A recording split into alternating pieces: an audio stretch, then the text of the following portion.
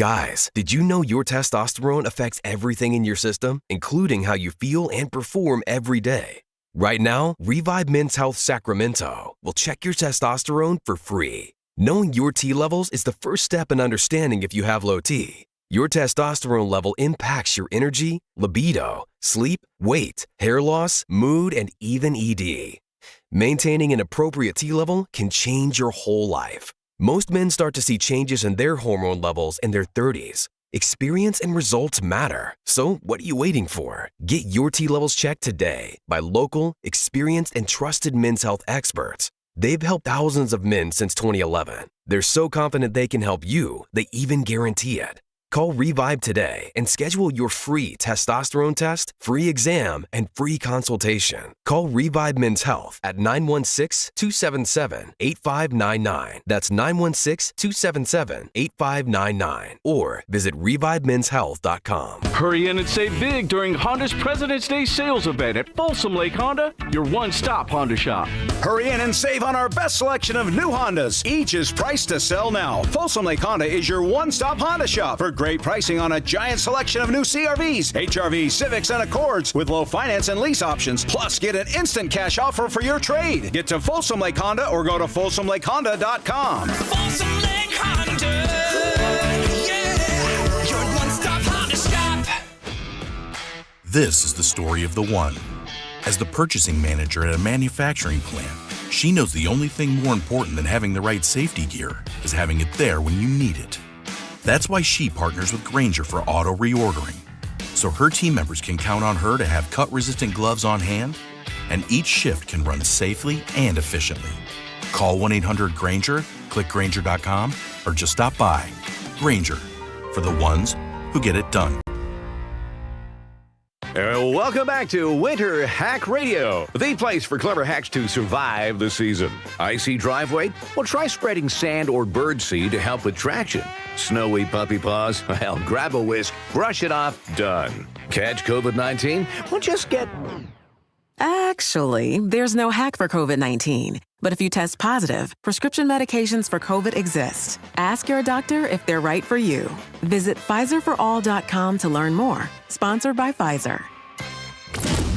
KHD HD1 Sacramento, KYMX HD3 Sacramento.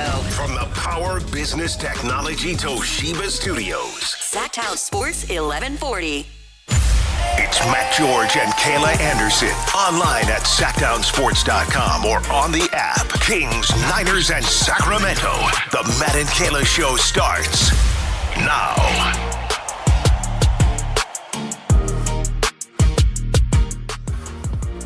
Happy Monday, everybody. Welcome into the show. I'm Matt George. Kyle Ledbetter is with me pressing the buttons, but we don't matter. Why? Because Miss Kayla Anderson is here, and her Seattle Seahawks just won the Super Bowl. Kayla, the next 4 hours is yours to celebrate. Talk, you know what? We'll just be here. Go. Talk-ish. Talk yo-ish. I know, man. I'm not going to lie. I'm feeling good this morning. I'm feeling more revived on a Monday than I've ever felt in the past several years. Because I am a champion. You are. I am a world champion. You did it. Yeah, that's right. I did it. You were I went out there. I busted my you-know-what to bring home the Lombardi Trophy to the Pacific Northwest. How do you feel about saying we when talking about your favorite team? It's where weird. Are you at with I that? don't know where I'm at with that because I do feel like I do it sometimes. And then other times I realize I'm doing it, and then I catch myself, and then I don't say we. Yeah. But I do feel like we are part of, you know, the whole story. Because without the fans, you wouldn't have the team. Well, especially in Seattle, it's all about the 12s, the 12th men, the 12s. So, but I did not go down on the field, and I did not have my blood, sweat, and, you know, tears put out there to win a championship. You could just claim you were part of the Seahawks defense because that defense was ridiculous. I know. Yesterday. I could have just been on the sideline and, you know, claimed that I played for them. Are you, if you were in Seattle, are you the type of person that's out just in the streets? Gallivanting?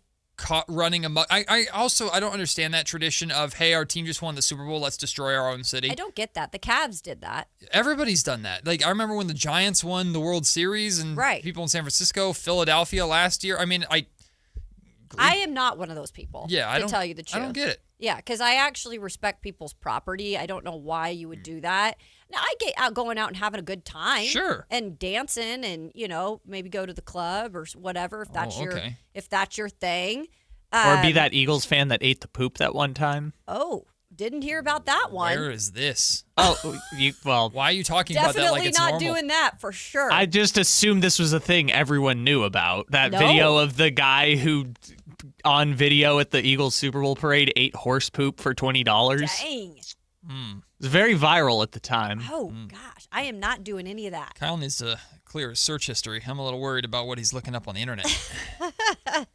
But yes, I'm feeling good, folks. I'm feeling good. It is cool to have at the start of the year no indication that your team was going to win a championship. Right. Their odds were crazy, by the way.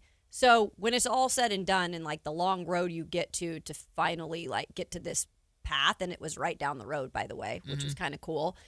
It's fun. It's fun to be celebrating. Congratulations to Kayla Anderson, Seattle Seahawks, Super Bowl 60 champions. But condolences to all of us because we had to watch that game. Yeah, it was boring. And I mean, regardless of, two things can be true. One, you can be aware that you're witnessing a epic defensive performance. And what the Seattle Seahawks did to Drake May and the Patriots, they dismantled them. The defense was sensational in that game. However, the biggest defensive highlights actually came from the Patriots side of things, if we're being completely honest with you.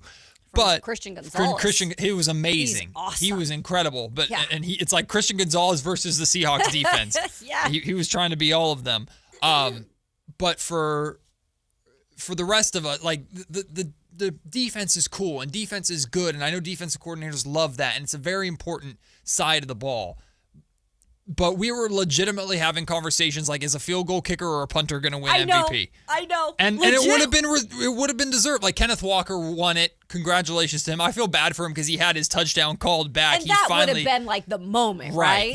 And you could see it on his face too. He's like, "Oh, come on, man! That's my Super Bowl moment." Still, he wins MVP, which is really, really cool. He got the Seahawks offense. He's the reason why the Seahawks scored 12 points before they got into the end zone. It was because technically the kicker is the reason why. Yes, but you know what I mean. They made their way down the field because of Kenneth Walker, right? And Cooper Flagg a little bit, or Cooper Kupp, not Cooper Flagg. Cup, yeah. He plays basketball. He had a couple good catches. Cooper Kupp had a couple good catches there in the first half. Does that go to the Celsius jar? Nope, not the same thing. Ah. But yeah, I like the game itself was boring, and I thought, with the exception of the halftime show, Bad Bunny, and I'm sure we'll talk about that at some point on today's show. I thought the commercials weren't good. Like, it was just a very weird Super Bowl. The presentation was good. The game and just the commercials were just kind of okay. It was interesting. It was look, I'm taking myself out of the equation being a Seahawks fan here, because that's clearly a little different for me being able to have a rooting interest. But if I wasn't a Seahawks fan, I probably would be on the same page as a lot of other people that I've spoke to, or like you guys are mentioning. I think even the morning show was talking about this too. Look, first of all, perfect setting for a game in Santa Clara yesterday. I mean, what a beautiful day to play a Super Bowl. I mean, it was just picturesque in my opinion. Yeah. And I liked all the hoopla leading up to it in terms of Green Day and all that stuff. I thought the national anthem by Charlie Puth was really good. The flyover. Yeah. You just kind of knew from the start that the Seattle defense was locked in. Mm-hmm. And I heard Julian Love speak after the game about, we just knew after like the first couple plays that our plan was going to work. Yeah. And when you know that, especially as a defense like that is going to be a rough day for the opposing team, especially when Stacey Dales came on here and seriously said this was going to be a storyline, and then it ended up being a storyline. That left side of the line for Drake May was not good. Mm-hmm. It was atrocious, and it was a problem because he felt rushed. He already had a bum shoulder.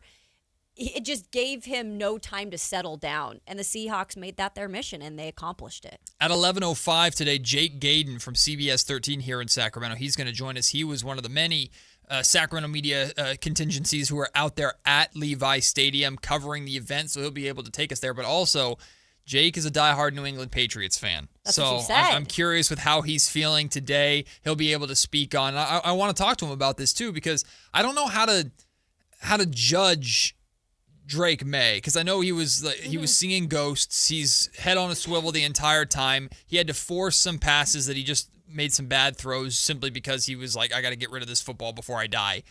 But I thought he was pretty rattled by the moment and by the circumstances in general. And it was like the Seahawks were sharks, man. They smelled blood, and they just, every single play they knew, we can get someone downhill. We can get someone at the very least in the pocket. There were a couple of sacks where it was just, I'm going to push this offensive lineman into Drake May, and he's going to fall down and get crushed by his own player. Right. Like there was just no, and I don't know what it's like to be in an offensive line, obviously. Look at the way I'm built. I would die in there in the trenches, so I can't even tell you how difficult that job is. But that offensive line for the New England Patriots, I'm sure is having it felt pretty rough last night and is having a rough morning this morning, going, man, we got absolutely exposed on national television in a game where we couldn't let our 23-year-old future franchise quarterback even showcase any of himself, because we almost got him killed. And it was the whole you guys. It was the whole playoffs. Like this was something that had been happening to Drake May throughout the postseason in terms of the pressure.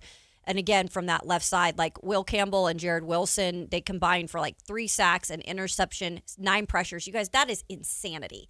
Like, and knowing that it was coming too, like that's part of the problem. Like you're nothing without your offensive line. Believe me, I covered this with the Titans. This has been a storyline for like 4 back-to-back seasons. So I pay attention so closely to the line. So I'm personally not putting it all on Drake May.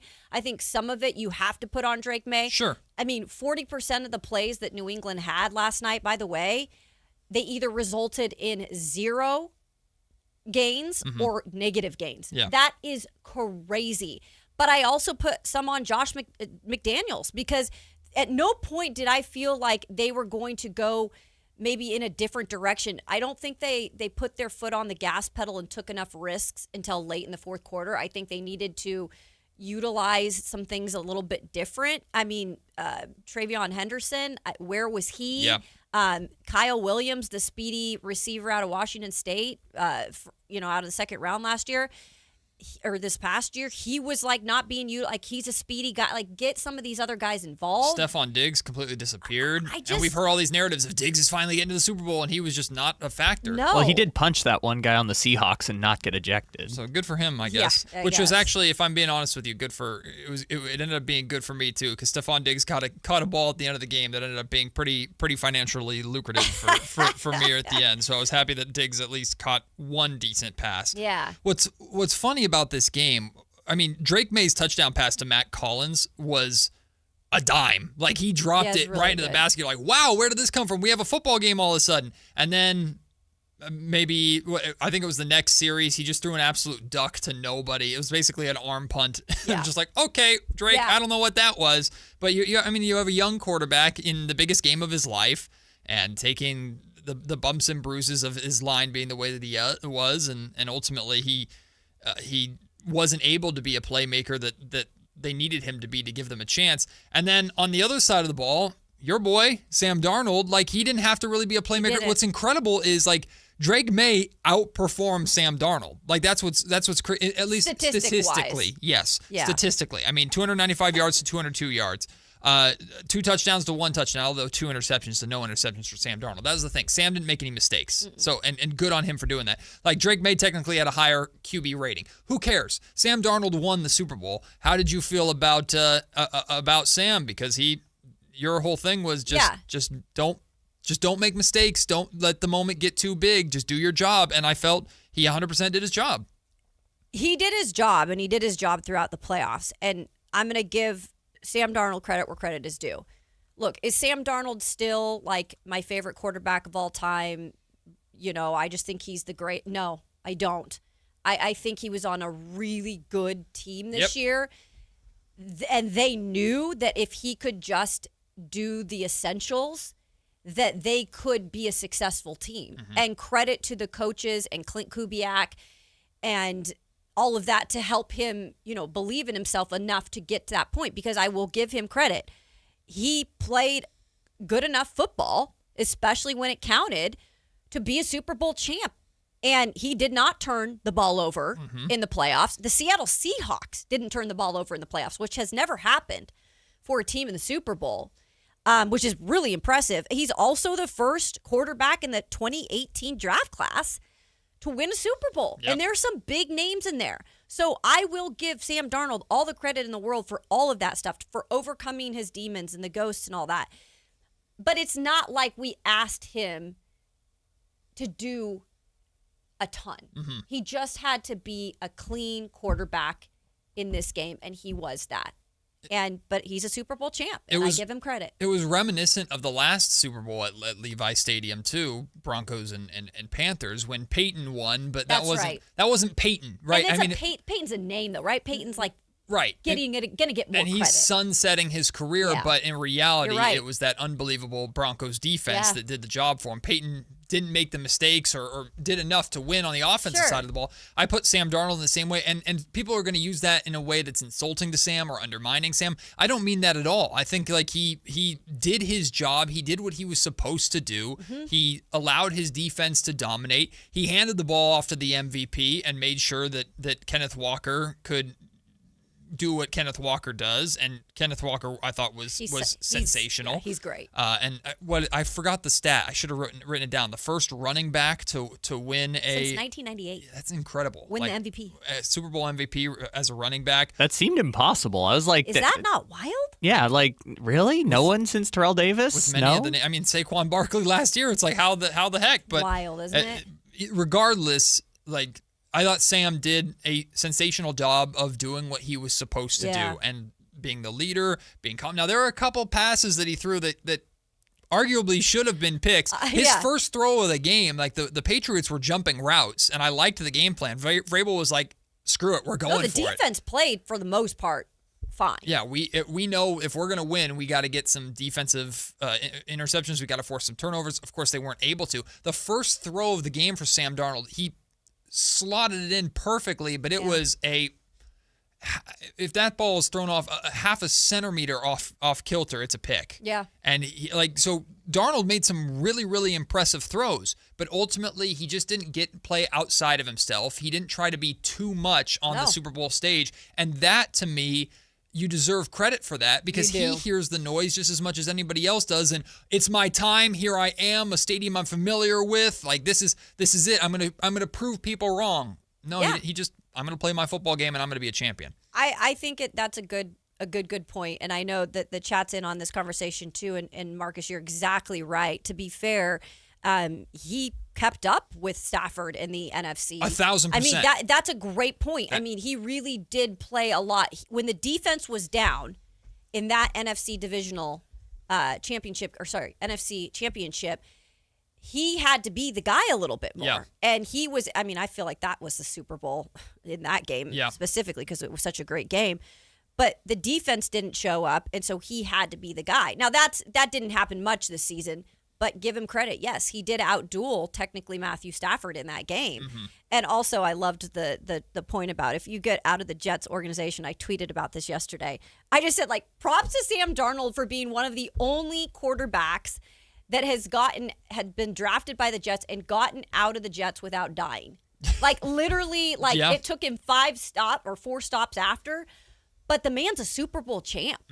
That in its own right is pretty incredible feat. Go for it, Kyle. Sorry, I was going to say, when was the last time you guys can remember, like, the quarterback was, like, the 6th most important player on a Super Bowl champion? It might be the Broncos, like I talked about. It genuinely might be the last time the Super Bowl was at Levi's, but it's Peyton Manning, so it doesn't feel that way because it's still Peyton freaking Manning. But if you go back and you watch that game, and I vividly remember that game, it was Cam Newton was the Panthers. And I don't mean that disrespectfully towards the Panthers, but it was Cam Newton was the playmaker. Peyton was just, let me do my job. Let me call my audibles, Omaha, make sure I don't throw any picks. Let me be a quote-unquote game manager, which for some reason has a negative term, connotation to it, and I don't understand why. And my defense, led by Von Miller, is going to be absolutely unstoppable. Like, that's the last time I can think of anything off the top of my head of the quarterback not mattering as much, but it was still Peyton Manning, so he mattered. Yeah, it's such a big name. Yeah.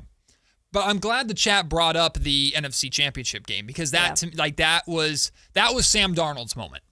Like in the Super Bowl, Sam and the Seahawks walked into that Super Bowl knowing we are the team to beat. We just have to play our game. We have to force them. We have to force the Patriots to beat us. We don't have to beat them, if that makes sense. It does. But I felt that the Seahawks had to beat the Rams in the NFC Championship game. I called it the Super Bowl at the time. You kind of echoed it. One thing I do want to give the Patriots credit, because I saw this on social media and it made me roll my eyes every time I saw it, and I saw it a lot. Man, if Bo Nix doesn't get hurt, we're getting a way better Super Bowl. I'm not convinced at all that if the Broncos were there instead of the Patriots, that game would have gone any differently. Maybe the line would have been a little bit better, but like the Patriots defense was really, really good. As we know, the Broncos defense is really, really good.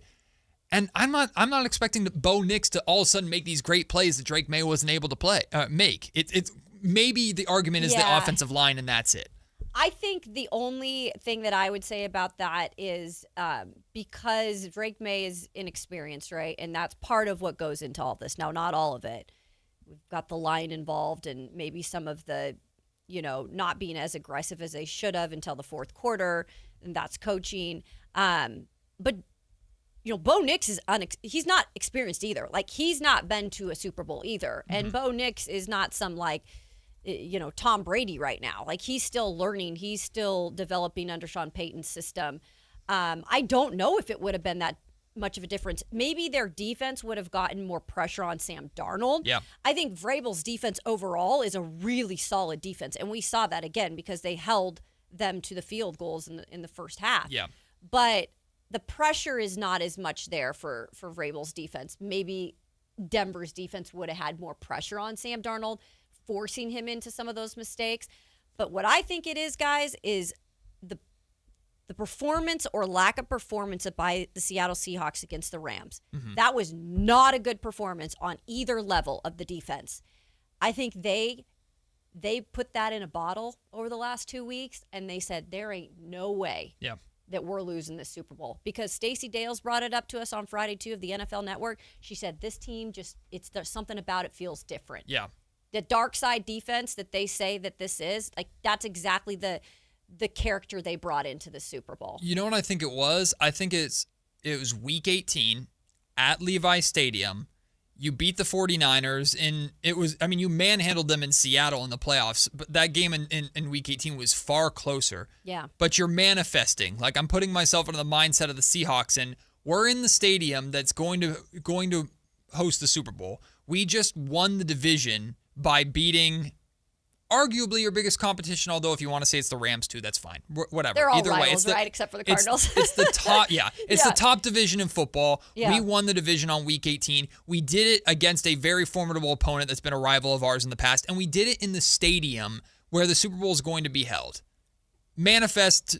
Take a mental snapshot of this moment. We're coming back here and we're winning again. Mm-hmm. The next time we're in this building, we're going to win again, and it's going to be for a Super Bowl. That was the moment to me and then they came out. They had the bye week, and then they came out and dismantled the Niners again. It was like, there's the Rams are our only hope in that sense, which is gross to say because they're from LA. I know. It was the Seahawks year, and credit to the Seahawks. They did what I felt Josh Allen and the Bills were supposed to do. Yeah, no doubt about it. Look at the league. Sure. This year was really weird, and later this week we're gonna have a conversation about was this year good for football or was it not with all the parity and no real superpower? The Bills are that team where it's that's the team that makes sense. The Chiefs are out of it. Okay, it's the Bills' year. It's the Bills' time, and we know what happened to the Bills.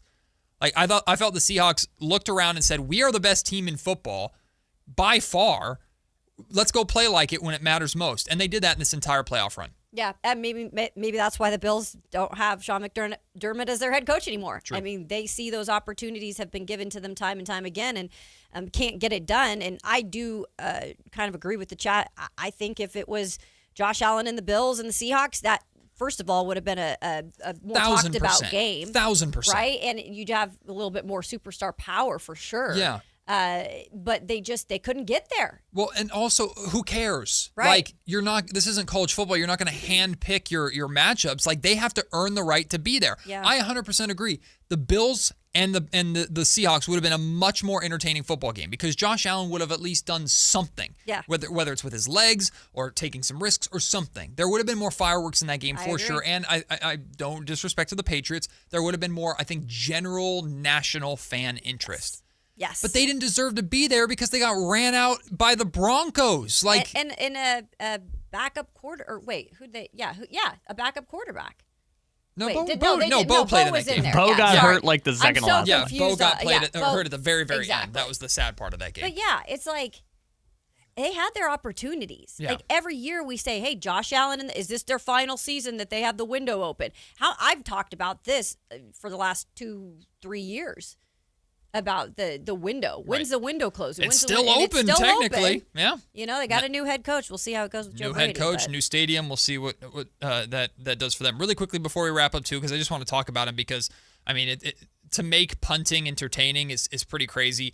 But Michael Dixon is nuts. Well, it's because he has a sleeve. That's why. Well, I knew it. I knew because he had a sleeve that you would just have Listen, it would be your guy. If you have a tattoo arm sleeve, right? I am your friend. But no, he flipped the field. He made just perfect punt. It's an art form. It really, you know how hard is. it is to put it 55 yards in the corner at the 3-yard line? He had a punt towards the end of the game where he rushed it and it didn't get much air and it still bounced to within 5 yards. Yeah. You're just like, you're insane. They don't get sometimes punters like that. We had one in Tennessee, Brett Kern. Who was in Denver, by the way, before that. Yeah. They don't get enough attention sometimes when they're that good. It is an art form, and it is incredibly special when you have punters like that. The Raiders had Marquette King for a while, and Marquette King was a showman, and before he annoyed people. He was very Dylan Cardwell. Marquette King had very Dylan Cardwell energy except he was kind of an a-hole about it versus Dylan's such a nice guy about it. But that first year of Marquette King in Oakland, oh man, we were all vibing with Marquette King.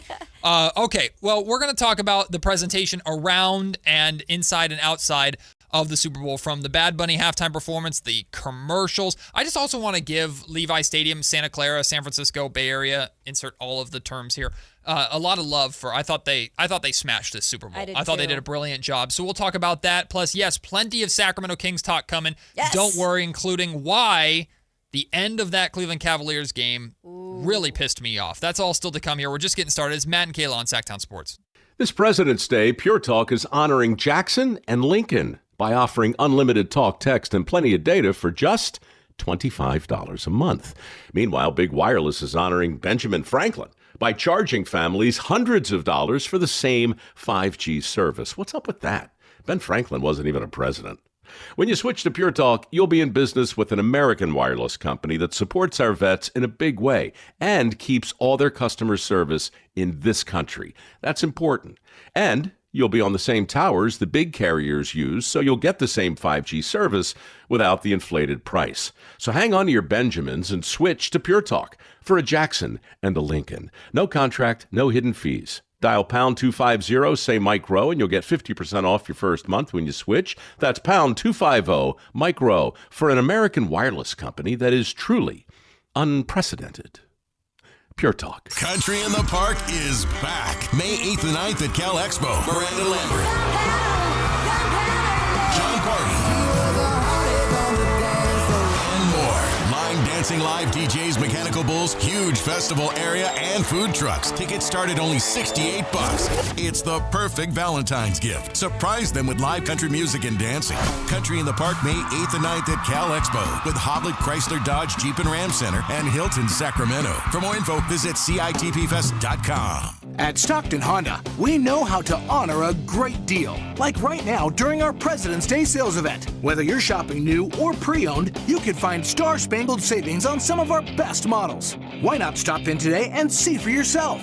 Come celebrate at Stockton Honda and get huge savings on our giant selection. Plus top dollar for your trade. Anytime, anywhere, it's all here. StocktonHonda.com. Golf to Go is brought to you by the Hagen Oaks Golf Super Shop. Here's Frank LaRosa. How far do you hit your 7-iron? The answers will tell you which tees to play, according to Josh Sens in Golf Magazine. Deep down, you know you shouldn't be playing from the tips, but it's common for golfers to play from too far back. Aside from higher scores, rounds become a grind and golf becomes much less fun. After several years of research, the USGA unveiled a new data-driven offering to find the proper tees called Best Tees. If you know how far you hit your 7-iron, Best Tees will tell you which tee boxes to play. A typical male golfer should be playing from 6,100 yards and a typical female golfer from 4,400 yards. Most players have a good idea of their 7-iron distance, with average male's distance of 138 yards and average female's of 100 yards. Throw out the occasional perfect shot, which travels more than those distances, and concentrate on your average. This will allow you to reach the vicinity of most greens in regulation and let you hit a variety of clubs on approach shots. Leave your ego at home and give it a chance. You'll have more fun.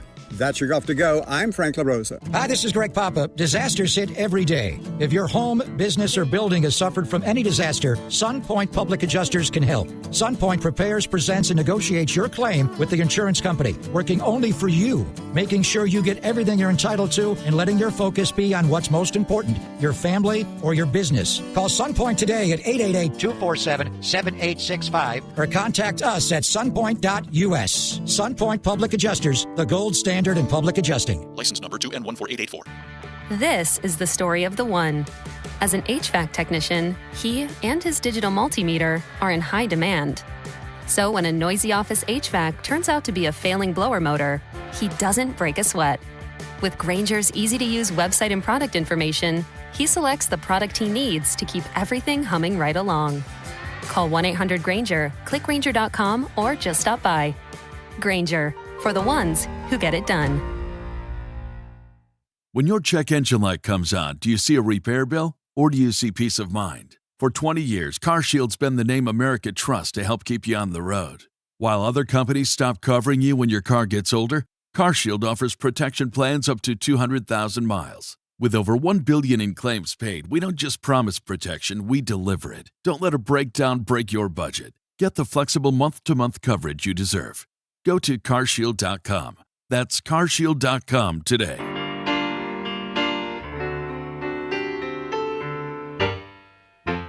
First and 10 at the Seattle 44. Here comes the blitz. May hits, he tries to throw. Ball comes out, going the other way with it.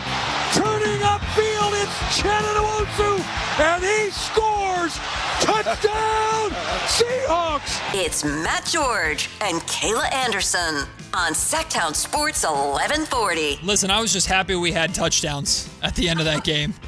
Thank goodness, right? Goodness. And it's funny, if you go to the box score from the game, and it's first quarter, Seattle 3-0. Second quarter, Seattle wins it 6-0. Third quarter, Seattle wins it 3-0. Fourth quarter, Seattle wins it 17-13. It's like, okay, now we're going to score. Thank goodness. Oh, by the way, it's the Super Bowl, guys. Can we do something? Yeah. Can we throw a touchdown Roger Goodell made a call to defensive coordinator and said, all right, back off. Mm-hmm. Give us some points, something. We got a spread to cover or something like that. We can't be having no touchdowns in the Super Bowl. No. Also, people are punching each other now. Yeah. Right. Of course. But not getting ejected. Hey, I'm glad he didn't. For purely selfish reasons, I'm glad he didn't. I don't want to sidetrack us too much, but I saw this during the break, and I want to just share some love to it because I think it's worth pointing out, and we'll move on quickly after this. New York University, I believe that's NYU. I want to make sure that is correct. New York University. Yes, they are 3-time Division III national champions. They're a women's basketball team. Yeah. 3-time Division III national champions. They won their 82nd straight game yesterday. 82 straight? 82 in a row. Apparently, they're Division III. There's no NIL money, no scholarships, nothing. It's just a program that is just winning. Wow. Doesn't matter what division you're in, doesn't matter what your circumstances are. Winning 82 straight games is insane. So congratulations to them. Congratulations to them. That's pretty awesome. Almost Very as good as winning a Super Bowl, right? Almost. Hey, take it how you. As long as you're winning, I'm sure those girls are feeling like they're the best. They're on top of the world. I'm looking at a video of them celebrating with their coach in the locker room after. I would feel like I won the Super Bowl after winning 8 straight, let alone 82 straight. That's an incredible accomplishment for them. Also, phenomenal accomplishment, I think, for all of the Bay Area. I genuinely believe And, of course, there's some Northern California pride here. And no, Sacramento is not part of the Bay Area. And every time someone says that, I roll my eyes. But I got a lot of love for the Bay. And I think the Bay did a really, really good job showcasing themselves. I think everything was a hit. Levi Stadium looked fantastic. They dressed it up to look very thematically fitting the Super Bowl and the colors and the scheme and everything. It did not look like the Niners stadium, which I know some Niner fans are going to be like, "That's what the heck? Whoa, that's our stadium. What are you doing to it?" But they made it look like it was a truly neutral location. It celebrated football. It celebrated the Bay from, like you talked about, Green Day pregame, which is really, really cool. The flyover and everything, the national anthems, America the Beautiful, like everything. Halftime show with Bad Bunny. I just thought everything looked great. Yeah. And I wasn't out there, but we have many friends that were, and they were talking about just how great it was. The energy was great. How close it is to Seattle. So there were a lot of Seattle fans that were there. Saw a good Patriots contingency, a fan base too. I just thought it was a Super Bowl that I think the NFL should be proud of, and the Bay did a really good job as hosting it. Yeah, I think it started the week of, because Radio Row and all of the events that lead up to the Super Bowl, there's so much that goes on in the city. And the city obviously has to prepare for that. And I know one of our biggest questions that we talked about a lot, because we were going down there. We were supposed to go down there. And so we were kind of tracking, like, how would we get around? And the one thing that we were a little worried about is it was a little spread out for the week of.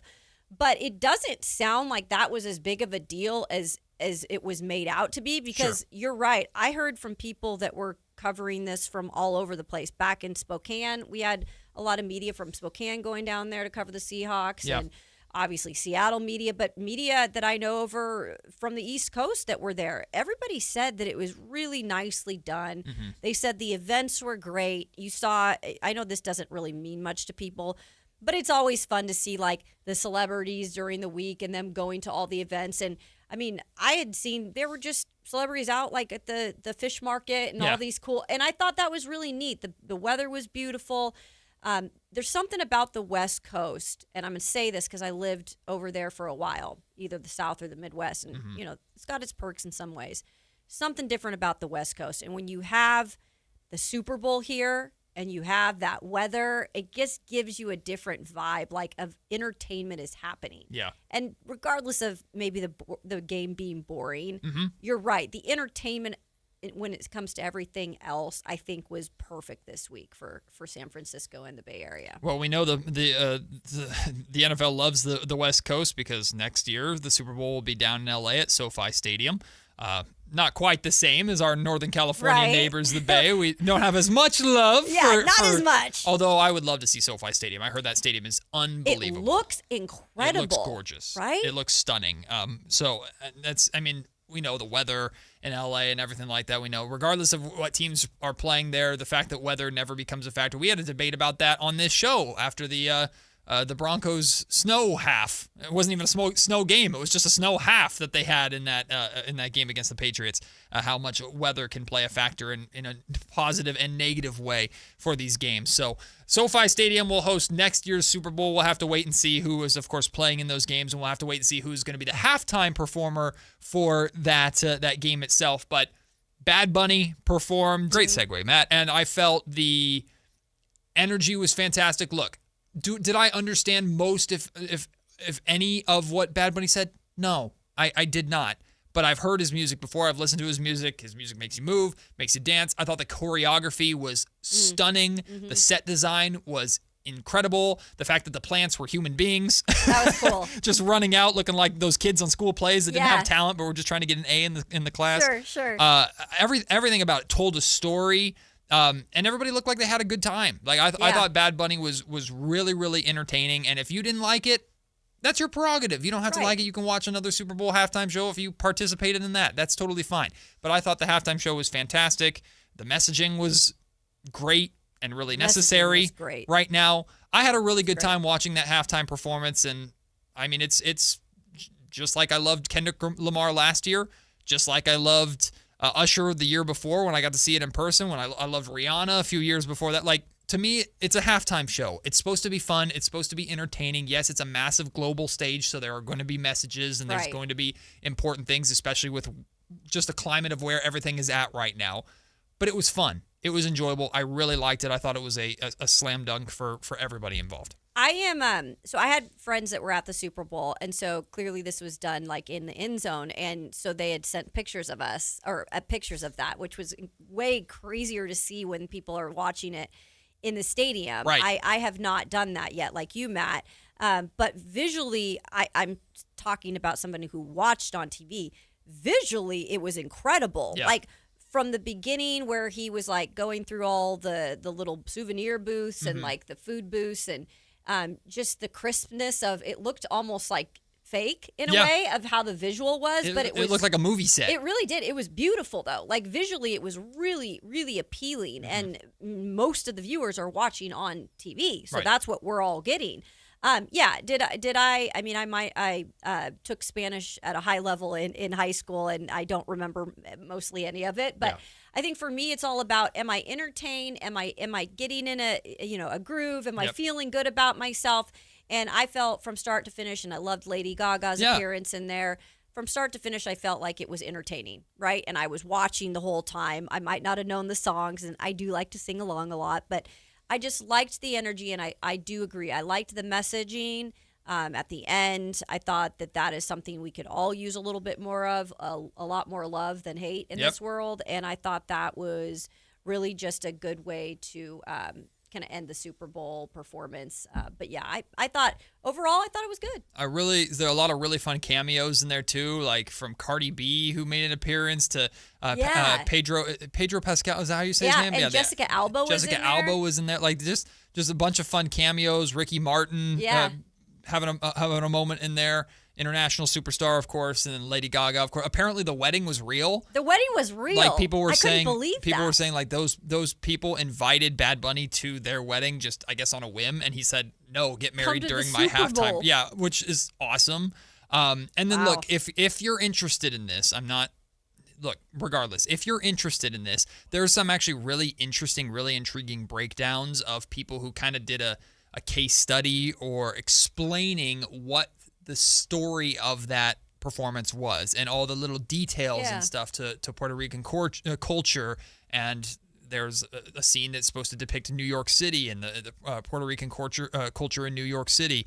I thought it was just really, really interesting. And I compare it to, you remember, I don't remember how long it was ago, but remember when The Weeknd did a halftime performance? I do. And I thought with all the, he was in the maze with glass, the glass. And they made it very good for TV, but I was in person, I was told you couldn't really see him, and it was just kind of this weird thing. And even with TV, it felt like, it felt like a really, really packaged, right? And of course there's rehearsals and things like that too. But I felt that they turned a football field into a whole movie set for Bad Bunny to tell this story. I agree. I just thought it was really, really compelling, really interesting, really unique, and that's what the hope of the Super Bowl is. And then next year, whoever gets the honor or gets to perform in the Super Bowl, I hope they tell a fun story too. It's unique every single year, and that's hopefully what the point is of it. So if you enjoyed it, great. If you didn't, great as well. But I thought it was really, really fun.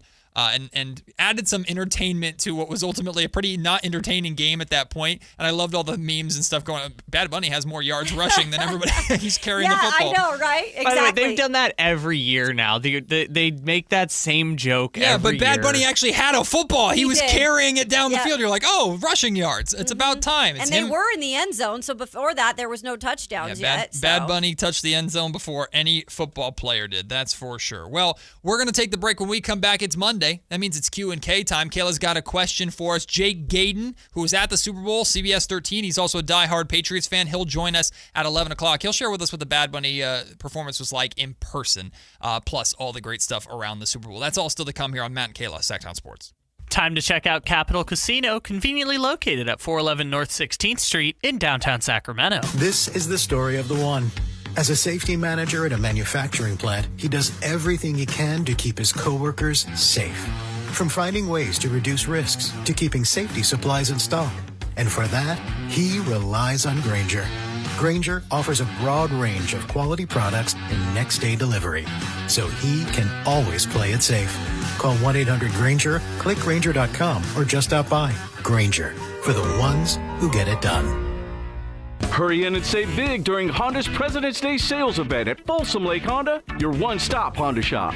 Hurry in and save on our best selection of new Hondas. Each is priced to sell now. Folsom Lake Honda is your one-stop Honda shop for great pricing on a giant selection of new CRVs, HRVs, Civics, and Accords with low finance and lease options. Plus, get an instant cash offer for your trade. Get to Folsom Lake Honda or go to FolsomLakeHonda.com. Folsom Lake Honda.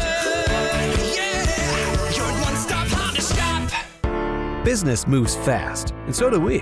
At Bank of Marin, we team up with businesses in the greater Sacramento area to help you drive the lane and score big. With dedicated relationship bankers and local decision making, we help you move quickly, whether you're upgrading equipment, buying your next building, streamlining cash flow, or fueling growth. From expansion to investment, we're ready to help you win.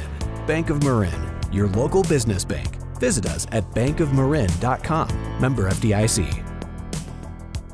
When your check engine light comes on, do you see a repair bill or do you see peace of mind? For 20 years, CarShield's been the name America trusts to help keep you on the road.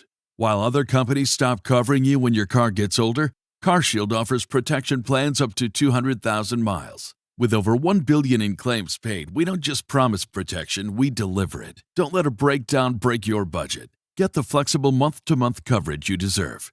Go to carshield.com. That's carshield.com today. Welcome to guided meditation. Close your eyes. You're at the beach. The seagulls are calling. You take out your iPhone 16e you got from Cricket and use Apple Intelligence to clean up that selfie you just took. It's a good one. You send it to your friends instantly thanks to reliable nationwide 5G. They're totally jealous. Get iPhone 16e for $49.99 when you switch. Smile, you're on Cricket. Requires new line on the Supreme Unlimited plan. First service charge and tax due at sale. $25 activation fee. Terms and restrictions apply. Cricket 5G is not available everywhere. See store for details. Guys, your testosterone level impacts your energy, drive, weight, hair loss, and even ED. Revive Men's Health Sacramento will check your T level for free. For your free T level check, exam, and consultation, call 916-277-8599 or visit ReviveMen'sHealth.com. Join Sactown Sports downtown before every Kings game and pick up an In-Shape Fitness Kings Rally towel while supplies last. If you walk, lift, stretch, or sweat, you belong. Start the year strong and join today at InShape.com.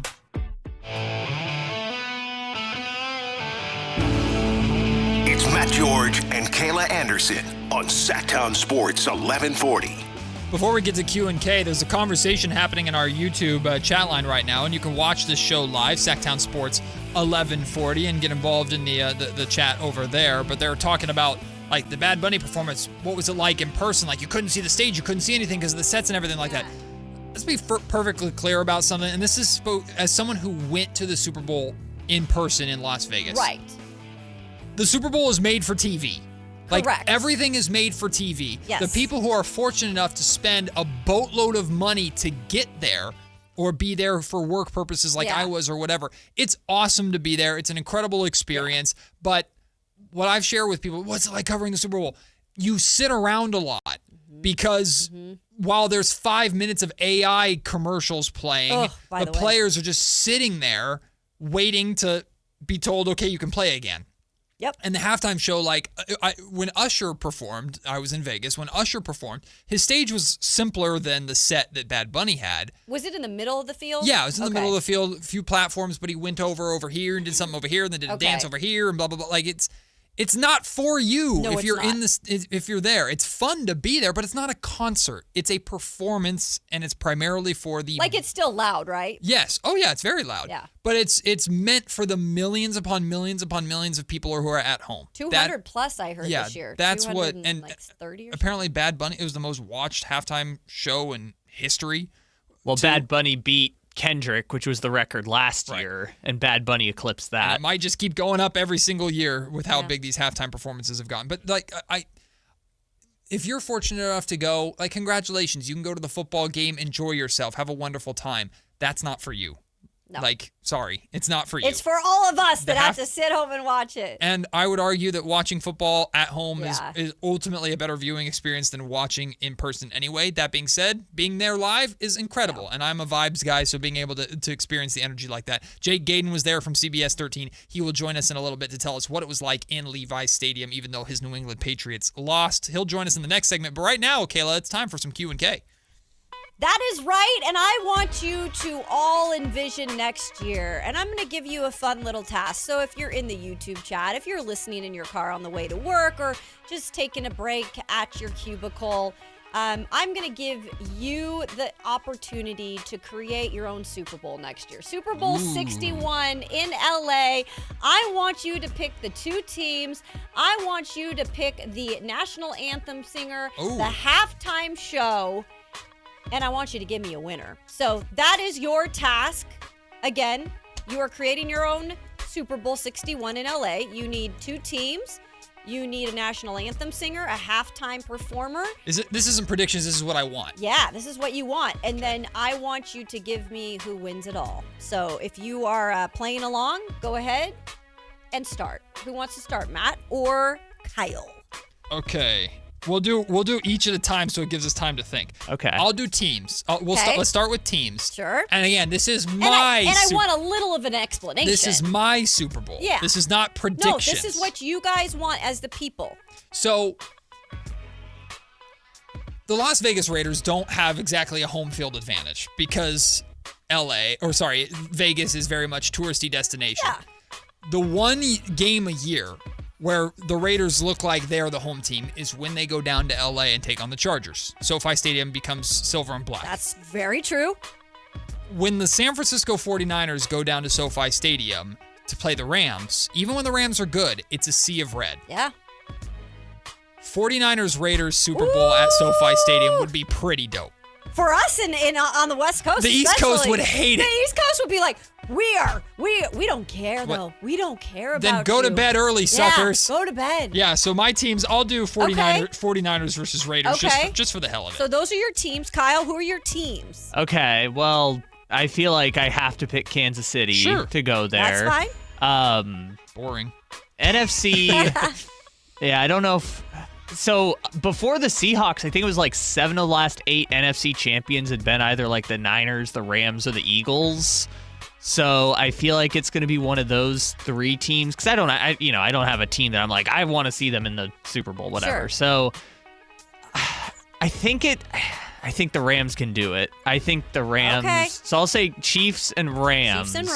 In the Super Bowl will be my pick. Okay, and then we've got a Bills and Rams here in the chat. Bills and Rams okay. would be interesting. Bills need some work. Yeah, they do need some work, but it would be not. I am going to say this, even as a Seahawks fan. I would love to see Josh Allen be able to play in a Super Bowl. I really would. And those Bills fans, they're remarkable, and they've always come up short. I don't like this part about myself, but I really want Josh Allen to not go to the Super Bowl. Why? Really? I don't know why. I really like him. He's such a good dude. I think it's the Mahomes-Josh Allen thing. Okay. That's fair for you, though, Kyle. That's the pettiness. That's Tom Brady pettiness and right there. I get that, though. That's his kind of No, I know, rival. but I'm comparing that because Tom Brady didn't want the Patriots to win yesterday. It's Tom Brady pettiness. But it's weird because, like, if you said the exact same thing about Lamar Jackson, I would love for Lamar to go to the Super Bowl. Really? I would be fine if Joe Burrow got back to the Super Bowl. Oh, that's surprising Like, to me. it's just Josh Allen, and I don't know. I don't like this part of myself, but I really want Josh Allen to be sad. Anyways, Okay, Matt. Okay, I'm struggling with national anthem and halftime because some of my favorite artists have done it before. But you can always do like a repeat and maybe Bruno Mars is one of my absolute favorite artists. He has a new album out. You just bring a different twist to it. Right. So I guess I want to say Bruno, but I'm gonna do a cop out because I've recently been on a music from my high school days kick, which was here very we go. 2009, 2010, 2011, like that pop that was like Tayo Cruz and I love Tayo Cruz and Pitbull and Kesha and like let's so go. I'm gonna do like a 2010s Okay. Pop dance melody. Okay, so that's the halftime. Right, that's the halftime, and I guess the leader of that would be Pitbull because he was in every freaking song. So you want and he's international. You want Mr. to like Worldwide, Dale. In LA though, it's weird. It should be in Miami, but you know what I mean. Yeah. I'll just do that just to be different. I don't know. but he's worldwide. I would be the only one that I would like that. Well, I'd be just me. I think I'd like it too. Just I like me. Kesha. You want the G-Funk Super Bowl, but for 2010's pop stars. Pretty much, yeah. Just my high school days. I have to think more about national anthem, but who would your halftime show be, Cal? Yeah, Charlie Puth killed it with the national anthem. Yeah, he's so good. He's so talented. I think the tough part with the anthem is like I know he has an album coming out, so this is like an agreed upon like publicity thing but for his album. But I get that. You got it. It's a partnership with Apple Music. Yeah. So yeah, I guess I don't know about Anthem. It's so funny.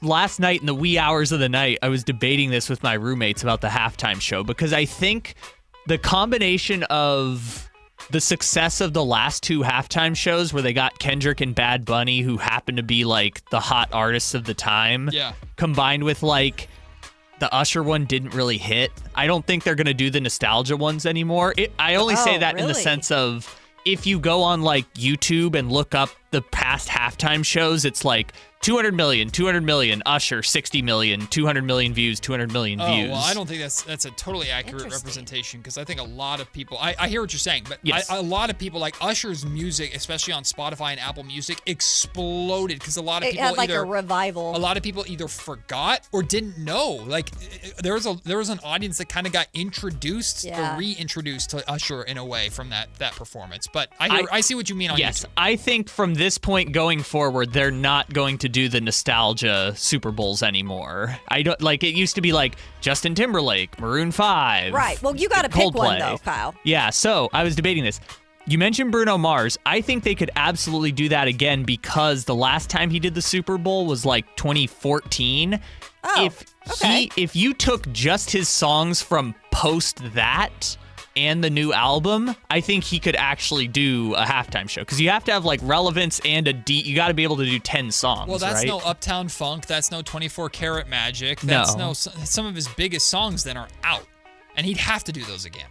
But I'm at least saying a couple times between the new album, because like Bad Bunny didn't do his biggest pop hits yesterday. It was mostly the new album stuff. Yeah. Kendrick did DNA, but like it was mostly the stuff from the new album and Not Like Us and stuff. So I was just saying, if Bruno Mars's album is good, I think that would work.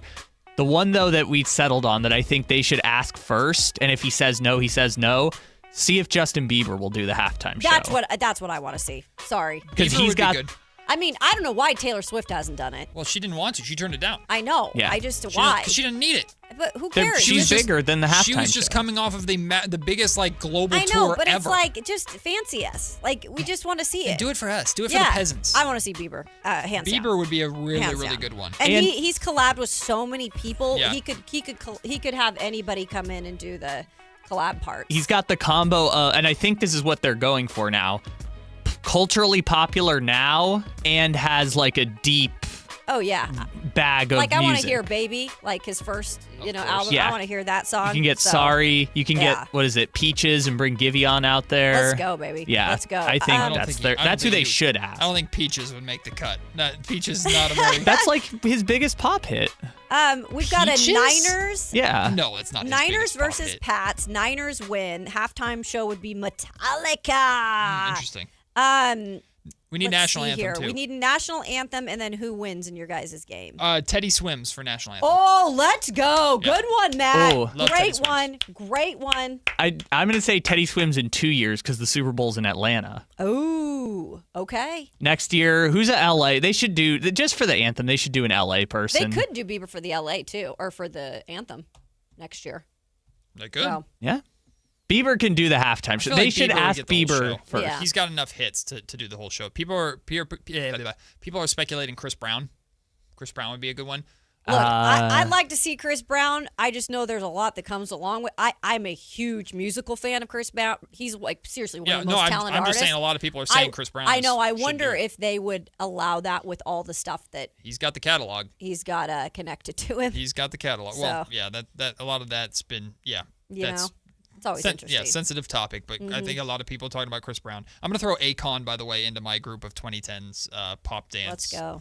I forgot about that. That's a good shout. Akon's the best. Love then my winner, even though, sorry, Raider fans, I'm betraying you here, 49ers. Niners 49ers winning versus it. Raiders Super Bowl. Niners win it. It's the cap off for this group. Get Shanahan his win.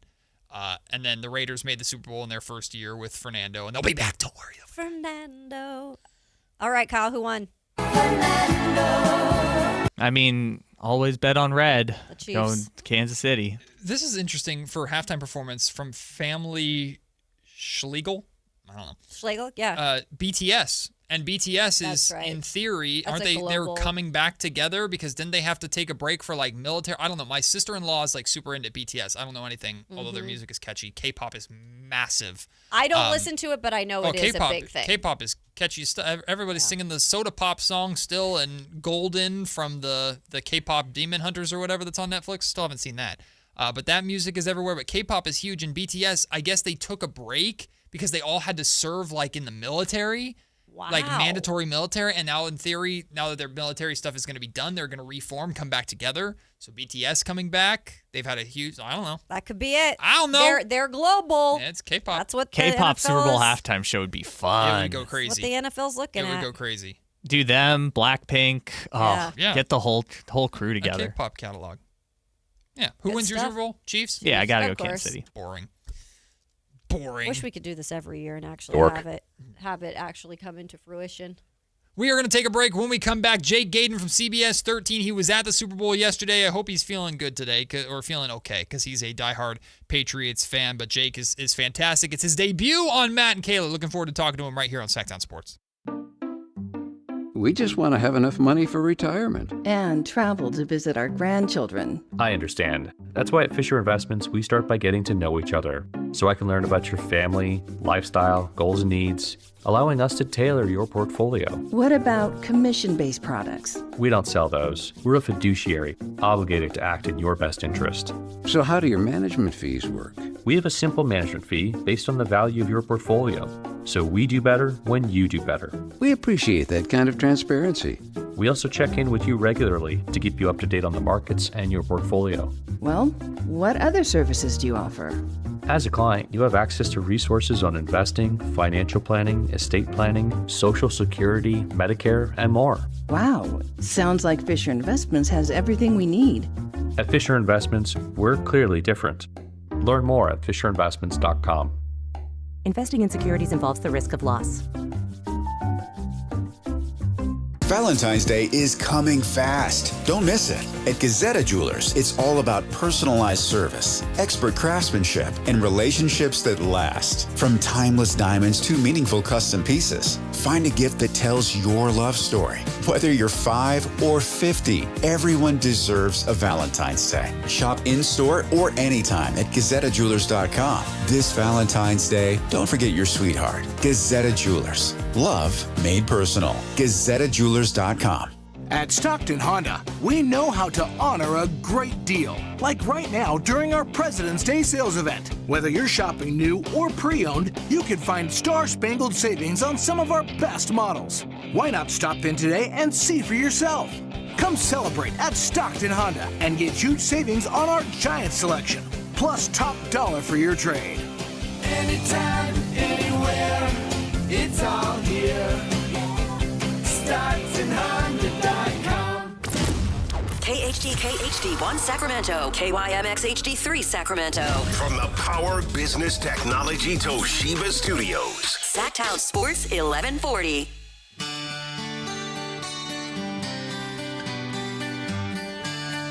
Matt and Kayla on Sactown Sports 1140.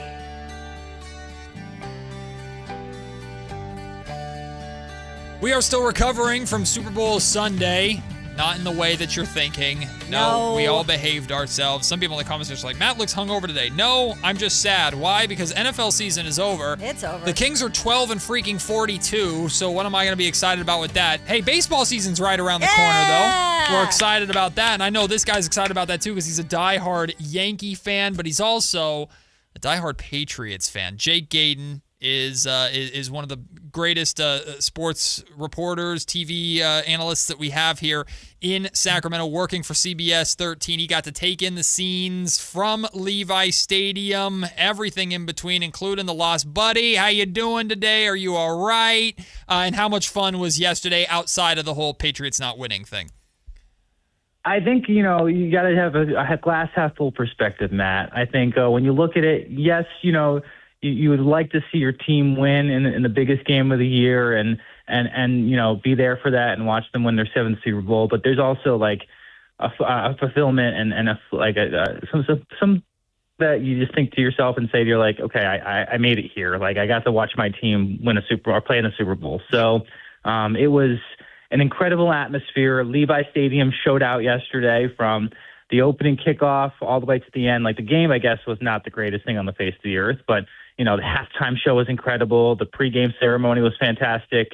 It was an overall big win for San Francisco in Super Bowl 60. I had a great time this week. Hey, buddy, you could be a Raider fan. Don't worry about it. You could be just like me, man, so it could be so much worse. But let me introduce you to Kayla Anderson, diehard Seattle Seahawks fan. So, Jake, be nice.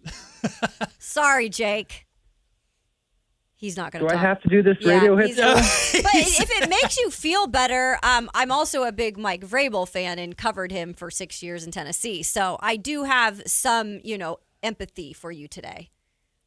I appreciate that. I would hope we dig in on Mike because I have a lot of things heading into the offseason that I think of Vrabel and that Patriots team and the direction they're going. And I think both teams, especially even Seattle, those are going to be 2 top teams in the NFL next year. Tons of cap space. Both teams could tinker with their teams. And I'm excited both for Seattle and New England moving forward. Just the futures of those programs are really going in the right direction. Yeah, Jake Gaydon is with us from CBS 13. He was down at the Super Bowl yesterday. And you started off with the note about the Pats and some changes or some things you'd like Mike Vrabel and the staff to do incoming into this next season. What are those top things after seeing that performance yesterday?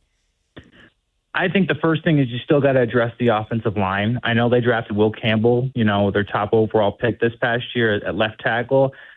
I think they're going to have to take a good, hard look and see and ask, is he really a left tackle or is he more of a left guard?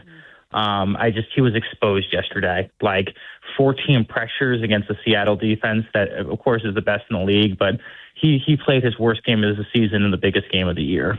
So you got to look at the left side of the line. They're both very, very young, under 23 years old, him and Jared Wilson. So I would say offensive line is the first thing I would look at. The second thing is I would say weapons. I think you got to go out there. If A.J. Brown is available on the trade market, you got to go out there and get another guy like A.J., like just a bona fide wide receiver that can go out there, make a play when you need it the most. And he has a great relationship, as you know, Kayla, with Vrabel. And I think the last one is, and it's been rumored this week, I think if you can get Max Crosby as a defensive end and help that pass rush, man, I think that transforms that defense, not just from a top 5 defense, but to a top 3 defense. I think those are the 3 main things I'm looking at if you're a Patriots fan and in New England. You got to be able to protect the quarterback, give more weapons to Drake May because he's the guy. And defensively, if you can get an edge rusher like Max Crosby, I think you'd win the offseason. It's funny, Jake, while you're talking, I'm looking at a video on SportsCenter right now of Drake May answering a question talking about his shoulder, and he kind of shrugs it off, and it's just like, obviously I can't hear what he's saying, but I can tell by the body language like he's not using that as any kind of excuse.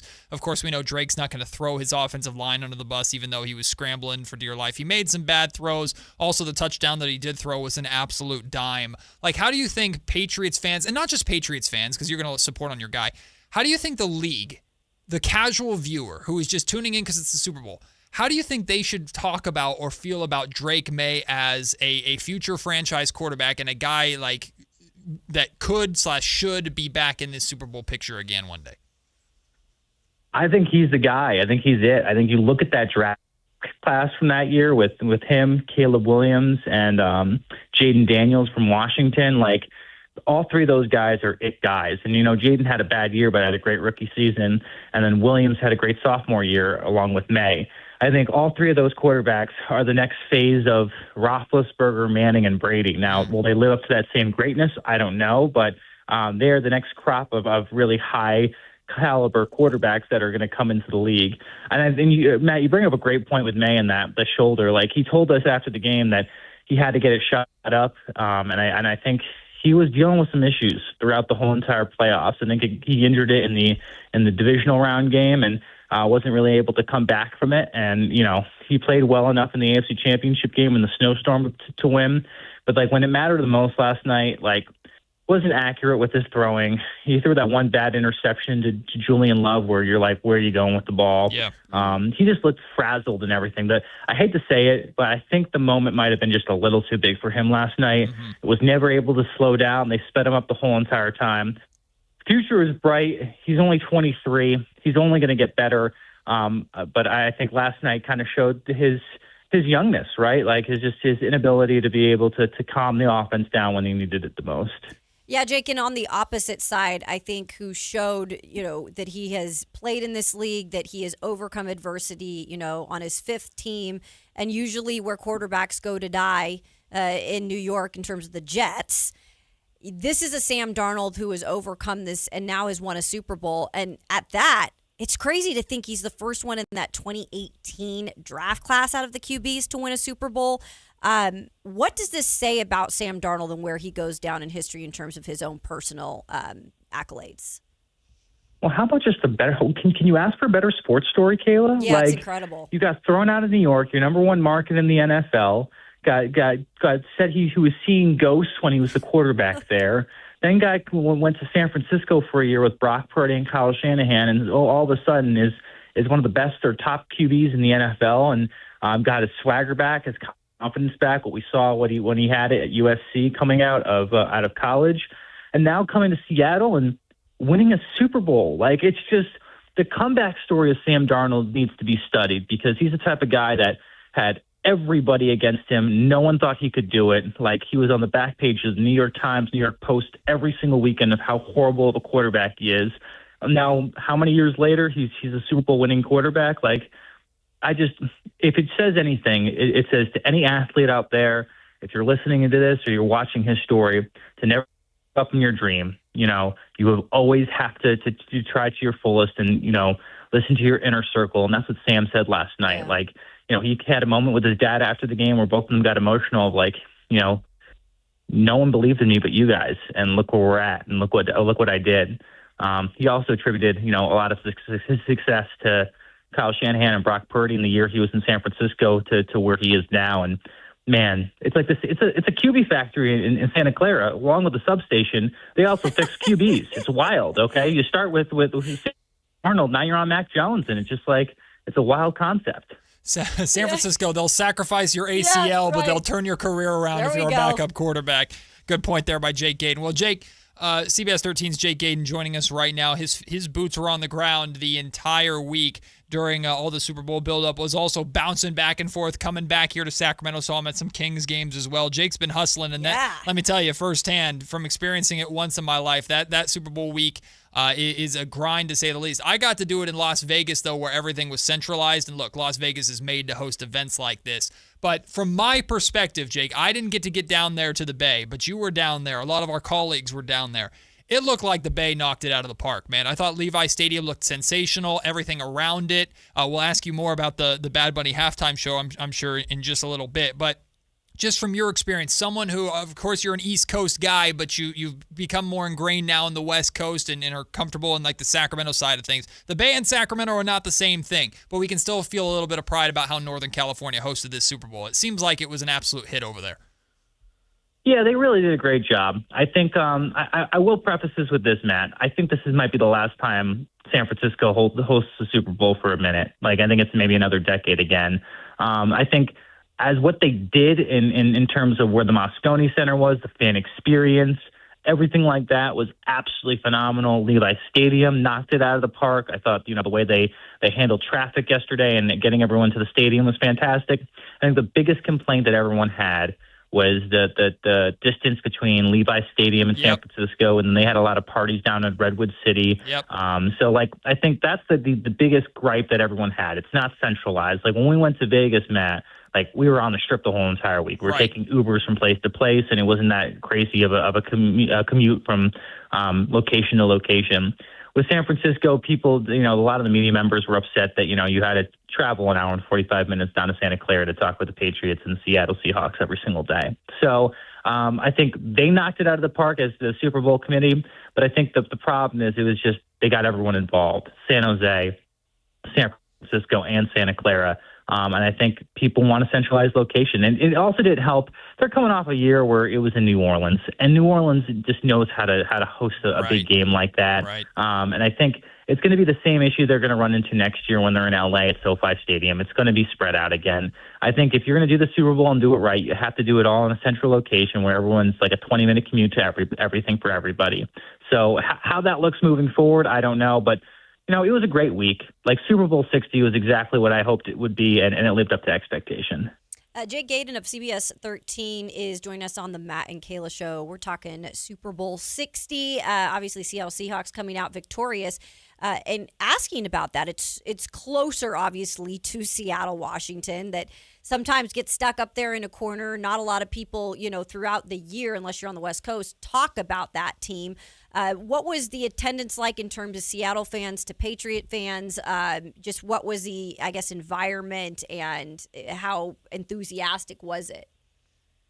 I think it was incredible. I think it was I would say 55-45 in favor of Seattle. Just that it wasn't really 50-50. I would say a little more Seattle fans just because I think it was an easier, flight to get down here and more convenient for them. But, both teams were just, I think both fan bases knocked it out of the park, really, truly. Like Seattle fans were fantastic, and I don't think they're not an angry bunch like Philadelphia fans where they they like to shove it in your face. They're just happy to be there. And New England fans, at the same time, we're stunned that they're back in the biggest spotlight in the NFL, and sat there and said, wow, like we're about to go for our 7th Super Bowl. Like this is incredible. So when you look at both fan bases, it was well attended. It was very well split. And a lot of 49er fans also showed up. Man, I saw a ton of Brock Purdy, George Kittle, jerseys throughout the week as well. So I think, for a football fan, everyone really kind of enjoyed the week. Jake, I thought the Bad Bunny halftime performance was phenomenal to watch on TV, a really unique, fun viewing experience.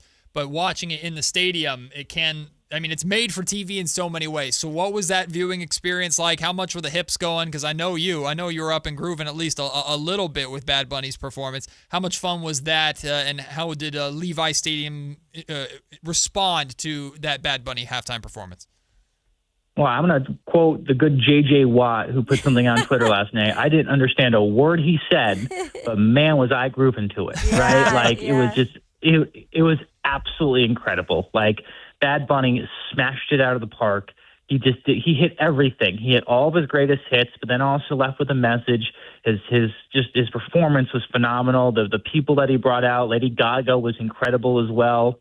I related to the one that we saw at Allegiant Stadium, Matt, and I'm blanking at who it was. I want to say it wasn't Drake, Usher. wasn't it? Usher. It was Usher, correct.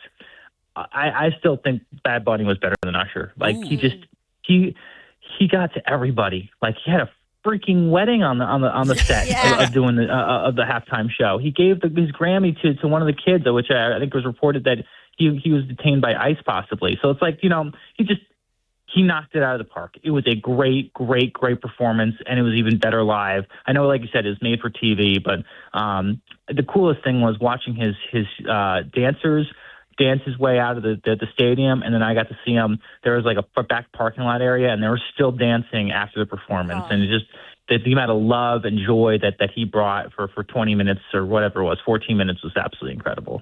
Yeah, that's really cool. It is always great to get your guys' perspective from there, because again, we just see a whole different side of it. Did you get really quick to see the TV side at all? I haven't. Okay. I haven't even watched any. Guys, you know what the sad thing is? I wanted to see some of the commercials because I heard some of them are good, and I haven't seen any commercials on Jake, you didn't Twitter. miss. No, they sucked. You didn't miss out on that. seriously, they were that bad? They were that bad. Maybe like 2 or 3 were good. Like the Dunkin' Donuts one was pretty good. The classic Budweiser, because of the Clydesdales, like everybody loves those, and it was a cute one about an eagle and Murica and stuff like that. But most of them were AI, and a lot of them were bad. Like the Backstreet Boys did a T-Mobile one that was kind of fun. But most of the commercials sucked. You didn't miss anything. No Dorito one that was fun or anything like that? No, like there wasn't a lot of, like, some of the car ones can be, like the car ones can be good. And then I agree, like the chips are usually good. There wasn't really any of that. Not a lot. Not a lot. Flow for Progressive didn't live up to the hype. What's going on here, guys? I know. Where are we at as a Maybe society? They're pricing them out. They priced out Flow. That's all exactly. I can say. No, absolutely. When it comes to the Seattle Seahawks defense, because we can't go on here without asking you about the defense. And I'm curious as just, in the stadium, because I know that Julian Love talked after the game and said he kind of knew, the defense kind of knew from like the first couple of plays that their game plan was going to work. Was there any feeling like in that stadium as a reporter, like after you saw, the first drive by the Patriots, like, oops, we could be in trouble? I don't know if you could say you could be in trouble. I knew they were going to be in trouble heading into the game. Like the way the Seattle defense has played the past 4 weeks, like I saw them firsthand throttle the 49ers. Like Brock Purdy looked like a shell of himself. Yeah. And I saw that basically from week 18 all the way to the divisional round game. So I was worried about it coming in. The only time where I was like, okay, maybe they're doing something is in the end of the third, beginning of the fourth quarter, when after the Patriots scored a touchdown, they got a 3-and-out, and then he threw the Julian Love interception, Drake May did. If he was able to score a touchdown there, it would have been a one-possession game, and it would have made a whole different, a different feeling of it. But this is a defensive slugfest. There was a reason why it was 9-0 at halftime, and it was just super boring. Like both teams' defenses were playing out of their mind. But when you look at Seattle, that front four is probably one of the best front fours I've ever seen. They are consistently getting pressure on Drake May. And then the one thing I'll to give a tip at the captain, Mike Daniels, about is just the way his coverages and his blitz schemes, like you just can't figure out where it's coming from and who's going where. And you could just tell that, like, yes, Drake May did not go through his progressions and he could not have enough time in the pocket. I think if I read it correctly, he only had like 2.5 seconds in the pocket for the first half. And like, that's just, you can't get the ball out in 2 seconds. Like you have to go to your number one, receiver and then go from there. And if you can't get off of that, like you're going to get a sack. So, the Seattle defense was legit. I go as far to say as it was comparable to the Legion of Boom. Like truly, what I saw out of them for the past 4 or 5 games was by far the best NFL defense we've seen all season long.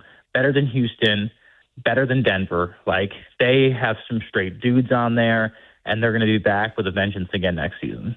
One of the best things about CBS 13's Jake Gayden is every once in a while he can get a little fired up, and I love fired up Jake Gayden. So Jake, I'm going to try and fire you up here because I'm sure you saw the same things that I saw on social media. Man, if Bo Nix hadn't have gotten hurt, the Broncos would have put up a much better. Here we go. Go ahead, bud. Go. Guys, there was a blizzard snowstorm, okay, that no one had control of in that second half. You're going to sit there and tell me that if it was clear skies, that Jared Stidham was going to lead them to a championship? This game wouldn't have been any different if it was Denver or if it was New England. Stidham would have still started that game. He still would have had to face a Seattle defense that was number one in the NFL. Like, don't sit there and say, oh, if Denver was there, it would have been a more competitive game. Like, no. Denver had a chance to win. It was on their home field, in their home stadium, in a blizzard that they play in on a consistent basis. It is not my fault that their starting quarterback in Bo Nix got hurt. It's not anybody in New England's fault for that. This is the NFL, okay? And there's nothing you can do. There's certain things you can control. There's certain things you can't control. You can't control injuries. You can control play calling. You can control, the circumstances of what you're doing, but can't control weather, can't control injuries. 2 things out of their hands, and at the end of the day, here we are. Denver had Denver had it. Denver had it. They blew it. They had to play one last game. They had the home field advantage. It's on them. It's no one else but them. I don't think the game would have been any different. I think at the end of the day, everyone agreed when we're going into the playoffs, the Super Bowl champion was coming out of the NFC. There was a better league or better conference this year. The AFC was great, but with Mahomes not playing well this year and Josh Allen stumbling out of the gate, it was truly an NFC's year to win it, and that's exactly what happened. And they had their chances. Denver did. It's on them. They can't sit there and say that no, it would have been a different thing if we had Bo Nix and whatever it may be. I think I didn't see anything out of that Denver offense this year, even with when Bo Nix was healthy, to say to myself that would have changed the outcome of the game. So I'm going to stay on that hill and go from there. No, I would agree with you, too, on that, Jake. One more for me in terms of the Super Bowl. I'm curious, how much pressure do you feel like there will be now on New England? Because New England has had so much success under the Belichick Brady eras, right? And now you're looking at Mike Vrabel, who is expected to kind of do the same thing. Now, he's ahead of schedule, but he's got the quarterback. They're clearly going to get some different pieces. How much honest pressure do you feel like Vrabes, though, has now with that New England fan base and maybe just nationally, too? I think he put the team on the map and put a target on their back, but I think the pressure, if you're asking me, isn't on the players. It isn't on Vrabel himself. It's going to be on that front office. They've got to have another great offseason. Like I said, they have all this cap space that they're able to work with and can shell out some money. They're going to have some all their draft picks available this year. Especially, it's going to be a late round pick, so you'll see if they trade back or if they stay in that first round. But if you're Vrabel, Vrabel has it going, right? He has a program.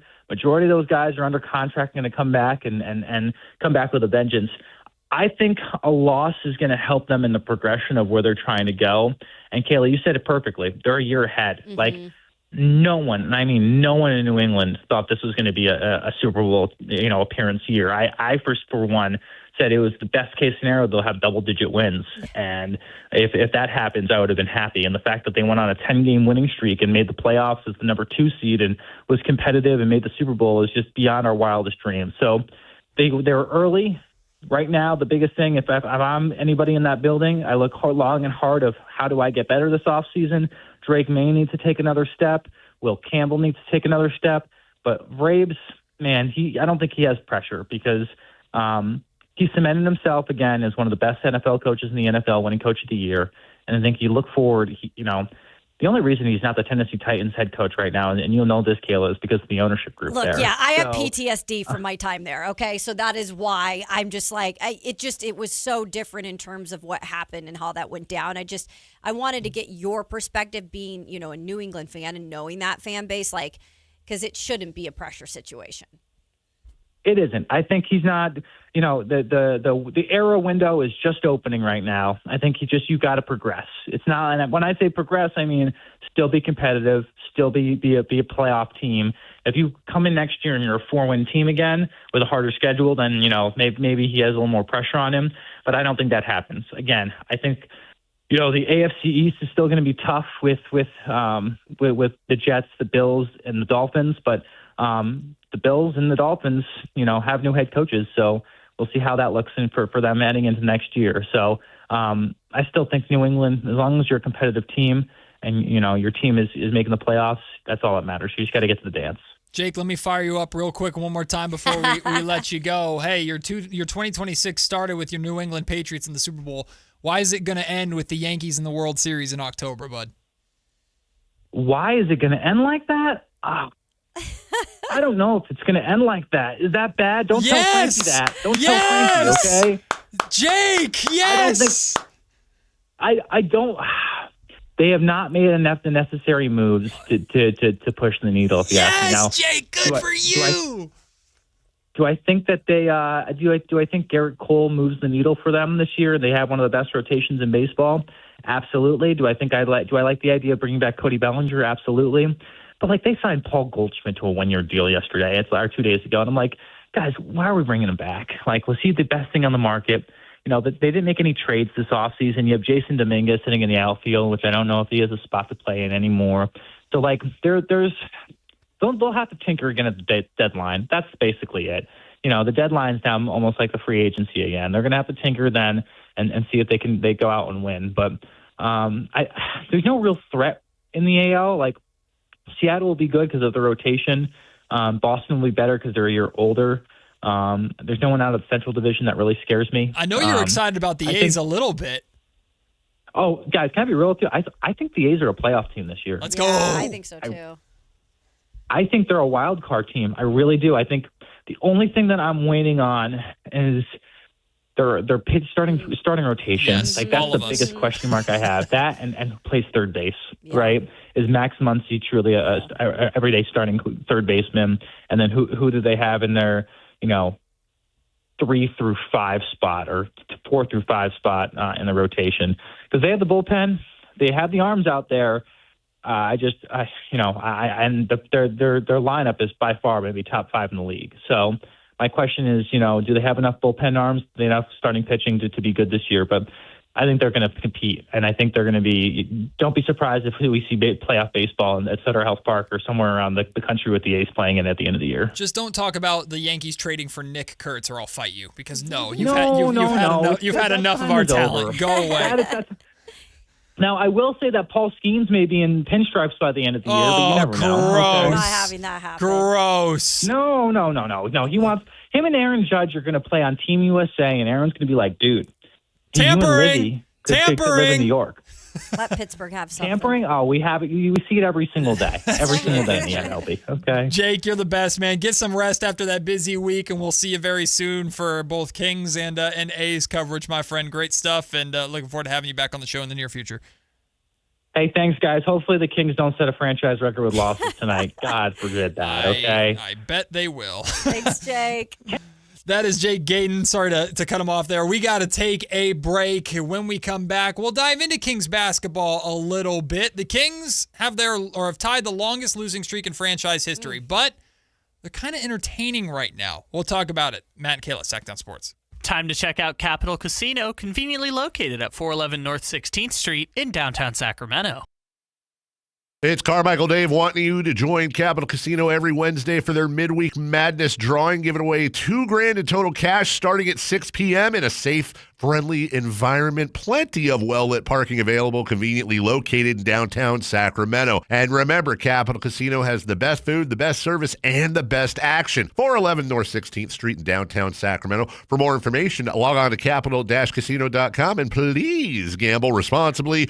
1-800-GAMBLER. Trust. It's the foundation of every business. With Better Business Bureau, you connect to a network of trusted partners who help you grow and improve your visibility. BBB accreditation signals to your customers that you value honesty and reliability. Show your commitment to integrity and excellence. Join a community that's dedicated to helping businesses thrive. Take the next step for your business. Join today. Visit bbb.org and discover how Better Business Bureau can help your business thrive. Join Sactown Sports Downtown before every Kings game and pick up an In-Shape Fitness Kings Rally Towel while supplies last. If you walk, lift, stretch, or sweat, you belong. Start the year strong and join today at InShape.com. Never have I ever called my sister from the finish line of my first marathon. Hello? You won't believe where I am. Are you running? Mile 26. I'm gonna make it. Switch to T-Mobile's 55 Plus plan and get iPhone 16e with its advanced camera system on us. Plus, 2 lines for just $30 a line. Guys, I can't believe it. I knew you could do it, babe. That was amazing. Mom, how do you feel? I feel great. I can't feel my feet. Let's take a picture, and then you may carry me to the car. Share every stride, every mile, every memory on America's best network. Switch to T-Mobile's 55 Plus plan and get iPhone 16e on us and 2 lines for just $30 a line.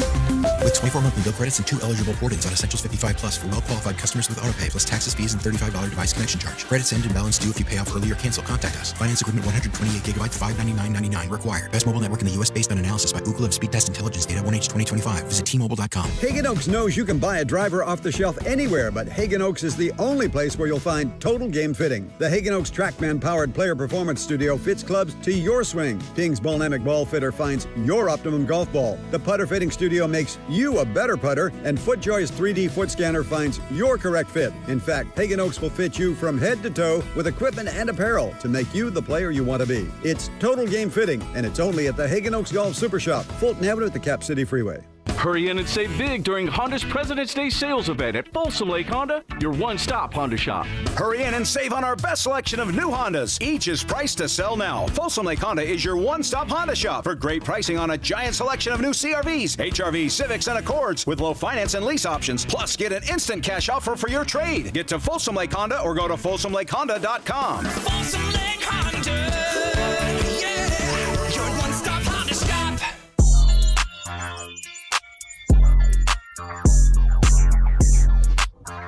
Matt and Kayla on Sactown Sports 1140.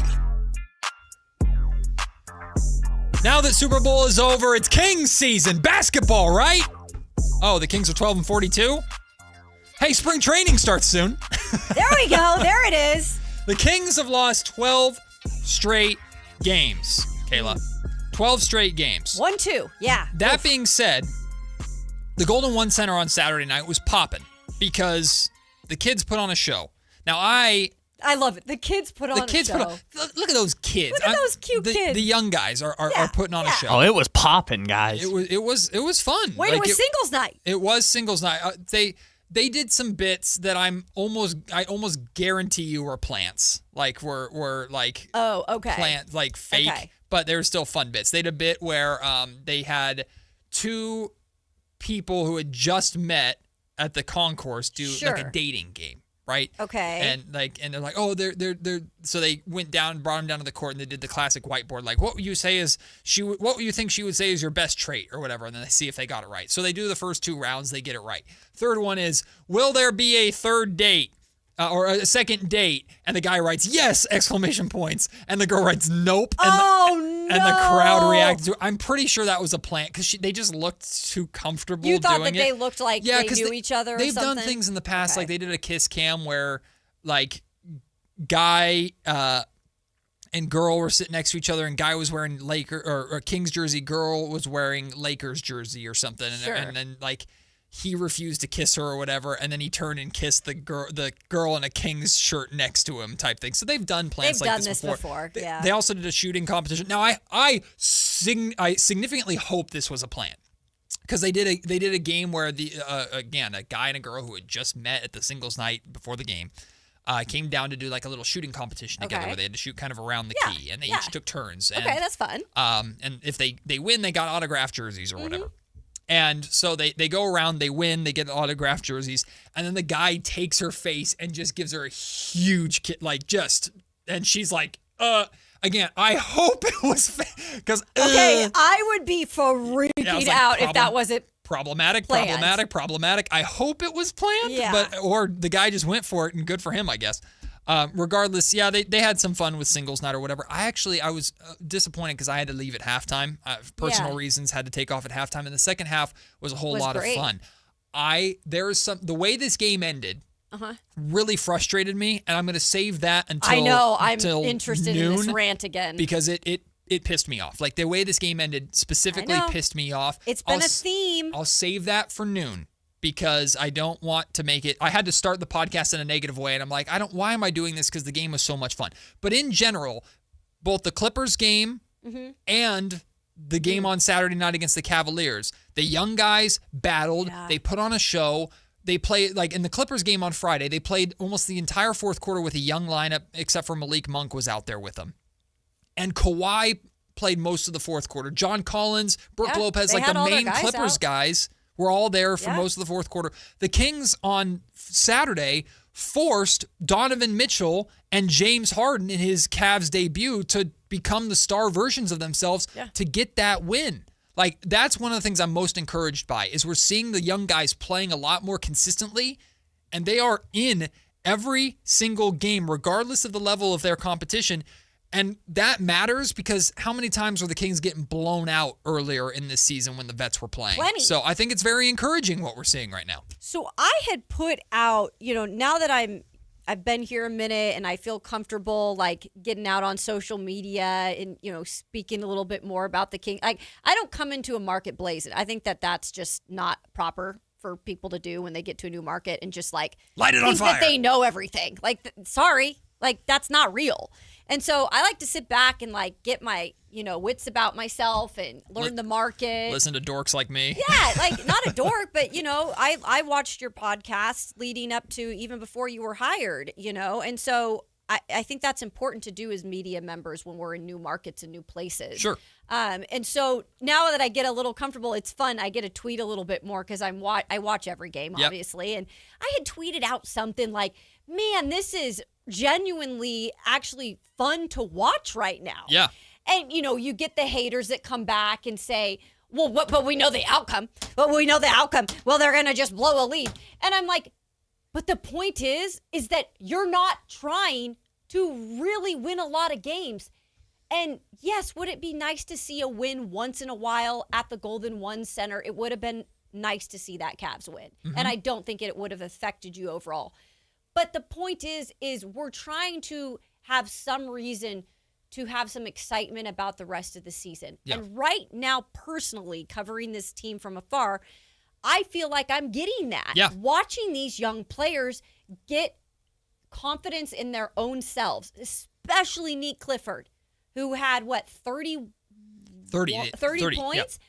He was in a groove Yeah. because he's actually just being left out there and he's able to start to feel himself a little. And I think he's playing some really good basketball. Coming up at 1 o'clock, we're going to really dive into each of the young guys specifically because Yeah. Nick Clifford, not only did he have that 30-point game, Kayla, he had 2 good performances back-to-back. That's what we've been asking Yes, for. we have. And how does he build upon that tonight in New Orleans? The Kings play the Pelicans in New Orleans, by the way, and the Pelicans aren't interested in winning either. So it's a tank off in New Orleans That's right. now. That's true. Well, actually, that's not true because the Pelicans, doesn't matter if they lose or not because they don't have their draft pick. So the Pelicans, they probably are trying to win it. It doesn't matter. They're in the specific tier of they just suck. Yeah, they're that's they're just a bad. weird place to be in. So I take that back. The Pelicans, they're not trying to lose. They just are losing, and they don't get their draft pick anyway.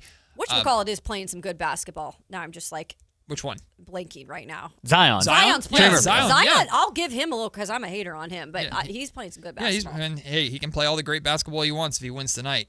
But Devin Carter has been playing really, really well as of late. So again, at 1 o'clock, we'll talk about Devin Carter. We'll talk about Nick Clifford. We'll talk about Dylan Cardwell, back-to-back double-doubles for him. Maxime Reynaud is scoring the basketball again at a pretty decent rate, but he's also doing something defensively that I'm really encouraged by. We'll talk about that at 1 o'clock. And again, at noon, I'll share with you why I was really frustrated after the Kings-Cavs game. And a lot of people, Matt, God, you're negative all the time. Like the kids are playing, Matt, you're negative all the time.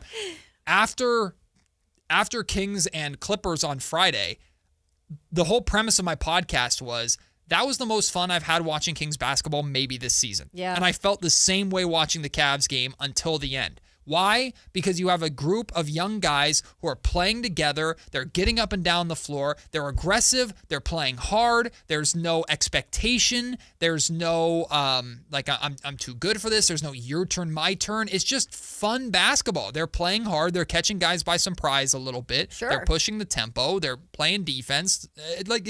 I've just been really enjoying seeing a level of energy to this season that we really have not seen, even going back to opening night. Like when the Kings beat the Jazz barely on opening night, it didn't feel this fun as it is right now with this young group. So that's been nice to see. Yeah, I'm loving it, and I know I'm gonna be able to get out there to a game here soon, and I'm excited to watch these young guys in person. And yes, we see you, Brian, on the chat. Like Matt had mentioned, we're going to talk about some of the younger guys a little later on, but Daquan Plowden, one of those guys that first career start. I mean, that's really fun to see him. Yeah. A guy that's, by the way, he's not super young. No, he's been around, but he's really getting an opportunity too. Yeah. And again, making the most of it, at least his time out there on the hardwood too. I mean, he's played pretty well. We are again at noon going to dive into more Sacramento Kings talk. Yes, I'll get negative. Plus, we'll talk about Keon Ellis and Dennis Schroeder's return to Sacramento, how they got overshadowed by the rest of the young guys that are still here on the Kings. But coming up next, it's time to pick a side. You are listening to Sactown Sports. Time to check out Capital Casino, conveniently located at 411 North 16th Street in downtown Sacramento. Why'd I go to the doctor? Working on the farm, my heart kept skipping a beat. I didn't think much of it. But my daughters made me get checked out. Turns out I have atrial fibrillation, which increases the risk of stroke about 5 times. Symptoms like irregular heartbeat, heart racing, chest pain, shortness of breath, fatigue, or lightheadedness can come and go. But if it's AFib, the risk of stroke remains. If you have symptoms, contact a doctor. I'm so glad I did. Visit notimetowait.com. Sponsored by Bristol-Myers Squibb and Pfizer. Finding great candidates to hire can be like, well, trying to find a needle in a haystack, but not with ZipRecruiter. Its powerful technology actively finds and invites qualified candidates to apply to your job. So while other companies might deliver a lot of hay, ZipRecruiter finds you the needle in the haystack. See why 4 out of 5 employers who post a job on ZipRecruiter get a quality candidate within the first day. Try ZipRecruiter for free at ZipRecruiter.com/free. That's ZipRecruiter.com/free. ZipRecruiter. At Power Business Technology, we're not another big box corporation. We're your neighbors, locally owned and operated. We know what businesses like yours need, from reliable printers to high performance copiers. We'll help you find the right solution with personal service you just can't get online. Need setup or support? We're just down the road and always happy to help. Power Business Technology, family hometown service with big time solutions. Contact us today for all your business printing needs at 844-POWER-BZ. That's 844-769-3729. Or visit us at powercopiers.com. Meet Morgan Jones. Morgan is about to step into a world unknown to most, thanks to Progressive's Renters Insurance, a place of fresh linens and turn-down service. You see, Morgan temporarily vacated her apartment and has gone to a hotel because a pipe burst in her apartment. A pipe that made her sense of reality and apartment ceiling all come crashing down.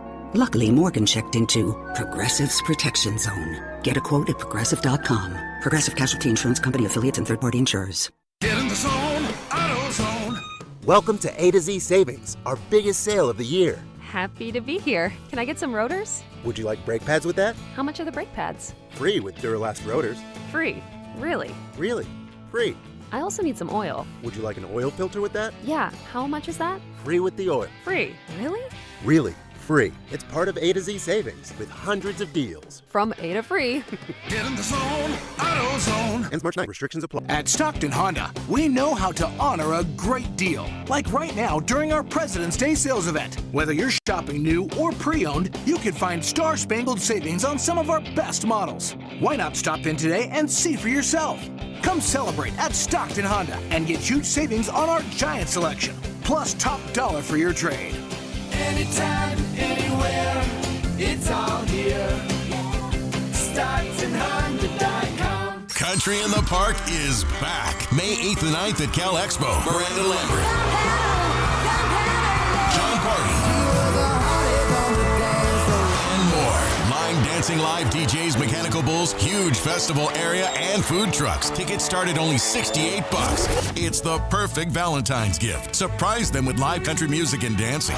Country in the Park, May 8th and 9th at Cal Expo with Hoblit Chrysler Dodge Jeep and Ram Center and Hilton Sacramento. For more info, visit CITPFest.com. Guys, your testosterone level impacts your energy, drive, weight, hair loss, and even ED. Revive Men's Health Sacramento will check your T level for free. For your free T level check, exam, and consultation, call 916-277-8599 or visit ReviveMen'sHealth.com.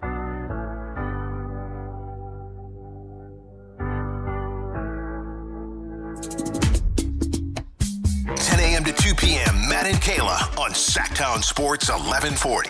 We'll get into Sacramento Kings talks more here at the start of the 12 o'clock hour. It's also our lunch break time. If you want to call in, talk a little Kings basketball, talk a little Super Bowl, you can. 916-339-1140, 800-920-1140. The Kings take on the New Orleans Pelicans tonight to begin another road trip. And, well, the tank continues. Yes, it does. Domantas Sabonis, his back, does. he is out again tonight with his back issue. So this has now gone from the knee with Sabonis to the back. Yeah, and I think he tweaked his back or bothered his back in, was it the Memphis game or was it the game before that? I remember the moment.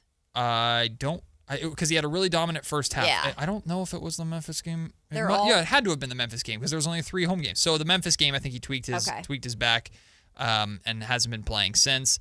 We'll go through the full injury report, but a lot of Kings, once again, are not playing. And Zach LaVine had one of the funniest injury report reasons for not playing on Saturday night against the Cleveland Cavaliers. But before we get to that, my friends, it is time to pick a side. Oh, yeah. Let's do it. What you got for us, Kyle? Yeah. Our first pick a side, we're going back to the Super Bowl real quick. Super Bowl commercials are no longer special. They are not. It's declining almost every year. I know once in a while we'll get a few that keep us giving hope that they're going to get better. But I think in this, time we're living in, it's all about AI. And unfortunately, that's taken away creativeness on so many other platforms.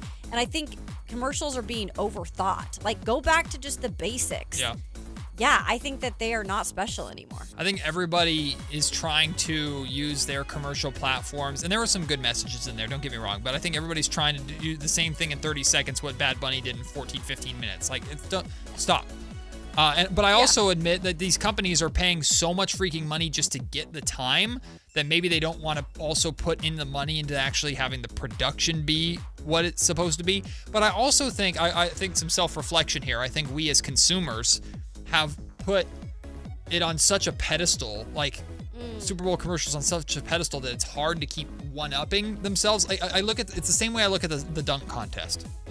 For years, we looked at the dunk contest as this.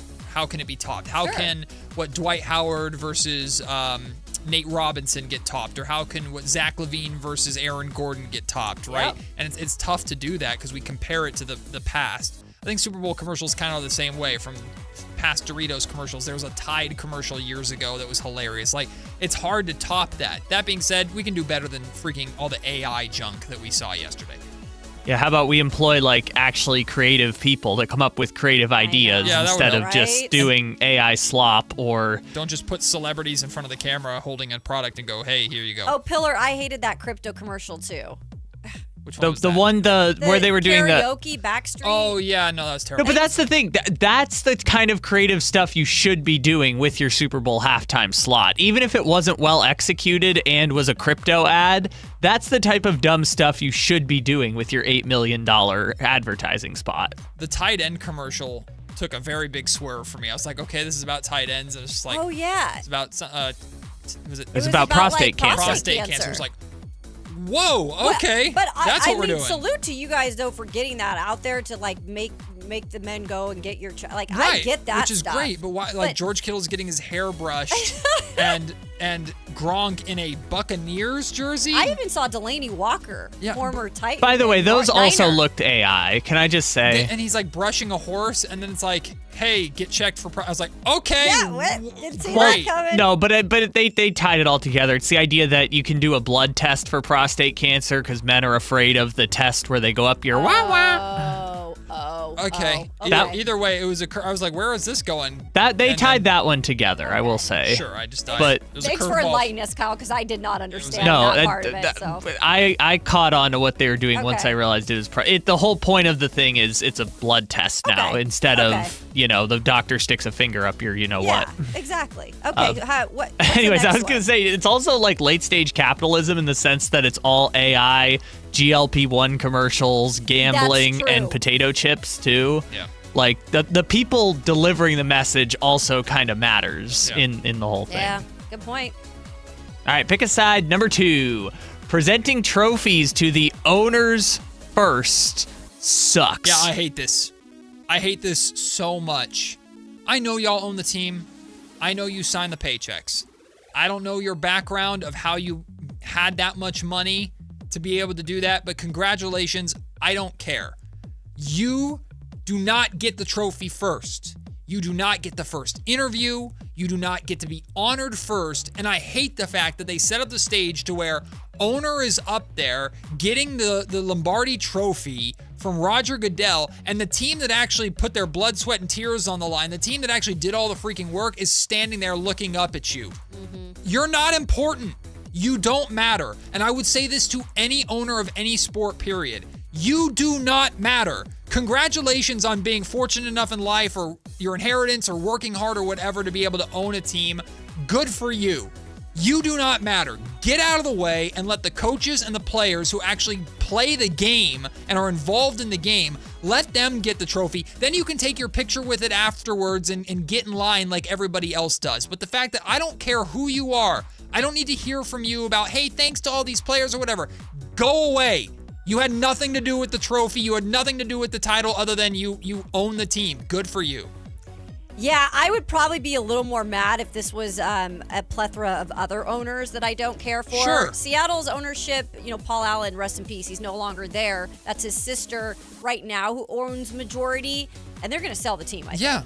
But I do agree with you. I do not think overall, it doesn't matter who your owner is, I don't think that should ever be the person that is first presented with it. Because, like you said, yes, it's technically their team because they own it, but there are so many more people that put in the work. I would even be okay with like a GM being the first too. Yeah, they're at least involved in the John Schneider game. has like really turned around that organization. They're at least involved in football. Right, but it's a game that we're all watching for a reason. Right. So give it to the coach, give it to the player. But yeah, the owner thing is always weird to me. And you can be up there and be a part of it. I'm not saying like you go away completely, but you should not be singled out in the front. And it's every sport does this, and I hate it. You are not. It is a bit weird. You are part of this. You are not the reason for it. Get out of the way. And again, they can be presented at some point with it. Sure, take your pictures like everybody else does. Not off the bat. Be on the stage, but be standing next to Sam Darnold and Kenneth Walker and your coach. Stand next to them and hoist the trophy with them. But they single you out first. You get the trophy first. You get congratulated. You get the first speech. Go away. Mm-hmm. You're not going to believe this, guys. Oh God. I disagree. Sure. Okay, so my kind of workaround is like, the problem is not the presenting of the owner's trophies, it's just the system of having private ownership of sports teams in the first place. Like, individual billionaires being the ones responsible for writing the checks is a problem. But at the same time, I also think if we're going to do this system and there's no way to change it, if you're writing the tens of millions or hundreds of millions of dollar checks, the least they can do for you is just let you hold the trophy. And if it happens, like, I don't think they should give a speech at all. Like, I don't need to hear from you, rich white person, about your championship trophy aspirations and dreams. But I do feel like if you're going to write the checks and you're going to be the person who's funding the whole thing, the least they can do for you is let you hold up the trophy. Yeah, and Dwayne, and I do agree with you, Dwayne, just because speaking of, the Seattle ownership right now, like, she's never in the way. She's not. But it's not about just her. Like, it has nothing to do with the specific owner. Yeah. I mean, it's even more gross if the Seahawks or the Patriots would have won and it's Robert Kraft. Like, there's certain, like, I don't want Jerry Jones being out front and center if the Cowboys ever won it. LOL. Like that. It's all owners, because the game's not about you. It has nothing to do with you. You can be part of it, but not the singled out first moment of it. That should immediately go to the players, the team captain, the head coach, anybody else. I just don't think ownership belongs in the spotlight first in that moment. Next question. All right, next question. No, I agree with you. Speaking of owners, the Washington Wizards general manager says Anthony Davis will return this season, despite the fact the Wizards are trying to tank and need to tank to keep their picks. So, do you buy it? I do, in the sense that I think he'll play a little bit here, a little bit there. I think they'll want to at least sprinkle in some optimism for next season. It's not an exact one-to-one comparison, but when Domantas Sabonis was traded here to Sacramento, he played for a little bit of time. Okay. And like, we got that first game. The Kings actually won the game. You got that you should see this picture, Kayla. You're probably not familiar with this, or maybe you are. But there's the hug between De'Aaron Fox and Domantas Sabonis in their first game, and it's like De'Aaron just has this look on his face of, finally, I have a center to play with. And that made us excited for, okay, what can next year be? But in the moment, like, so give us a glimpse of Trae Young and AD together for a little bit. Give us a few games, 20 minutes, just to see, and I think excite your fan base a little bit, and then shut it down because you're trying to lose games. I think we'll get that. I know, and I think immediately we had heard a report that he wasn't going to play, like they were going to shut him down, and then the GM obviously came out and said, well, he is going to probably play a little. I'm sure he'll do it like you just said. He'll sprinkle them in here and there, and then, well, better hope he doesn't get really hurt, because AD is also known for that. Right. But it is funny because they are essentially trying to tank, but they do have to satisfy like their fans as well, or what's left of them there right now. Yeah. And it is a big trade. It's a big name. It's, I'm sure he'll play a little bit, but I'm like, this is so annoying. Yeah. I'm not buying it, guys, because they have a literal built-in excuse to not play him for the entire season. His nickname is Street Clothes. He has a pre-existing injury. They have the ultimate green light to not play him. And honestly, it might be better in the long run for them to just say, AD, take 8 months, get perfectly healthy, and we'll roll it out next year. They have been given a built-in excuse to not play him. We've seen it before. He's not played for long stretches, come back and hurt something else. It's Anthony Davis. I don't think it's going to matter, but hey, if they want to do it, it's their prerogative. It's up to them. I can't talk because the Sacramento Kings are pretty much doing the same thing. Although, are they ethically tanking? Maybe, because their veterans are still playing when they're, I guess, supposed to be, and they're losing games because of it. That's why I was so ticked off by the end of Kings and Cavaliers. I'll explain more when we come back to start the second half of the show. It's Matt and Kayla on Sactown Sports. This is the story of the one. As a safety manager at a manufacturing plant, he does everything he can to keep his coworkers safe. From finding ways to reduce risks to keeping safety supplies in stock. And for that, he relies on Grainger. Grainger offers a broad range of quality products and next-day delivery, so he can always play it safe. Call 1-800-GRAINGER, click Grainger.com, or just stop by. Grainger, for the ones who get it done. If your business depends on reliable vehicles, it's time to upgrade your fleet at myelkgrovechevrolet.com. We specialize in fleet pricing, bulk discounts, and fast approvals, so your team stays on the road and on the job. From work trucks and vans to fuel-efficient sedans and SUVs, we have the inventory, service, and financing to keep your business moving. Call or visit myelkgrovechevrolet.com today and ask about exclusive fleet savings. myelkgrovechevrolet.com. Driving business forward. Hey, it's Carmichael Dave. I got to tell you, I am so excited to get this decking project started with Trex Decking and Railings. From the first time I stepped foot in the showroom last week, I was so impressed. So many color options, heat-resistant composite deck. What does that mean? That means I don't have to do any maintenance on it whatsoever. They even have a deck designer, so you can go online and see what your dream deck will look like on your house. Just visit Trex, that's Trex.com to get it started. Tell them Carmichael Dave sent you. This President's Day, Pure Talk is honoring Jackson and Lincoln by offering unlimited talk, text, and plenty of data for just $25 a month. Meanwhile, Big Wireless is honoring Benjamin Franklin by charging families hundreds of dollars for the same 5G service. What's up with that? Ben Franklin wasn't even a president. When you switch to Pure Talk, you'll be in business with an American wireless company that supports our vets in a big way and keeps all their customer service in this country. That's important. And you'll be on the same towers the big carriers use, so you'll get the same 5G service without the inflated price. So hang on to your Benjamins and switch to Pure Talk for a Jackson and a Lincoln. No contract, no hidden fees. Dial pound 250, say Mike Rowe, and you'll get 50% off your first month when you switch. That's pound 250, Mike Rowe, for an American wireless company that is truly unprecedented. Pure Talk. KHD1 Sacramento, KYMX HD3 Sacramento. From the Power Business Technology Toshiba Studios. Sactown Sports 1140.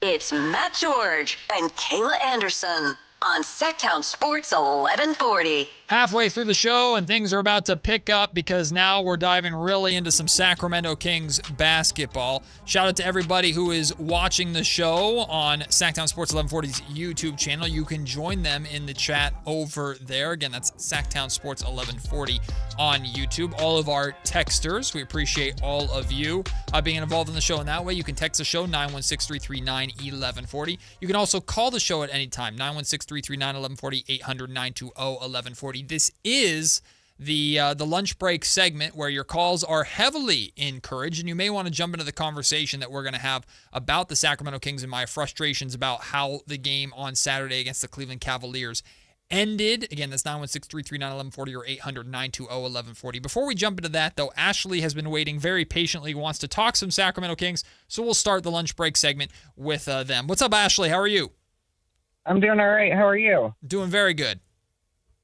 First, I just want to say congratulations to you. I haven't gotten to speak on the show since you joined. So congratulations to you on that. But I just wanted to go ahead and talk real quick about Scott Perry. And I know some people are frustrated with the only being one move during the deadline, and also with his repeated mentioning of his 6 pillars. Yep. But with that, I kind of like it. And the reason why is, as much as it might get boring to hear about the same thing over and over, one thing that I noticed during the first episode of the Rise of the 49ers docuseries, they were showing how Bill Walsh consistently was mentioning execution, and how if we could execute that, the Niners would end up winning.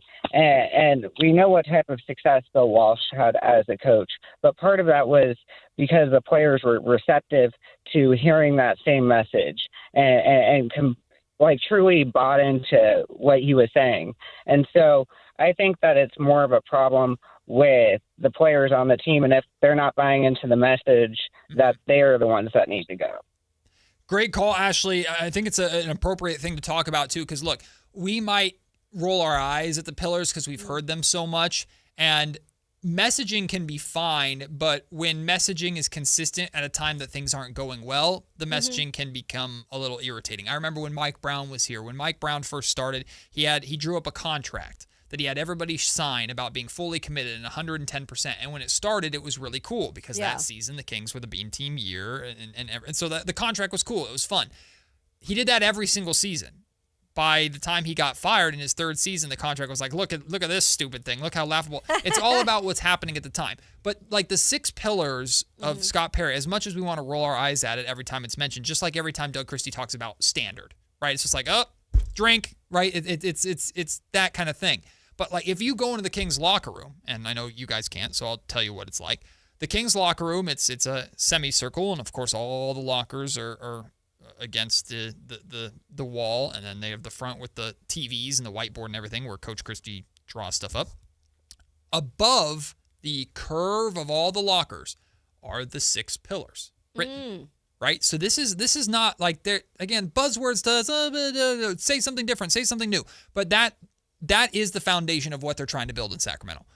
Obviously, it's not off to the best of starts. Yeah. And it's annoying to hear you keep talking about the same thing when the results are what the results are. But if it would be more problematic if Scott and Doug were to go, all right, forget that, scrap that, we're doing something different. That would be more concerning. Correct. To Ashley's point versus no, stick to what you believe in. That's the foundation. That's the standard. Now we have to take the time to get the players in here that will buy into that, to where those 6 pillars hopefully are eventually becoming something that we're wearing on Kings t-shirts when the Kings are in the playoffs. That's what you want to get to. Right now, the messaging is kind of because the team is 12-42. I appreciate the phone call from Ashley. That's why I love, this show. We give you guys, the listeners, opportunity to call in and discuss your opinions, because you see opinions in the chat, then we get callers that say this, you see them on social media, and I like when they're different people just coming and sharing their thoughts, and it's okay to have a different thought about that, because, with hearing the pillars and hearing Scott be so persistent at that, I understand that can get nauseating. I truly can, because there are so many other frustrations surrounding this organization right now, and because it is a losing season. Yeah. So that can become just like, oh my gosh, are you serious? Like, again, it's like listening to your mom and dad growing up when they told you to drink all your milk or eat your peas. It's like, really? I'm going to go out of my way to not do it then. Right. But I get it. He has to come in with a vision. And if you stray away from that just because it's not working right now, which, by the way, I think he knew it probably wasn't going to just get turned around. Correct. Like on an instant snap of the finger. That would look even worse. So I get it. He has to be persistent with that messaging. And we're not hearing from him all the time. Like, we hear from Scott Perry once in a while. So I get it. But I also understand, like, it is like a parent telling you to do something and you're like, we don't want to hear it. I know, Mom. I know. Yeah. And then I'd go flush my, milk down the drain. When they would, go downstairs. I hated milk growing up. How did you sneak the milk away? My brother and I would plot, and once they left the table, we'd sit there for so long. They'd go downstairs to watch TV, and then we'd, sneak and, dump it down the drain, and then walk back and sit down. We're finished. Hear that? Hear that, Kayla's mom? If you're listening, got her. She realized eventually. Got her. That girl does not drink her milk. Exposed. And then all of a sudden, all these bad things started happening to you, and it was like, it's the milk. It does a body good, supposedly. Everybody's done the shuffle the food to the dog under the table at one point or another in their life, too. Of course. My dog ate plenty of broccoli that I did not want to eat. Yeah, there you go, right? It's normal. Okay. Look, Saturday's game as a whole was probably one of the, if not the epitome of best case scenario for the Sacramento Kings. The Kings took on a really good team in the Cleveland Cavaliers, battled the entire time, took them down to the wire, forced the stars of that team in James Harden and Donovan Mitchell. Donovan Mitchell especially. He was sensational in that game. He's a stud. He's just a beast. Could have been a Sacramento King. People forget that. You could have had Donovan Mitchell and De'Aaron Fox in the same freaking draft. Yeah, ouch. Regardless, you lost the game. It was close. Close losses are really good for this team right now because they're entertaining, especially when they're led by the young guys. The young guys played fantastic, especially in that second half. Third quarter, awesome. The energy, the pace, every young guy playing a part, stepping up, and we'll talk about each of the young guys, Devin Carter, Nick Clifford, Dylan Cardwell, Maxime Reynaud, Daquan Plowden. We'll talk about all those guys in the 1 o'clock segment and give them the love that they deserve and also talk about them for the future too. They're not just doing this right now just to whatever. They're doing it to hopefully be a part of the future, whether it's in Sacramento or in the league period. However, I was extremely frustrated, Kayla, with how that game ended. Because you're in the position to potentially win that game because the young guys put you there. Because of how well Devin Carter was playing, how well Daquan Plowden was playing, all these young guys. Nick Clifford scoring 30, having his breakout performance. So fun. The Golden One Center is rocking. This team is 12. So it was a good environment. Yes. Okay. I just wanted to make sure I was seeing.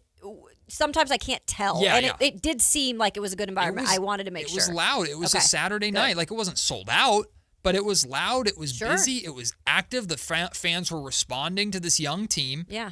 And I have never once believed or subscribed to the idea that the veterans can't be any part of it. In fact, there's been recently what I've called the designated veteran, right? At the end of the Memphis game, it was DeMar DeRozan was out there with them. Yeah. Which was, I like. Yes. I like when DeMar's out there with the young. And for the most part, it's looked great. At the end of the Clippers game, Malik Monk was having a real good game. So Malik was with them. Yeah. At the end of the Cavaliers game, it should have been Russell Westbrook because Russ was having a really good game. He's hitting them threes. Yeah, he was knocking those threes down, especially in the first half. So I'm not saying veterans, you have no part in this, sit down and shut up. And by the way, the veterans who were on the bench, Zach LaVine, Domantas Sabonis, Keegan Murray, they were loudly up and cheering and having a good time, and that deserves recognition. They're not sitting there pouting. I know we talk about Zach LaVine's attitude. Zach LaVine was the biggest cheerleader on that bench, and I give him all the credit for it. He was up there dapping up everybody. I saw your tweet about that. He was having a good time. So they deserve credit for that. So, Matt, why are you upset? What frustrated you? This game is extremely entertaining. It's back and forth. The final 6 shots of the game for the Kings, 5 of them are taken by either Russell Westbrook or DeMar DeRozan. Doug Christie, after running with those young guys, rolling with those young guys for the vast majority of the game, he has a lineup out there with DeMar and Russ to close the game, and it becomes the DeMar DeRozan and Russell Westbrook show.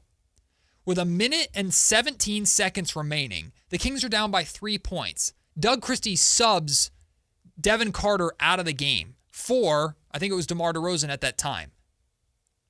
What are we doing? What are we doing? Because I know losing is good for the tank. And that was the biggest response I got. Matt, why are you complaining? They lost the game. The tank was good. They did their job. Blah. Why are you complaining? You said you wanted this. No. I want the young guys to get an opportunity. You know what? Truthfully, I wanted the young guys to get that win last night. Because we know this team is going to lose a vast majority of the time from here on out, Kayla. They're going to lose. We know this.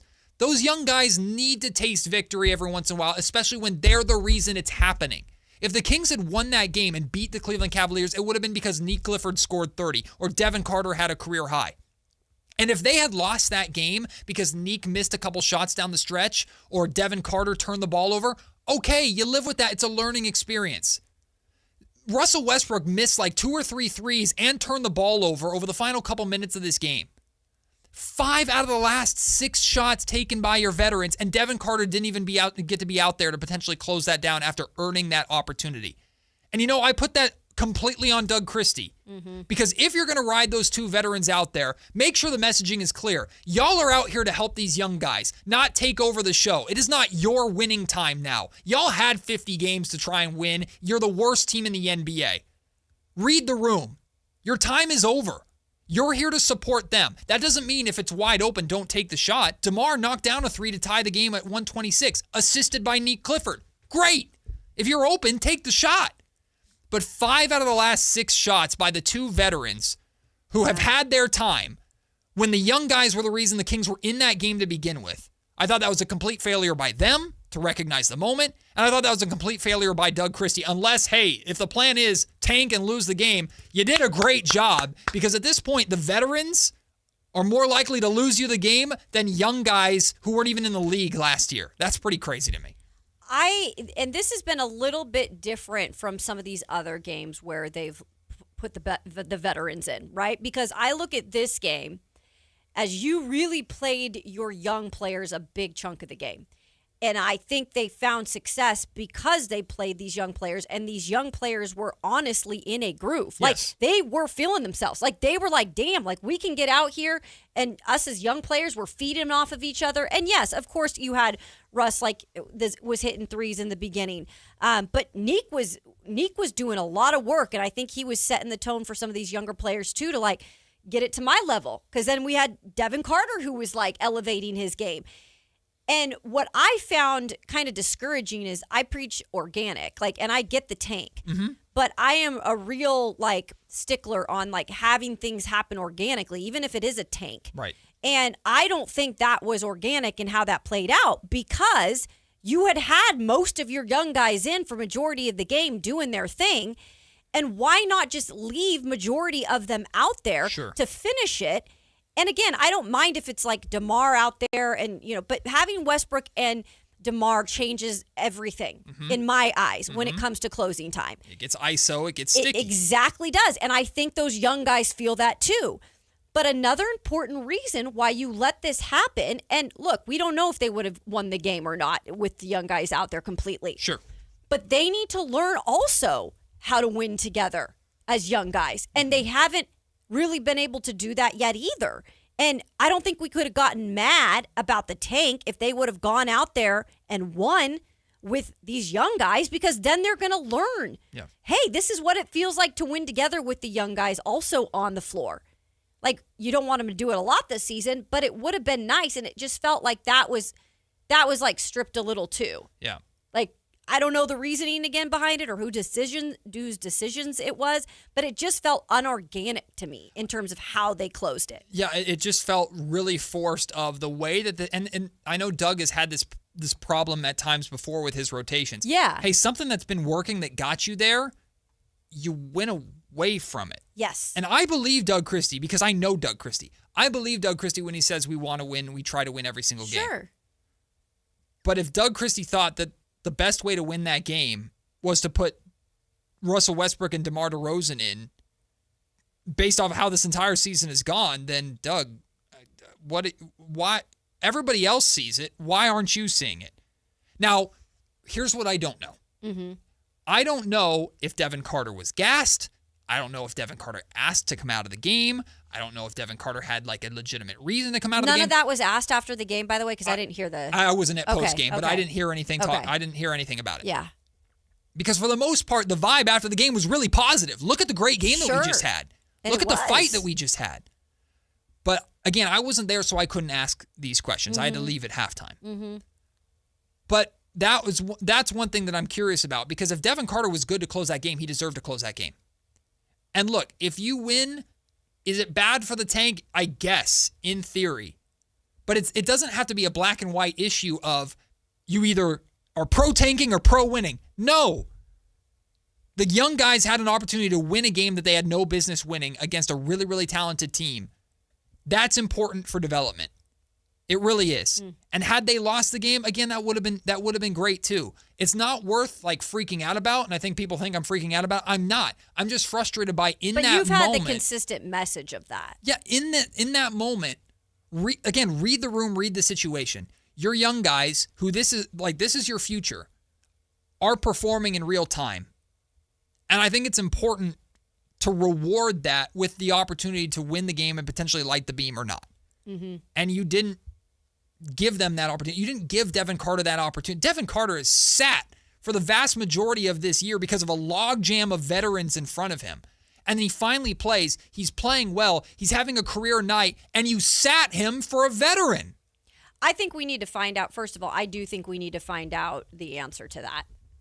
Yep. In terms of, I'd love for you or somebody to ask Devin that if there's ever an opportunity. Yeah. I know it's like kind of like the afterthought of it now, but I'm curious now that you brought that up. Yeah. Like, was he gassed? Did he want to? I don't see that being the case. I didn't see it. He looked like he was fine, but I don't know. Yeah. I can't tell you how tired Right. he was. Regardless, I just thought it was a missed opportunity. I thought it was disappointing, and I was frustrated at Doug because of it. Because I think, one, again, Devin deserved to be out there, and two, I'm not going to pretend it's easy to tell Russell Westbrook and DeMar DeRozan, hey, don't do what you've done your entire career. But you know what you're here for. The way the game was going, I don't think that would have been a big deal. And Scott has also told us, Scott Perry has told us, like, the rest of this year is about the veterans, and he's had conversations. The youth? I'm sorry, the youth. Yeah. And he's had conversations with these veterans about, like, this is what you're here for now. We expect you to be part of the mentorship of these guys. And that doesn't mean you can't get court time. That doesn't mean you have to sit on the bench the entire time and mentor from the bench. You can mentor on the court too. But taking 5 of the last 6 shots helps nobody except for your draft lottery odds. And if you are a Kings fan out there going, Matt, this is a whole stupid point because that's what's most important to this organization, then that's fine for you. But I'm looking at young guys that I want to also be good next to whatever player they get because of these ping pong balls. And they had an opportunity to close that game out. They had an opportunity to get an impressive win and hopefully learn from that. And I think part of that opportunity was taken away. Is it a massive deal? No. But it's something that I noticed that I don't want to become a trend because DeMar, Russ, you're not going to be here much longer.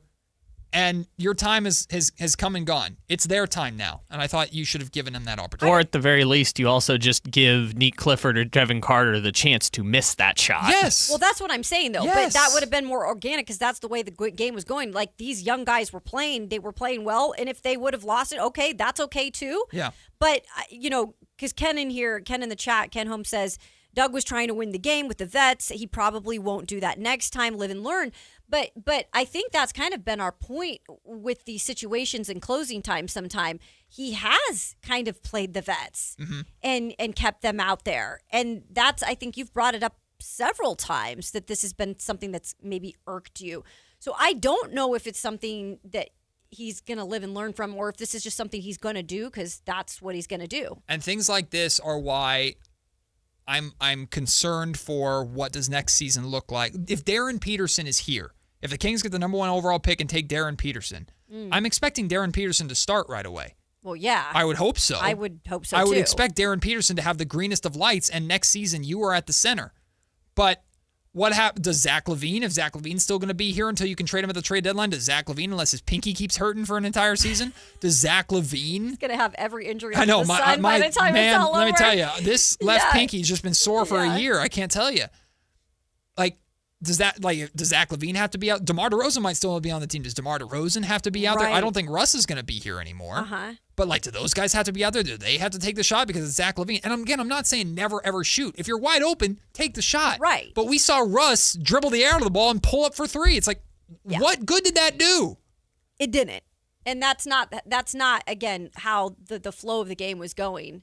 Really, up until that point, I feel like if you left the young guys in, there could have been a great opportunity that they could have finished that game. And again, that's good for them to experience a little winning once in a while with the young guys out there because they have only experienced losses. Yeah, you have to take into account like the human element of this too.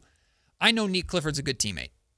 Yeah. I know Nick Clifford has at times admittedly said like I'm too timid. I'm giving the ball up too much. Yeah. If there's no way, unless Nick is like the greatest human being on the planet, There's no way that the competitiveness of Nick Clifford's brain didn't go, I have 30 points tonight. What the hell are these guys shooting the ball for? That's exactly probably what he was thinking. Devin Carter, I have a career high. I barely get any opportunity this season, and I'm being subbed out right now when I'm having one of the best games of my career, so that this guy who's a future Hall of Famer, granted, but they had their time. This is my shot. Like, that matters to them. And I'm not expecting them to throw a fit about it and like, all right, I'm just going to be a bad teammate about it. No, that's part of the league.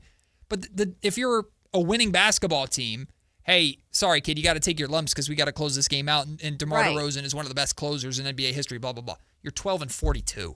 Like, exactly. Just let them close. Let them try. Well, there's a little bit of debate going on in the that was our old chat. Sorry, we got to get this sponsored, by the way. Yeah.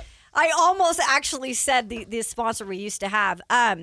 In the YouTube chat, which we love all of you who give your thoughts and opinions on there. You can always watch us on YouTube if you have a chance.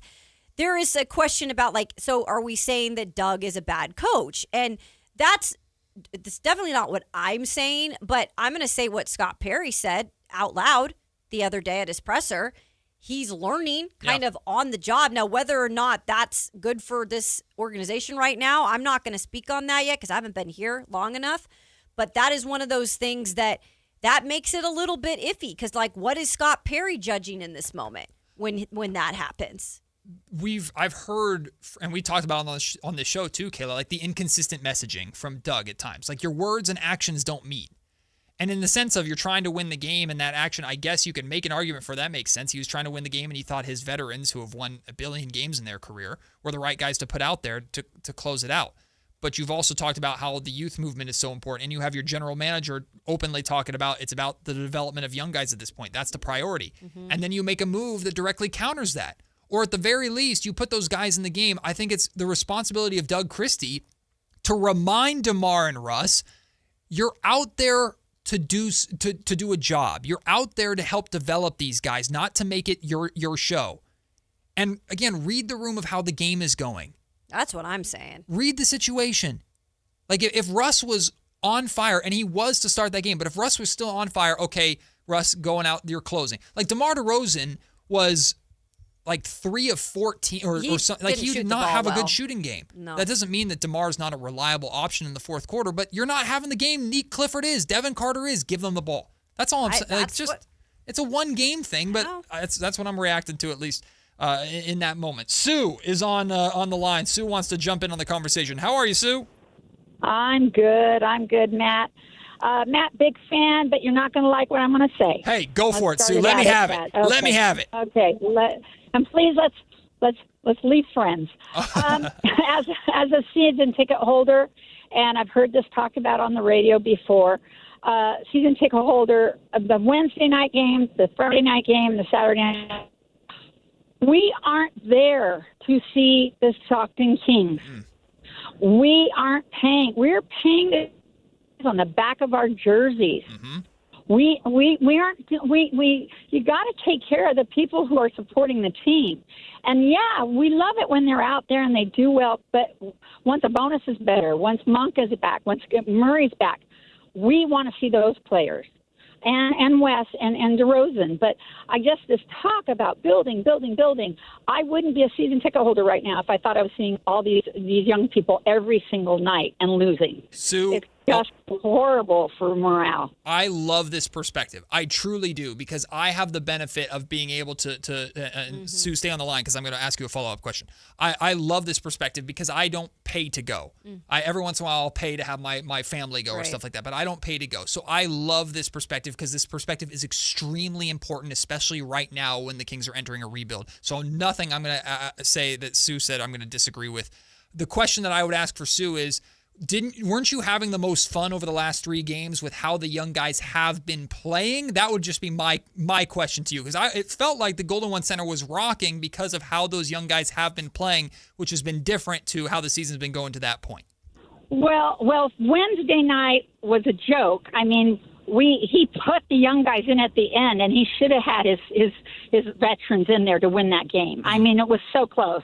We were all, the season ticket holders were shaking our heads. Then it happened again. And yeah, I'm not a big Devin Carter fan. There's other reasons. I don't think he's personally that good of a teammate from some of the things I've seen him interacting with some of the teammates. But sure, he's got his ball on. I love Neek. He's great. But we want to win, and we want to see the guys we came and we paid money to see. Sue, I love the perspective. You're wonderful. Even if you disagree, you're wonderful. I love the perspective. I think that's really important perspective to have. Really important perspective. I like, and again, that's why our phone lines are open, because we're getting people that are differing in their opinions when it comes to this. And again, we talk so much about rebuilding because we're looking at the future, but we're not the ones that are season ticket holders right now. And yeah, Sue's right. She's speaking for, it seems, more than just herself and her family. She's speaking for other people that are talking about the games right now, and they'd like to see even some wins, right? I mean, you're going to probably still have one of the better picks in the end, but you're having opportunities at home to get some wins, and it's not happening. The only thing I'd argue with her is I think if you kept the young guys in that night, I think they would have gotten you a win too. Yeah. Honestly. No, I love that call from Sue. Genuinely, even though it completely contradicts everything that I said, I love that call from Sue, because that perspective is extremely important. Sue, I hope you will continue to consistently listen to this show and hopefully consistently call in, because we'd love your perspective in the future, especially when we get to the summertime, when we get to the offseason, when we see what moves Scott Perry makes, and when we get a new rookie in this building. Because I know, Sue, if you're a season ticket holder and you're sticking through it right now, that's the reason why Kings fans are as loyal as they are. So, Sue, please call back, even if you disagree with me every single time. We'd love to talk to you and love to hear more of your perspective. We haven't even talked about Keon Ellis and Dennis Schroeder, their return to Sacramento. We'll still get into that. Plus, we have Dwayne and Rob on the line. Guys, hang through the break. We'll come back. We'll get you on the other side. You're listening to Matt and Kayla on Sactown Sports. Time to check out Capital Casino, conveniently located at 411 North 16th Street in downtown Sacramento. A's fans, the 2026 season is coming fast, and single game tickets are on sale now. Be there for an exciting season packed with theme days, giveaways, and firework nights, including bobbleheads, jerseys, hats, and much more. And getting in is easier than ever. Tickets start at just $8 for select April and May games. From opening day to unforgettable summer nights, there's something for everyone at the ballpark. Get your tickets today at athletics.com/tickets and be part of the excitement this 2026 season. Hurry in and save big during Honda's President's Day sales event at Folsom Lake Honda, your one-stop Honda shop. Hurry in and save on our best selection of new Hondas. Each is priced to sell now. Folsom Lake Honda is your one-stop Honda shop for great pricing on a giant selection of new CRVs, HRVs, Civics, and Accords with low finance and lease options. Plus, get an instant cash offer for your trade. Get to Folsom Lake Honda or go to FolsomLakeHonda.com. Folsom Lake Honda, yeah, your one-stop Honda shop. Why'd I go to the doctor? Working on the farm, my heart kept skipping a beat. I didn't think much of it, but my daughters made me get checked out. Turns out I have atrial fibrillation, which increases the risk of stroke about 5 times. Symptoms like irregular heartbeat, heart racing, chest pain, shortness of breath, fatigue, or lightheadedness can come and go. But if it's AFib, the risk of stroke remains. If you have symptoms, contact a doctor. I'm so glad I did. Visit notimetowait.com. Sponsored by Bristol-Myers Squibb and Pfizer. Finding great candidates to hire can be like, well, trying to find a needle in a haystack, but not with ZipRecruiter. Its powerful technology actively finds and invites qualified candidates to apply to your job. So while other companies might deliver a lot of hay, ZipRecruiter finds you the needle in the haystack. See why 4 out of 5 employers who post a job on ZipRecruiter get a quality candidate within the first day. Try ZipRecruiter for free at ZipRecruiter.com/free. That's ZipRecruiter.com/free. ZipRecruiter. Join Sactown Sports Downtown before every Kings game and pick up an in-shape fitness Kings Rally towel while supplies last. If you walk, lift, stretch, or sweat, you belong. Start the year strong and join today at InShape.com. Guys, did you know your testosterone affects everything in your system, including how you feel and perform every day? Right now, Revive Men's Health Sacramento will check your testosterone for free. Knowing your T levels is the first step in understanding if you have low T. Your testosterone level impacts your energy, libido, sleep, weight, hair loss, mood, and even ED. Maintaining an appropriate T level can change your whole life. Most men start to see changes in their hormone levels in their 30s. Experience and results matter. So what are you waiting for? Get your T levels checked today by local, experienced, and trusted men's health experts. They've helped thousands of men since 2011. They're so confident they can help you, they even guarantee it. Call Revive today and schedule your free testosterone test, free exam, and free consultation. Call Revive Men's Health at 916-277-8599. That's 916-277-8599. Or visit ReviveMen'sHealth.com. This is the story of the one. As the purchasing manager at a manufacturing plant, she knows the only thing more important than having the right safety gear is having it there when you need it. That's why she partners with Grainger for auto reordering, so her team members can count on her to have cut-resistant gloves on hand, and each shift can run safely and efficiently. Call 1-800-GRAINGER, click Grainger.com, or just stop by. Grainger, for the ones who get it done.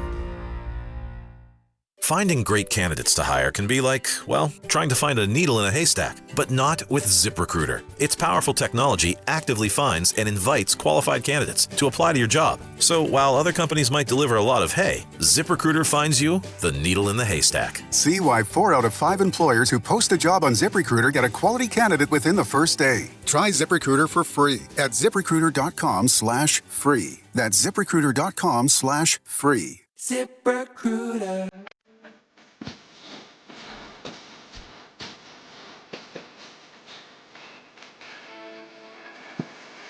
It's Matt George and Kayla Anderson on Sactown Sports 1140.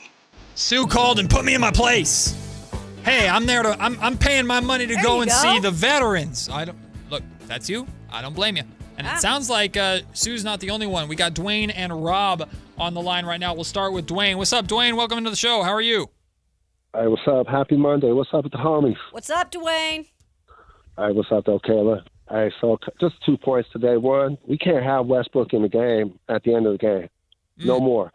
Because he's playing hero ball. He's looking for moments. He's looking for stats and personal moments. And he'll do it, bro. He'll jack up a weird shot off the dribble, bro. And so just let the young guys play. If you want to put DeRozan in, whatever, man, it's still a mess over there. But kids can't have Westbrook in at the end for actually a lot of reasons, bro. His IQ's gone down playing with the Kings. And two, Sue, I like Sue. Sue is a basketball fan. She knows basketball, and she has a point as a fan, and especially as a season ticket holder. Yeah. She's cashing out, bro. She's cashing out. Yeah. And but here's the ironic part. That's the short-term thinking, bro, of her going to the games now. Tanking is hard for season ticket holders. She don't want to hear about 2 or 3 years. Yeah. She want to go see the game and see the stars and get some W's. But the ironic part is, Sue, and I hope you're listening, that philosophy is going to keep the Kings in the toilet for 20 years. Dwayne, thank you so much for the call. Yeah, I get both sides of the coin. I know which way I lean, but again, I don't have to pay to go. And I always want to make sure I keep that privilege in the conversation because now, don't get me wrong, I've worked my ass off to get here. I've worked my ass off, and this has been a dream of mine to get to this point.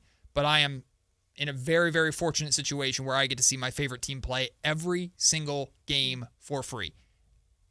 And I don't have to pay what season ticket holders would be paying. I also interact with fans all the time that come to games that whether they listen to the podcast or listen to the show or not, they're not total psychopaths like I am about the game. They're there to have a nice night and see a win at the end of it. If that's you and that's your prerogative and you completely disagree with what I had to say about the veterans closing versus the young guys and stuff like that, I don't blame you one bit. You wear your Russell Westbrook or DeMar DeRozan jersey or whatever you want, and you do your thing, and I love you and I appreciate you for that. I'm just giving my perspective as someone who, like Dwayne was laying out there, I want to see this team reward their season ticket holders with 4, 5, 6 straight years of playoffs. And like during the Beam Team season, Kayla, every game we went into the Golden One Center going, I think I'm going to have fun. And if it's close, De'Aaron Fox is going to take over in the fourth quarter. And I believe the Kings can win any given night. That's what that Beam Team season was. We didn't expect them to be the third seed in the West and win 48 games. Right. But every night we're like, the Kings could win tonight. And so you wanted to show up with excitement just to see what happened.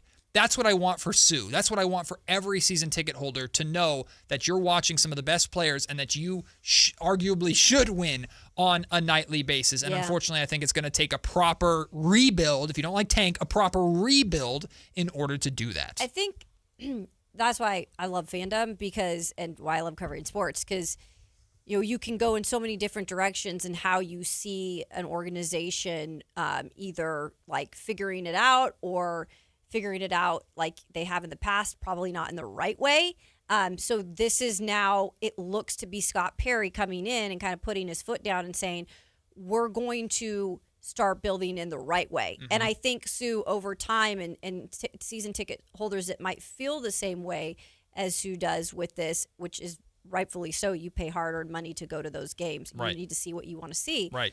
But I think over time it will pay off to know, like, this is kind of the worst it's going to get. And I do believe, like, this could be the worst it's going to get right now. Yeah. And you don't want to hear that because you're having that hard-earned money and you're going to those games. You want to see victories. But there's a plan. Yeah. And I think fans should give Scott an opportunity to be able to put his plan into motion. Look. And you can be mad as hell if you want. Sure. You can. I love that. But just know that I think it's not going to be all for nothing. Yeah. I think, like, I've been very pessimistic over the last couple of years I've been very pessimistic since the day Mike Brown was fired about this team and this organization, and I hate it. I hate it. Like, I was labeled years ago the blind optimist because I try to be positive about anything the Kings are doing. Sure. Hear me when I say this right now, everybody. I believe next season is going to be way better than this season because I believe there's going to be a young rookie in there. That's a big part. That is going to be worth the cost of admission. And I believe that year 2 of these young guys is going to be better. Mm-hmm. Year 2, Neek. Year 2, Max. Year 2, Dylan. A full season, knock on all the freaking wood on the planet, of Keegan Murray not getting hurt 17 times. Hopefully DeMontis Sabonis, if he's still here, not getting hurt so much and getting back to the all-NBA caliber center. Like, I believe next season is going to be far better than this one. That doesn't mean the Kings are going to be good. I just mean in general, getting through it is going to be far better than this one. And that's the Matt George optimism out there into the world. Rob wants to join the conversation. What's up, Rob? Hey, Matt and Kayla, how are you? Good, Rob. Good. Hey, I just wanted to, as a season ticket holder since 2013, my wife and I, we have the exact opposite opinion of Sue. Oh, okay. Our Saturday night's game was our most favorite game of the year.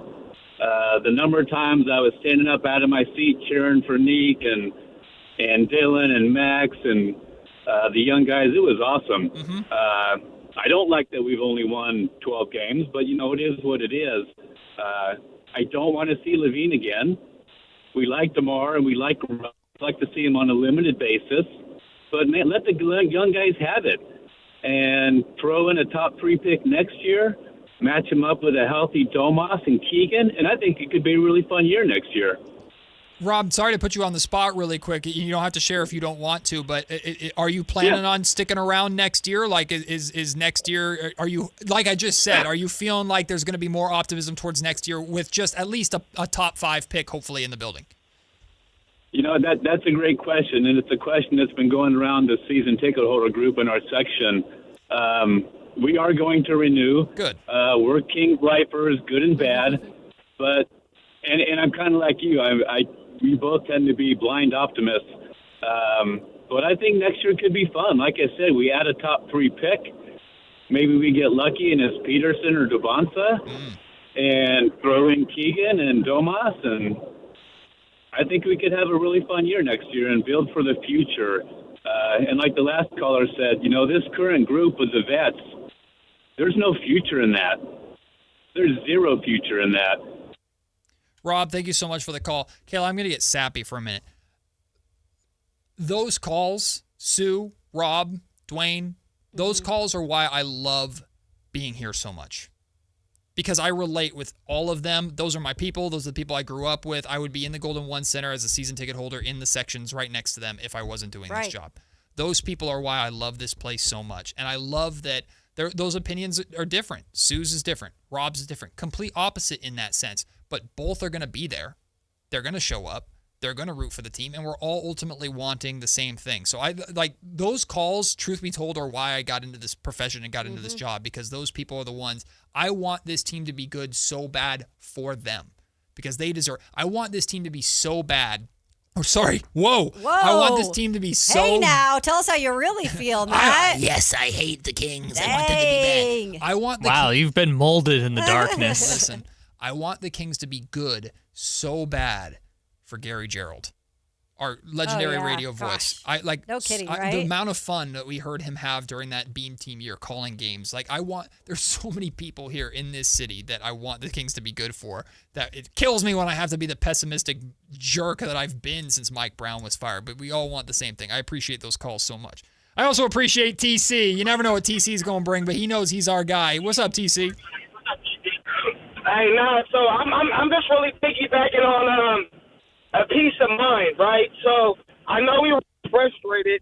We were all frustrated at the trade deadline, me included. I'm going to start with me. I was frustrated, but I seen the vision, like I said.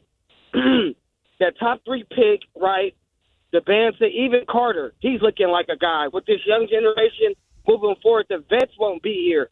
But as far as our younger generation, bro, I'm super happy. Plus, Perry, like you said, give him a shot. Perry gonna hit. Did he not hit on all 3 of our draft picks? Cardwell, Neek, and Max, bro. Let him cook. We got something special moving forward. Training camp next year will be exciting.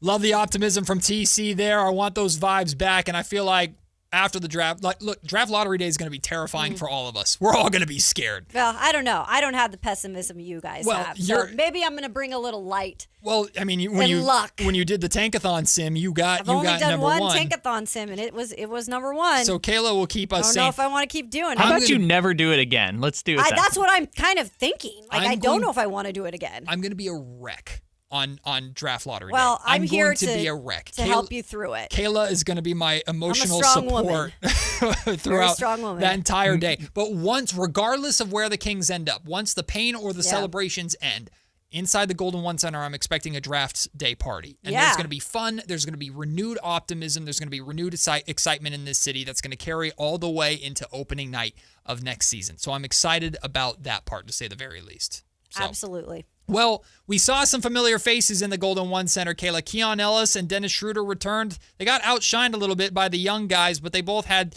some moments. So we'll talk about them. Plus, there was a rant on the Numbers on the Board podcast that I thought was kind of interesting for us to respond to. So that's all still to come here on the Matt and Kayla Show at Sactown Sports. Never have I ever called my sister from the finish line of my first marathon. Hello? You won't believe where I am. Are you running? Mile 26. I'm gonna make it. Switch to T-Mobile's 55 Plus plan and get iPhone 16e with its advanced camera system on us. Plus, 2 lines for just $30 a line. Guys, I can't believe it. I knew you could do it, babe. That was amazing. Mom, how do you feel? I feel great. I can't feel my feet. Let's take a picture. And then you may carry me to the car. Share every stride, every mile, every memory on America's best network. Switch to T-Mobile's 55 Plus plan and get iPhone 16e on us. And 2 lines for just $30 a line. With 24 monthly bill credits and 2 eligible port-ins on Essentials 55 Plus for well-qualified customers with autopay, plus taxes, fees, and $35 device connection charge. Credits end and balance due if you pay off early or cancel. Contact us. Finance agreement 128 gigabytes, $599.99 required. Best mobile network in the U.S. based on analysis by Ookla of Speed Test Intelligence data 1H 2025. Visit T-Mobile.com. You remember me from a show called And Joe? I'm back on the radio, Sacramento. It's Joe Mommy, and when you need your new country fix, join me weekdays from 6A to 10 for the Pat and Cody with Joe show on New Country 105.1 KNCI or on the free KNCI app. Tune in every Thursday, Friday, and Saturday for the Toyota Tahoe Report with Johnny Mosley and me, Elena, bringing you the latest weather conditions up at Tahoe. Brought to you by your local Toyota dealers, Toyota. Let's go places. Only one radio program captures the excitement of hunting and fishing as it happens. The award-winning California Sportsman with Sepp Hendrickson. Only California Sportsman takes you where the action is. Live on the water, live in the blind, and live with the top pros and experts in outdoor sports. California Sportsman with Fishing Hall of Famer Sepp Hendrickson is your premier destination for all things outdoors. Sepp's Saturday Morning Outdoors. Ultimate Bass and California Sportsman, 5 a.m. to 8 a.m. Saturdays on Sactown Sports 1140. Card collectors know there's nothing as special as a rare one-of-one card. And now you can hear a very rare one-of-a-kind sports card show right here on Sactown Sports. Whitey Gleason here inviting you to join me and Mr. True Sports Cards himself, Imran Pilati, for the True Sports Card Show every Saturday morning at 10 on Sactown Sports. It's the only sports card radio show in the nation. For all your hobby needs, get to True Sports Cards, 6661 Stanford Ranch Road in Rockland. And for hobby, insight, and fun, join us for the True Sports Card Show Saturday mornings at 10 on Sactown Sports.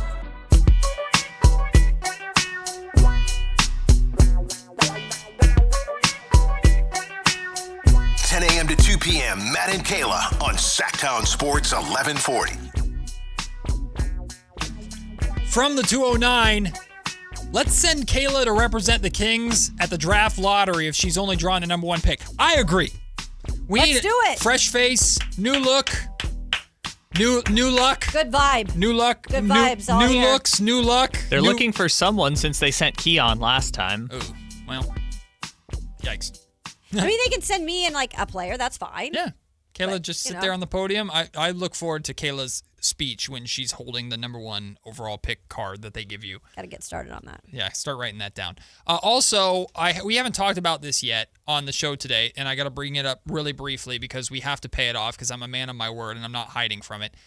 Kayla won our bet. I bet that the Seattle Seahawks would lose to the New England that's Patriots. right. So I have to, and this will be content eventually on Sactown Sports' YouTube channel. We're going to get everything worked out and set up. I have to endure Let's go. a hot yoga session That's right. that I guess Kayla's into. It sounds miserable to me. And It's not easy. I'm going to tell you that much. I'm as flexible as a stick of bamboo. It's not even about being flexible. It's about the heat and having to go like instantly one after the other pose. Yeah, I'm going to die. You are. I'm going to die. You and might. Kayla's going to love it, and we're going to get it on camera, and it's going to be great entertainment. But I lost my bet, so we're working on that. We're working on I something. haven't. It's going to. Sales, we're coming down to talk to you. My torture is coming for everybody. Do not worry. It will be there eventually. So we're going to make probably Chris Watkins have to sit in a hot yoga studio with a camera. I talked to Chris about that. I'm like, no, we're not going to do that set to you. it up. I have a little handheld camera thing Perfect. that I use for the podcast. So we can do a vlog style thing where Kayla can be all giddy and I'll be miserable. We set that sucker up on a tripod and it just focuses on me suffering. And yeah, that's great. that'll be great. Yeah, it'll be wonderful. We love it. But yes, I will pay off that bet. Do not worry. I'm a man of my word with that. I am not a man of my word, though, with what I said going to break. We're actually going to push this down a little bit. We are going to talk about Keon Ellis and Dennis Schroeder. But I got a little mixed up because I want to get to this because we're starting this now because they're going on. At this time every day. Right. So at 12:45 every day throughout the Olympics, we're going to have Kayla's Olympic Minute. Yes. So Kayla's going to share with us her thoughts or something that has to do with the Olympics. I'm just going to update you guys on everything that I know right Love now. that. And I need this because I've been very bad when it comes to the Olympics so far, but I don't think I'm alone. We'll get to that in just a second. But now it's time for Kayla's Olympic Minute. Kayla, what's going on in the Olympics right now? I hope I have a little music bed under here. I need to feel that passion and, the United States, the pride that we are at the Olympics in Milan. Maybe we can find a little Charlie Puth's? Olympic minute under there. Let's see if we can find some non-licensed music for that. There you go. So we all, I think, have been following Lindsey Vonn, and I'm going to preface this too, because a lot of people do still watch the Olympics in prime time. I am very well aware that there's some events that happened early this morning that are not going to be shown till tonight. I'm not going to reveal those. So those are not, they're not going to be a part of the medal count at the end. So starting off with Lindsey Vonn, we have followed, unfortunately, her ACL issue. She got back, on the mountain. She was doing some trial runs. And then on Sunday in the downhill event, she got out of the gate and shortly after that, unfortunately crashed again. And she was airlifted off. The positive news is she did undergo successful surgery on a broken leg. Oh, my God. She is okay, but she is done. Yeah. And I think her Olympic dreams are done as well. But Lindsey Vonn, I didn't see this. Heck of a career. Oh, my God. But that is the latest on Lindsey Vonn. However, some good news for the event. Breezy Johnson wins gold in the women's downhill. How can you argue with a name like Breezy? Breezy is good at downhill skiing really super fast. It's a breeze. Shocking. Right? What a breeze. Parents knew what they were doing when they gave her name, that's for sure. They truly do. Wow, that's her government name. Yeah. Wow, I was shocked. I thought that had to be a nickname. Good for her, because a lot of people do use, especially in television, they use like names like that. Oh, sure. They're never their real names. Right. Breezy Noble Johnson from Jackson Hole, Wyoming. Great name. Okay. Yeah, you knew when that kid was born and you put that name on the birth certificate. You're like, yeah, you're doing something special with a name like that. Exactly. And now you can use all the marketing you want. What a breeze. Okay. You know. Sponsored by Febreze. Exactly. Sorry, I jumped the gun. Her government name is Brianna. That's close enough. shoot. Breezy. Okay. That's still good. That's still We'll good. take it. Well, I give it. You know what? You get the star for me. That's It's a okay. good nickname. It's not like it's Madison or something and it's the No, nickname. right. Brianna Breezy Right. makes That's sense. close enough for me. All right, so Breezy Johnson takes home the gold in the women's downhill. Also happening on Sunday, U.S. figure skating team event. So obviously different individuals from each country perform, but it's collectively the points are taken. Okay. So the U.S. team nudges Japan and wins gold. Yeah! And a big part of that is because of the young 21-year-old sensation, Ilya Malinin, who is known as the quad god. Oh, yeah! That is right, because those quads are allowing him to do all these sorts of tricks and, Hell yeah. quadruple jumps. He landed 5 quadruple jumps in his routine to help lead Team USA to a victory. I need a quad god shirt. That's right. I'm all about the quad god. USA. So he's a sensation. I think I saw a video of him doing a backflip on skates. Which the last time that was done was Scott Hamilton, I think, back in the day. Hamilton? Scott Hamlin? I think it's Scott Hamlin. Let me look that up. I don't know. I know. You're asking the wrong person. I can't imagine landing a backflip on skates. I can't even skate. I can't step on the ice without Scott falling on my Hamilton. ass. Scott Hamilton was known for like the backflips. How do people ice skate? I'm like the kid that's holding onto the wall, scared to death, like a giraffe being born. And these people are doing backflips. Incredible. Y'all are nuts. And triple axles and all that stuff. So we have a medal count. And right now, just don't freak out yet, guys and gals, because the U.S. this always kind of happens at the start of games. The U.S. right now is below quite a few countries. They've got just 2 medals. We're not winning? Just 2 medals. No! But there's a few the events 2 you that just happened mentioned? today. Yes. There are a few events that happened today. I'm not going to spoil those. I'll do those tomorrow. Italy leads the way with 9 medals. Oh, look at that. Oh, they're cheaters. in Italy. Home and it's field advantage. What's going on What there? are these judges doing? Norway, my descendants, they have 6 medals. I'm not messing with them. They're Okay, scary. yeah, we are. We're Vikings, okay? They're great. That's why I got another side to me. Good for you, Norway. And Switzerland, Austria, and Japan all tied with 4 medals. Japan beat the U.S.? Hey, Yes, enjoy now. the podium while you can, guy. We're coming. We Just are wait. right now. The Eagles, hey, we sleep early on, but once the Eagles get going, We spread our wings. Did you see the Clydesdale commercial? We're just growing up. Yep. We're just growing up. Just now, wait. Now we've got horses, bald eagles, Yeah. and beer. Yes. Oh, yeah. The triple threat. Just wait. Just wait. The quad god has spoken. I'm telling you, watch. If you do want to watch any of the figure skating, which it is incredible, this guy's a sensation. He's like 21 years old, and he's definitely tearing it up. Don't let the quad god cook. The Isn't quad that a god great- cooks. a great You're all nickname? going down, except for Norway. You can stay. You're great. Scott Hamilton, okay? I knew I said it right the first time. I didn't. I couldn't. You could You have guys said. didn't help me out because you had no clue. You who could have this said was. Scott Hamburger. I genuinely don't Yeah, know. not going to be. Neither of us are going to help much. He's one of the best to do it in terms of men's. And I figure don't mean skating, that so. disrespectfully. Truthfully, Yeah. Like this is where I need to if I need to get eviscerated for this because I need to know genuinely because I have not watched a single second of anything Olympics yet.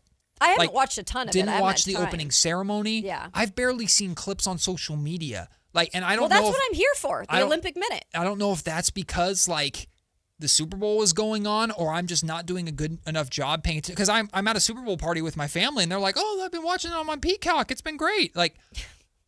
I've been watching it on my Peacock. So they're watching the Olympics on their own Peacock. They're watching the Olympics on Yeah. Peacock. I mean, it's great, and apparently, Peacock has a whole thing where you They can do. see everything. It's awesome. It's too much for me though. I can't. It's almost overwhelming.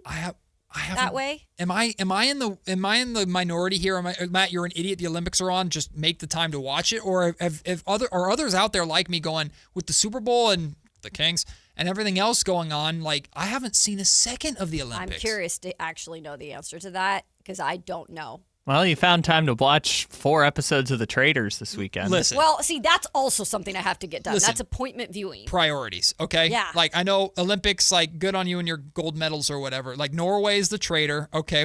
I'm a we Viking. know Norway's the traitor. But you're just like, oh, Matt George has so much going on while he's also spending 4 hours watching The Traitors. Listen.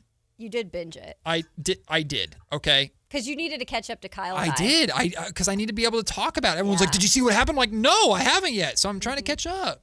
That's fair. And you can't give out Traitor spoilers on the air, but you can do Kayla's Olympic Minute and learn everything you need to know. Yeah, there you go. And it's going to be this time every day until the Olympics are over. But shame on me. I need to start paying attention. Like, this is a bit of self-reflection here on the radio. I need to. We're here for, Matt. I need to do my job a little bit and at least pay attention to the Olympics a little bit. In your defense, I remember last week we did the segment of like, are you excited about the Winter Olympics? And you were like, absolutely not. So you are true to your word. I am, but that doesn't make it okay because the Olympics are cool.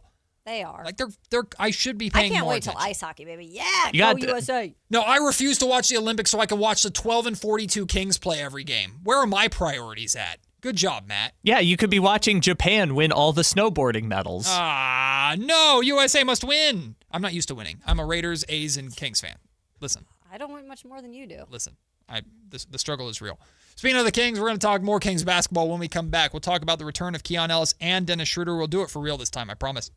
Plus the young guys, Devin Carter, Nick Clifford, Dylan Cardwell, Daquan Plowden, they're all putting on a show right now. We'll give them all some individual love and shine. It's the start of the final hour of this Monday edition of Matt and Kayla on Sactown Sports. This is the story of the one. As a safety manager at a manufacturing plant, he does everything he can to keep his coworkers safe. From finding ways to reduce risks to keeping safety supplies in stock. And for that, he relies on Grainger. Grainger offers a broad range of quality products and next-day delivery, so he can always play it safe.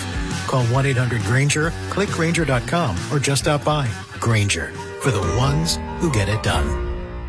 I can't believe how spotless my floors look after using the Swiffer Power Mop. No more dragging around a heavy mop and messy bucket. Now I get the same deep clean without all the work. Thanks to the powerful solution and scrubbing pad of the Swiffer Power Mop, dirt and grime don't stand a chance, and I don't break a sweat. Mic drop. Mop drop. Swiffer Power Mop. Swiffer Power Mop. A smarter way to mop. Try it or your money back. That's the sound of James adding long-lasting Gain scent boosters to his laundry this morning. Several hours later, James sniffs the irresistible scent of Gain on his shirt. Gain. Several hours later, James has even caught the attention of his mother-in-law, and she never gives him attention. Ooh, you smell amazing, James. Oh, thanks, Mom. I love you too. I never said that. Add Gain scent boosters to your laundry. Add joy to your day. Power Business Technology is proud to be a 100% independent, locally owned and managed Toshiba copier dealer. Local ownership cuts out the red tape, allowing ourselves to never be too busy to personally answer the call when our clients need us. Recognized for excellence in service execution, training, and customer service, we're proud to be named a Toshiba ProMasters Elite Dealer since 2021. Contact us today for all of your business printing needs at 844-POWER-BZ. That's 844-769-3729. Or visit us at powercopiers.com. Hey, it's Carmichael Dave. I got to tell you, I am so excited to get this decking project started with Trex Decking and Railings. From the first time I stepped foot in the showroom last week, I was so impressed. So many color options, heat-resistant composite deck. What does that mean? That means I don't have to do any maintenance on it whatsoever. They even have a deck designer, so you can go online and see what your dream deck will look like on your house. Just visit Trex, that's Trex.com to get it started. Tell them Carmichael Dave sent you. Hurry in and save big during Honda's President's Day sales event at Folsom Lake Honda, your one-stop Honda shop. Hurry in and save on our best selection of new Hondas. Each is Honda's price to sell now. Folsom Lake Honda is your one-stop Honda shop for great pricing on a giant selection of new CRVs, HRVs, Civics, and Accords with low finance and lease options. Plus, get an instant cash offer for your trade. Get to Folsom Lake Honda or go to folsomlakehonda.com. Folsom Lake Honda, yeah, your one-stop Honda shop. KHD1 Sacramento, KYMX HD3 Sacramento. From the Power Business Technology Toshiba Studios. This is Sactown Sports 1140. It's Matt George and Kayla Anderson on Sactown Sports 1140. So ESPN is doing their Sports Center broadcast right now from Disneyland, which is one of my... You are obsessed. You're like, I just would do anything to be there. Oh, I love Disney. I am such a Disney fanatic, but it looks... It's packed, by the way. It's crazy busy, which it's weird because this is the off-season for Disneyland right now with some big ride closures. But just to the people who are standing in the background, look, I know you have a chance to be on TV or whatever. Yeah. Y'all are wasting time. Like... You get in there, you only got you gotta get moving. Yeah. Like I hope they're like on they're getting their fast passes going or their priority passes going or something. Crazy that they're all just sitting there I watching know. Sports Center. By the way, Go away. The reason they're there is it's the official. ESPN always got to do everything big, so it's the official handoff now that they have Super Bowl 61 on ESPN. Woo. So they had like Scott Van Pelt, who I love by the way. They had him live outside SoFi last night. For the post-game show. And then now they have the whole, NFL Live. First Take was at Disneyland this morning. So it's a whole, handoff thing. I have a really weird thing about empty stadiums. I love empty stadiums. To me, it's like, it's super peaceful to me. Yeah. Like, one of the things working in TV, I was typically, it was either myself or Sean Cunningham were the last people to leave the Golden One Center as media members. That I believe. And I would leave sometimes the Golden One Center after a Kings game at 1:30, 2 o'clock in the morning once everything got done, the podcast, everything. And I would sit there and there would be times where the building was completely empty. And it's just so peaceful. And during the off season, when I see an empty baseball stadium, I'm just like, oh. It's just. And then when that's interesting. And then when when we went down to Levi Stadium because the practice facility where the EMS or EMF machine or whatever the hell it is, the electromagnetic Achilles tear. The substation. The substation, that's what it's called. Substation. That's all right behind the stadium. Sure. So they do all their practice facilities right there. So you'd go there for training camp and then you'd go into the stadium to the workroom, but you could walk out the suites and out into the empty peaceful. Levi's. Oh, it's just, I could sit in an empty stadium and just, it's like a temple to me. See, I get what you're saying on that. I have an obsession with abandoned things. Like abandoned movie theaters, abandoned. I'm obsessed. I get down a TikTok rabbit hole. Yeah. Where some of it's AI now, but there are real live things where people go to abandoned hotels, abandoned, just things. And I don't know what it is. If it's a creepy factor to it, I'm obsessed with that kind of stuff. This is really interesting because one of the things I always wanted to do and I was never able to do it. Yeah. Was before they destroyed Arco Arena, I wanted to walk through it. Yep. And just walk through with it Sure. being all spooky and abandoned. Have you heard about the Clown Tunnel? Have you heard? No. So the Clown Tunnel was a real thing at Arco Arena. So out next to Arco Arena, there is what's called the cement graveyard. Where the foundation for a baseball stadium. Oh, you told me about this. Yeah, it was built out there because they were going Correct. to try and get the A's and Raiders to come here to Sacramento. And there's a tunnel that would connect it because the plan was that the kitchens of Arco Arena would make the food that would go to that stadium. Well, that tunnel was built. Obviously, it was never finished. So when the circus would come to town, the clowns would stay in this tunnel. And they had a bunch of clown stuff up there, a bunch of stuff on the walls. Creepy as hell. What? But that to me is prime abandoned. Is the tunnel still there? I would imagine not because they destroyed everything. I would imagine not. I don't know for sure. The clown tunnel is running under the residential buildings to the Costco. That's freaking crazy, by the way. Spooky. I but love it's that. funny you said that because I drove past in Roseville. There's an old movie theater that I used to go to all the time as a kid that's closed. I would love to go through, and I was literally thinking about this last week. Who do I talk to? Do I have enough pull in this stupid is a stupid radio And guy. you're from up there. Right. Do I have enough pull to get some security guard to let me in so I could just walk through I an think so. abandoned or an old movie theater? I think so. Because Why I'm not, I like scary things, but I'm not about that like stay overnight. Although, I'm going to sidetrack this show way bad. There is a scary experience that they do down in Southern California around Halloween time every year that I want to do. My friend has been to it and said it was really fun. Is it the haunted hotel thing? Yeah. Like the stay overnight thing? Yeah. So there's this thing that happens in LA where you get a group of friends together and you check into this hotel and they turn a hotel into this, like it's not like an abandoned hotel or anything, but they turn a hotel into this, and you get a group of friends together or however much your party is, and you check into this hotel and you start the night with a dinner and like drinks, and it's wonderful and it's great and it's awesome, and you go to your room and you go to sleep. Like traders. Very much, yeah, kind of. And then I'm curious if this is the same experience, because then I need to talk to your friend because I've always wanted to do this. So your group is together staying in the same room and you go to sleep.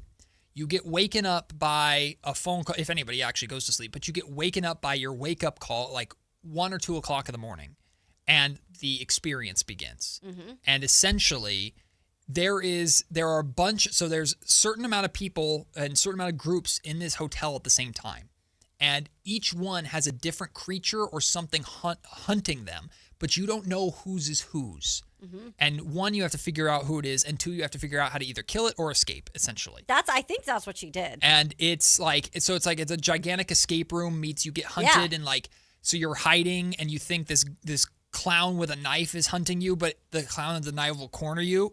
And then it's not your demon or monster, so then they'll move on. Then it'll move on, right. Oh, it just sounds like the most horrifyingly wonderful experience that nobody will do with me. Anyway, complete sidetrack. But regardless, yes, I love the abandoned stuff. It's kind of like the horrifying season of the Kings. Yes. Sometimes I wish I was being chased by a clown with a knife. Am I not right here? Hey, whatever gets you a number 1 pick. Look, Exactly. I will be chased by a clown with a knife. As long as the outcome is as long as the Kings get the number 1. No, I got to live to see it. I want to live to see it. But as long as the Kings get the number 1 overall pick, I will be chased by Chucky. We will trap Matt in the abandoned clown tunnels for 24 hours as ritual in order to get the Kings the number 1 pick. Yeah, Let's do it. I'd do that. I think we should do it. 24 hours trapped in the abandoned clown tunnels of now dissolved Arco Arena. I would do that.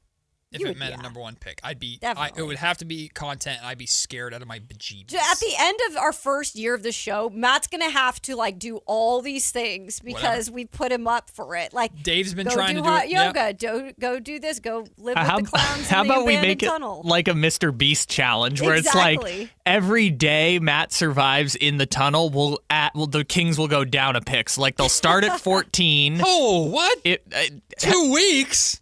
Well, you don't have to do 2 weeks. We said 24 hours. The thing, it's changing. No, I'm just saying that this could be a Mr. Beast challenge. We can make a YouTube very out of it, you know. Do very pretty fun. I don't know if you know this. Mr. Beast is the most popular YouTuber in the world. I was I know this because of my nephews. The Beast games. I haven't watched those either. Yeah, so if the key to making internet content is to have dystopian game shows where people have to do awful things to pay off their college debt or get the Sacramento Kings the top pick in the NBA draft. Listen.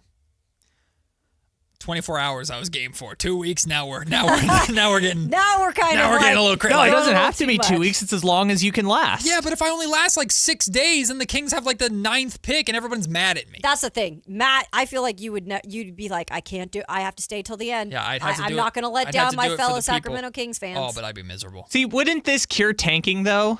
Like this as a strategy instead of doing the lottery, we just put 14 reporters of NBA teams in a room together, and whoever survives these challenges, No, because that would make people hate reporters even more than they already do. Because if or you don't love them. No, but if you don't do a good enough job, you're now getting run out of town. It's because like Survivor in a way for sports reporters. Okay, now I'm in. Now, That's what. See what I'm saying? If I have to play and Survivor, it becomes a reality show, and then it can benefit your team. See, I think we're on to something here, folks. A game of the traders for the number 1 overall pick for the team you Sports cover. Survivor. Ooh. Okay. Okay, now I'm back in. I think we're on to something. Now I'm back in. Mm-hmm. All right, we're done derailing the show with our crazy ideas. Keon Ellis and Dennis Schroeder made their return to Sacramento. Kayla, Schroeder got a nice little ovation. It's just, yeah, hey. Hey, like Dennis. golf clap, Yeah, golf clap. It's good to see you back. And what was funny is Dennis checks in and immediately picks up full court. Yes. And like damn near tackles Nick Clifford trying to take the ball from him. I Nick's know. Nick's like, yo. He's like, yo, bro, come on. I didn't take your spot. Like, go get Perry. What are you mad at me for? I know. I thought that was actually pretty funny. But not for Nick's sake. I love, that's just Dennis, right? Dennis doing his thing. Yeah, Dennis is Dennis. And then Dennis the Menace. And then a little bit later, Keon checks in. Much bigger ovation. Yeah. Right? We expected this. Not a like deafening ovation, but a much bigger ovation. And Keon knocks down a 3 immediately. Of course he does. Of And course he does. Yep. I knew that was going to happen. I swear, we talked about it a little on the show. You know, like Keon was going to have his little moment. Sure. And it looked like it was like, oh, this is definitely Yeah. going to be their revenge game because he knocks down his first 2 threes. And did you see, Kayla? He knocks down the second 3. The Kings call a timeout, and he does the Russ thing. The Russell Westbrook. Oh my bam, gosh! And right, him and Dennis looked at each other Yep. when he did that. Right it was to the kind of forehead. like, a little bit of a jab. So obviously Keon, I guess word got back to him that people were like speculating, did they not like Russ? Because I don't think so. Well, he put on Instagram a picture of like Russ smiling at him when they were playing against each other, and he said it's not like that. I didn't think it Well, was. I Russ, thought that was just Russ gave him his signed jersey after the game. Oh yeah, well either way, Yeah. like, but I people, took it as just trolling. yeah, just kind of messing with each other, right? Although, look, we know Russ is part of the log jam that prevented, like, he took Dennis's starting spot. Dennis lost it, but he took Dennis's starting spot. He was one of the reasons the log jam in front of Keon. So it doesn't have to be beef. But there was also a play where Keon dove for a loose ball, and he's at the feet of the Kings bench, and he's looking up at like Maxime Reynaud, and he's talking, what to him. Trash, I loved it. yeah. I was like, that's fun. I liked it too. That was fun. I thought it made it a lot more entertaining, not just the young guys, but also the little bit of rivalry that was inserted into this. Right, but ultimately, can we be honest? It wasn't long-lived. Keon and Dennis were outplayed by the young guys in Sacramento. Yep. And they had Donovan Mitchell save them, and James Harden a little bit towards the end. The beard hit some threes. Yeah, he hit some big threes at the end, but it was Donovan Mitchell that saved him. Stud. Like their return was fun. Keon got his moment. Yeah. And the young guys outplayed the Cavs. Which we all loved if we're, rooting for the Kings. Yeah, good with me. Good with me. But it was good to see Keon Ellis back. If you missed it, Brendan Nunez from Sactown Sports, he did he had a one-on-one conversation with Keon before the game started. Yeah. Some interesting stuff from that article. It's up on SactownSports.com right now if you want to read it, or you can read it on the Sactown Sports app. But nothing crazy in there. The main takeaway, like, from that conversation is Keon talking about, like, he's happy to be in like a winning situation. Yep. That was like the main thing. Like, I'm in a winning situation now. But can we really like fault him for that? No. I mean, Keon again has not had a ton of playing time or consistent minutes, and now he's going to a contender where, again, I mentioned this before. I think he's a good fit for the Cleveland Cavaliers, and I think he will be able to help them, in a playoff run. So you can't blame him for that. And I love just like who he is. Like, he's a good representative of the game, and fans love him here, and rightfully so. Yeah, again, go check out that article. He had a couple of good quotes in there. Great work there. When talking to Brendan. But yeah, happy for Keon. Looking forward to seeing what he can do with the Cleveland Cavaliers. Although I'm glad he didn't go full Kevin Herter on the Kings. I thought the threes were going to keep coming that's what I thought. him. He hit the first 2 threes. I'm like, know. oh God, here and we I was go. like, dang it. But then it's almost like the Kings, in terms of Neek's, like being able to shoot from 3 and hit that night was really, really fun. Yeah, let's talk about Neek really quick, because Kayla, you and I have been like begging Neek, like when is that breakout gonna? We've been asking for 2 things. When's the breakout game? Sure. And we thought like maybe the Detroit Pistons game in Detroit was kind of that, but it was a good game, but it wasn't a breakout game. When's the breakout game coming, where we knew like things are just going to start happening for Neek? And then 2, when is he going to be able to string good performances together? He played well against the Clippers. Yeah. And then he drops 30 the next night against the Cavs in a game where he almost played 40 minutes, Kayla. Like that, I know you and I were both really enjoying watching that. I know. By the way, happy birthday, yes, Nick Clifford. Happy birthday. Happy 24th birthday, I believe it is. I think so. And he was the 24th. Was he the 24th overall pick? Yeah, 24th pick. So a special birthday. In all seriousness, though, I am really rooting for Nick Clifford. I've loved him ever since he got drafted, and I got to watch a little bit of him in Summer League and just fell in love with his game, just in terms of being a versatile player. And I think in the beginning I was a little unsure of what Nick was, because there was just inconsistent minutes. And the moment that he started to get that time and build his confidence and actually know, like, sometimes I can be the centerpiece of this offense, is when he really started to, like, take control. Yeah. And you saw it, especially in that Cavs game, because he just was doing everything right, it seemed like. And he got everybody going, and it really seemed at that time like, oh, that's a first-round pick right there. Mm-hmm. And I get it. Like, again, you're playing a different situation with younger guys around you. Nothing really like saying like, hey, this is going to mean a lot, but it does to them. Like, they want to win. Sure. And it means a lot in terms of their development, which they know as well. Yeah. So I just thought it was great for him to have a breakout game where he was actually like shooting the ball well, playing defense well, and seemed to be like the star. Yeah, and he's getting more comfortable too as what Doug is calling a secondary ball handler. He's not a true point guard, but they're having him run and kind of facilitate the offense a little bit more. Exactly. And he's looking more comfortable. He just looks more comfortable in general. Like 5 of 9 from three-point range, that three-point shot finally dropping for him. Same thing with Devin Carter, too. Devin's been bricking from 3, and he finally got some to drop. We'll talk about Devin in just a second. But it's not just like, look, we know Nick's not going to score 30 minutes a game. No.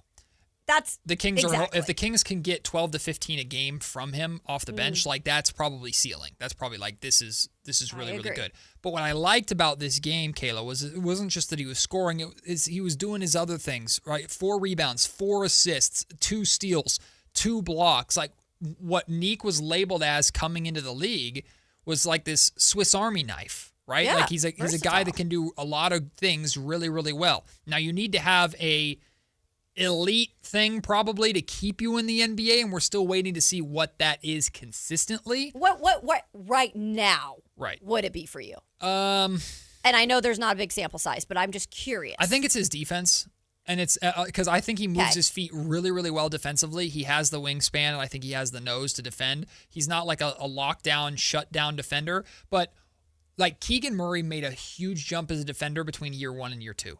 Like, why can't Neek do that, but just for like, guards? Yep. To me, that's like, Neek has that potential. That's fair. But you also need some offense from him, and he finally showed off that offense. That was brilliant to see, just because, again, we've seen bits and pieces of Neek in terms of the offense, but he's never gotten into a complete flow. And not only that, because we saw that in the Cleveland game, but you mentioned we saw it maybe more so in back-to-back games. And that's what we've been calling for on this show, because we wanted to see a little bit more him being persistent game to game. And again, this is another one tonight. Now you're on the road. Again, the Kings have not played well on the road.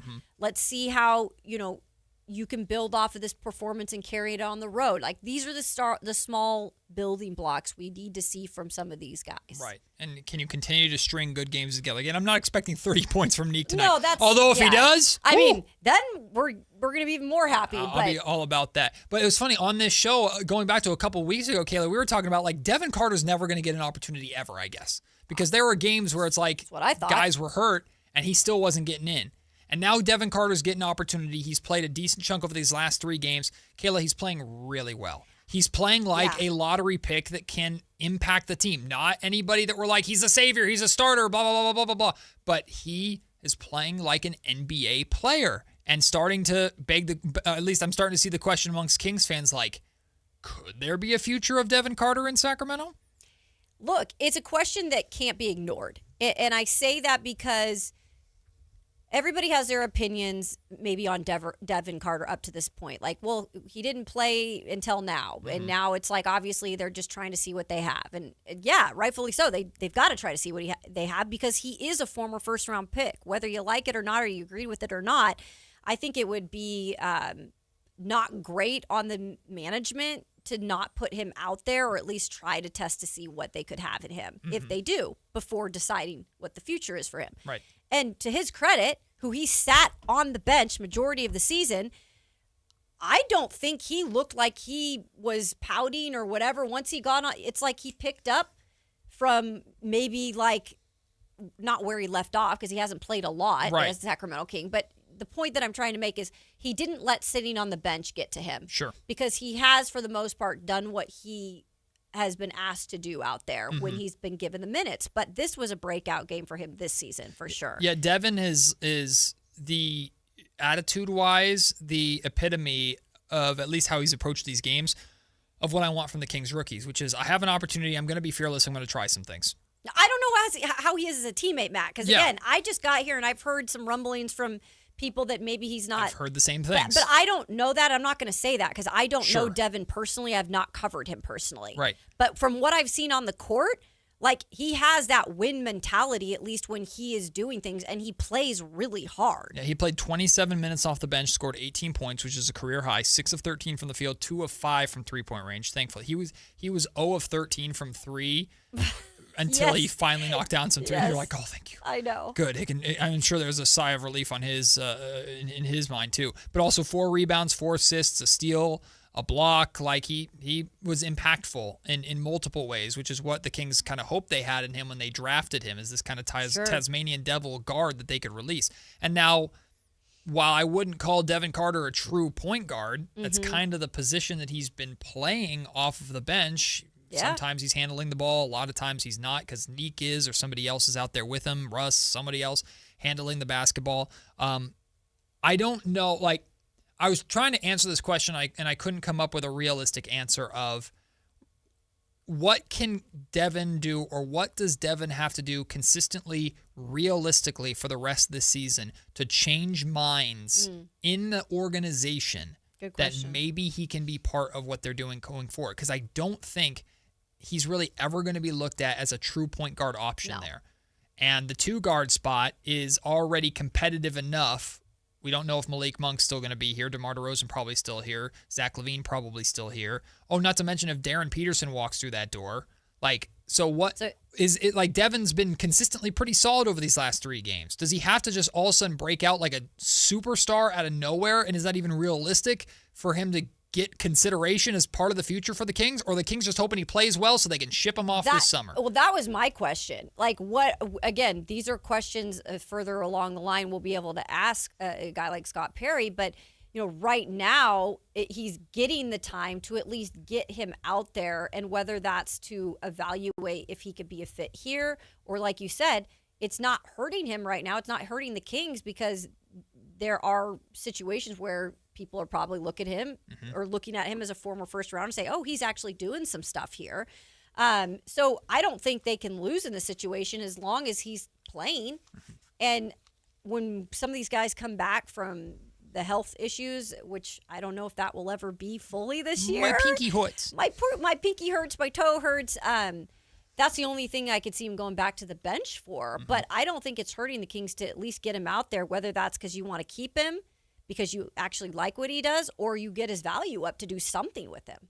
If I were to try and answer your question, Matt, about like what it would take, I've kind of felt like throughout most of the season, the way that they've gone about Devin Carter's development and lack thereof just seems like they just don't believe in him as a player. I agree. So I guess to rephrase the question of what would it take for them to consider him to be part of the long-term future, I guess is what would it take for them to believe in Devin Carter again?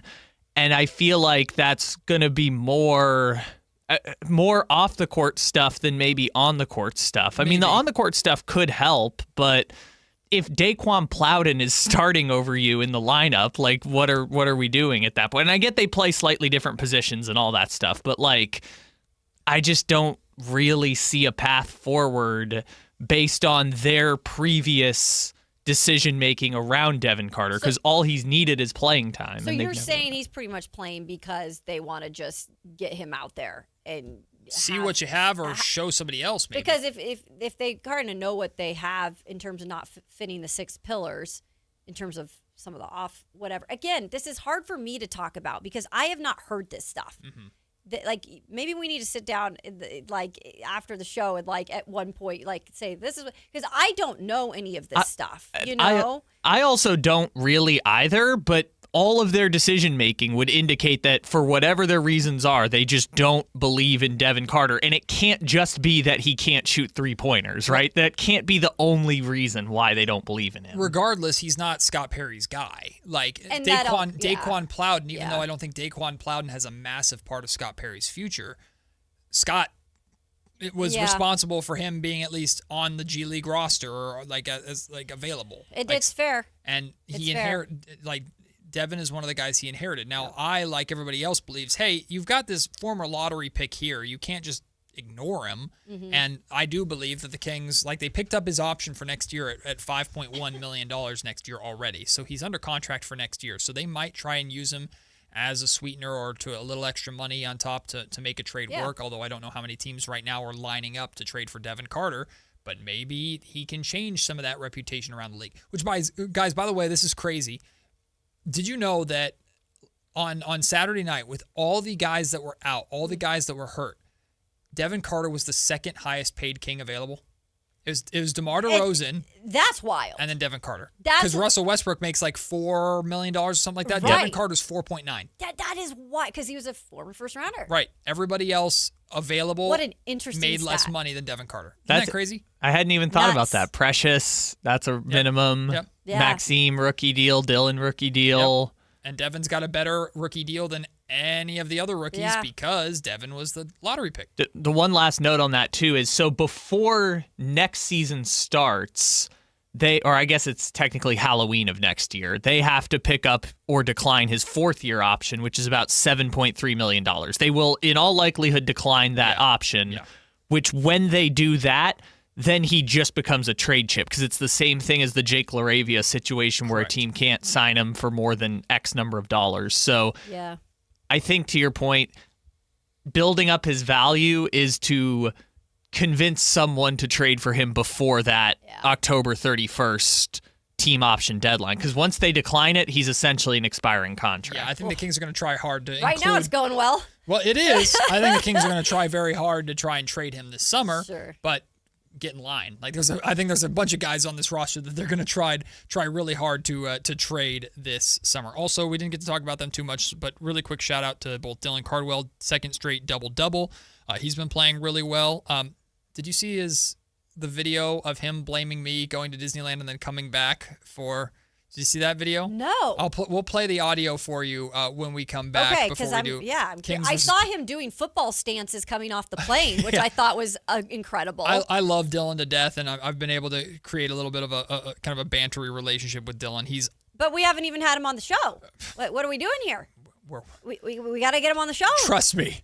We're working on it. We are working on getting... All right, someone who hears this, we got to have him on the show. We're working on it. It's a work in progress. But Dylan played well, second straight double-double. Max has been doing good things. Max has been doing well defensively. He's starting to use his wingspan to get deflections, play those passing lanes. He had back-to-back games with 2 steals, which is really solid for Max. And then Daquan Plowden, first career start. I thought he played really well. Played well and looked confident out there. So shout out to those guys. When we come back, Kings and Pelicans tonight, we'll give you the full injury report. Plus, you'll hear what Dylan Cardwell said, why he blames me for the Kings on a little bit of a rut as of late. This is Matt and Kayla on Sactown Sports. Time to check out Capital Casino, conveniently located at 411 North 16th Street in downtown Sacramento. Guys, did you know your testosterone affects everything in your system, including how you feel and perform every day? Right now, Revive Men's Health Sacramento will check your testosterone for free. Knowing your T levels is the first step in understanding if you have low T. Your testosterone level impacts your energy, libido, sleep, weight, hair loss, mood, and even ED. Maintaining an appropriate T level can change your whole life. Most men start to see changes in their hormone levels in their 30s. Experience and results matter. So what are you waiting for? Get your T levels checked today by local, experienced, and trusted men's health experts. They've helped thousands of men since 2011. They're so confident they can help you, they even guarantee it. Call Revive today and schedule your free testosterone test, free exam, and free consultation. Call Revive Men's Health at 916-277-8599. That's 916-277-8599. Or visit ReviveMen'sHealth.com. Tune in every Thursday, Friday, and Saturday for the Toyota Tahoe Report with Johnny Mosley and me, Elena, bringing you the latest weather conditions up at Tahoe. Brought to you by your local Toyota dealers, Toyota. Let's go places. If you're serious about your golf game, then you need to know about Total Game Fitting at the Hagen Oaks Golf Super Shop. Whether it's the TrackMan-powered player performance studio for your best fit clubs, or the cutting-edge technology putter fitting studio, or the free Ballnamic ball fitter and 3D foot scanner, the Hagen Oaks Golf Super Shop offers you total game fitting from head to toe with equipment and apparel. Find your advantage at the Hagen Oaks Golf Super Shop with the latest offering of new golf products in Northern California. Fulton Avenue at the Cap City Freeway. Why'd I go to the doctor? Working on the farm, my heart kept skipping a beat. I didn't think much of it, but my daughters made me get checked out. Turns out I have atrial fibrillation, which increases the risk of stroke about 5 times. Symptoms like irregular heartbeat, heart racing, chest pain, shortness of breath, fatigue, or lightheadedness can come and go. But if it's AFib, the risk of stroke remains. If you have symptoms, contact a doctor. I'm so glad I did. Visit notimetowait.com. Sponsored by Bristol-Myers Squibb and Pfizer. This is the story of the one. As an HVAC technician, he and his digital multimeter are in high demand. So when a noisy office HVAC turns out to be a failing blower motor, he doesn't break a sweat. With Grainger's easy-to-use website and product information, he selects the product he needs to keep everything humming right along. Call 1-800-GRAINGER, click Grainger.com, or just stop by. Grainger, for the ones who get it done.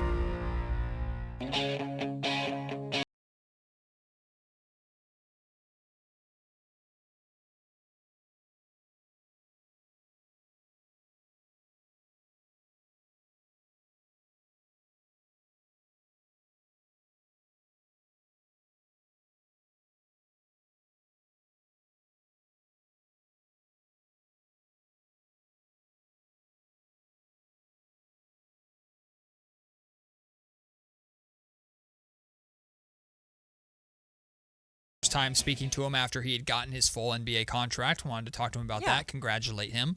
So we're doing this scrum. We're going back and forth, and Brendan asks. You'll hear the question here in just a second, but Brendan asks a question just about like the development or the progress. And Dylan took the moment to take not a shot at me necessarily, but kind of blame me for some of the struggles of the Kings as of late. High in points and rebounds tonight. Where have you seen the most progress in your game from the beginning of the year? Yeah, it all started when Matt George went to Disneyland and we went on that run, and then he came back and we just started being, not just But what was the question? I'm sorry. I think I think it was you that shared with us that you haven't had that 20-point game even going back to high school. You had 14 tonight, so getting closer and closer. Yeah. But how is that ever in your mind, like reaching that 20 mark, and is that going to be a milestone for you? Probably.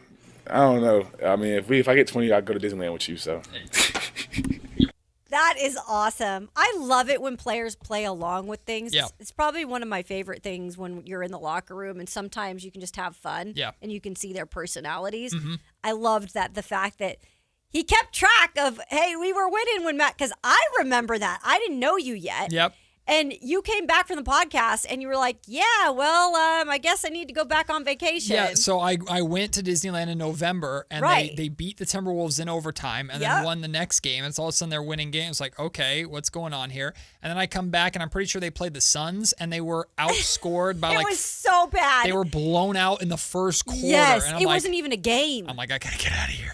So, you have a bag over your head. You're like going out the back. And I guess Dylan got wind of this. Dylan has a burner on King's social media or something, or someone told him or whatever. But I love Dylan for that. I've had a lot of fun interactions with Dylan so far. He's such a breath of fresh air, man. And I got to tell him in person, like, congratulations for that contract that he earned. For sure. It's incredible. That night he had 14. And again, he's never scored 20 points in a game, period. Like I know. High school, and at college, Auburn? period. Yeah. And he had 14 the other night. I'm just like, if he better get that milestone in Sacramento, because if he scores 20 points, that arena better go nuts for him. That would be such a cool accomplishment for him to hit, and he'll go to Disneyland with me. And so he's selfishly, gonna go to Disneyland. See? Selfishly, 2 for 1. I don't know how many rides Dylan can ride because he's like 7 feet tall. Is there a restriction?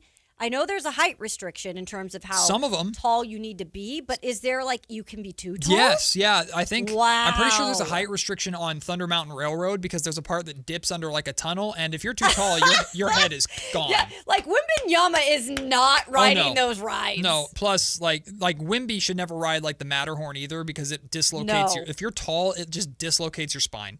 Like that thing just rocks you. Yeah, that'd be they probably put in his contract. Yeah, like hey, you cannot ride Disneyland rides. You can go to Disneyland just teacups in the parade, all right? Like that's all you can do. If you can even fit in those teacups hurt tall people too. And you can wear the Mickey Mouse ears, and that's about it. Yeah, that's about it. That's pretty much it. But I love Dylan. That was a fun little moment I had with him, and hopefully he's able to get his third straight double-double tonight as the Kings are in Nolens. Beam Man signing off. Nolens taking on the Pelicans, and get ready for this injury report, Kayla. As we know, Keegan Murray still out with an ankle. Domantas Sabonis out with lower back inflammation. Malik Monk out with illness. DeAndre Hunter out with left eye iritis. By the way, I actually feel really bad. He got scratched in the eye. That is I've had a friend who has had that exact same thing. Okay. It is extremely painful. So I once had a eye injury, and actually Dave probably remembers this because I was on the morning show at the time. Yeah. I played a night. It was during the summertime, and I played in a softball game at night. Okay. And I had like sunscreen and bug spray on because if you play in some of these, play in some of these games and you're out in the field, like you're a mosquito central, especially in like center field. So I like sweat, sunscreen, and bug spray like into my eye. Didn't think about it or into my eyes. Went to bed, woke up the next day, and like my vision was super blurry. And I put my contacts on, vision super blurry. My eyes started stinging. They started hurting.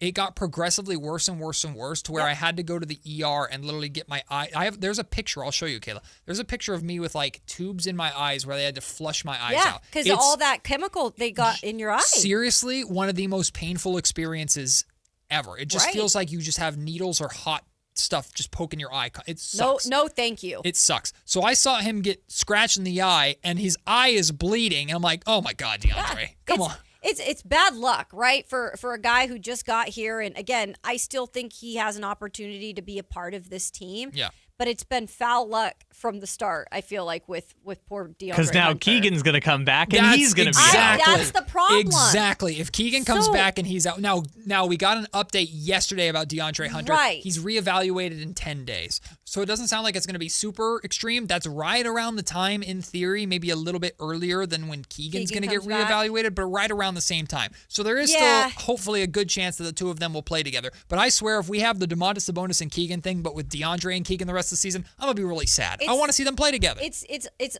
probably the craziest thing I've seen in terms of rosters. Like, this guy's back, this guy's out. Domino. And it's all the things like we've wanted to see with some pairings and stuff. Like every time it just like goes to the wayside because the other person gets hurt. Mm-hmm. So this is the eye. It's like an inflammation of the iris, right? And so it's like sensitivity to light. Obviously, there's a ton of redness, blurry. So they have to make sure they're really careful with it. So, but yeah, I don't think more than 10 days. He should probably be back. He'll be back there. once, checks notes, his cut on his eyeball heals. Yeah, so DeAndre Hunter's eye was cut and bleeding and inflamed. Zach LaVine's pinky hurts. Fifth finger. What are we doing? Soreness. Well, the answer is tanking, Kayla, but. Fifth finger soreness, which I guess saying the word pinky on an official injury report probably looks silly. Fifth finger.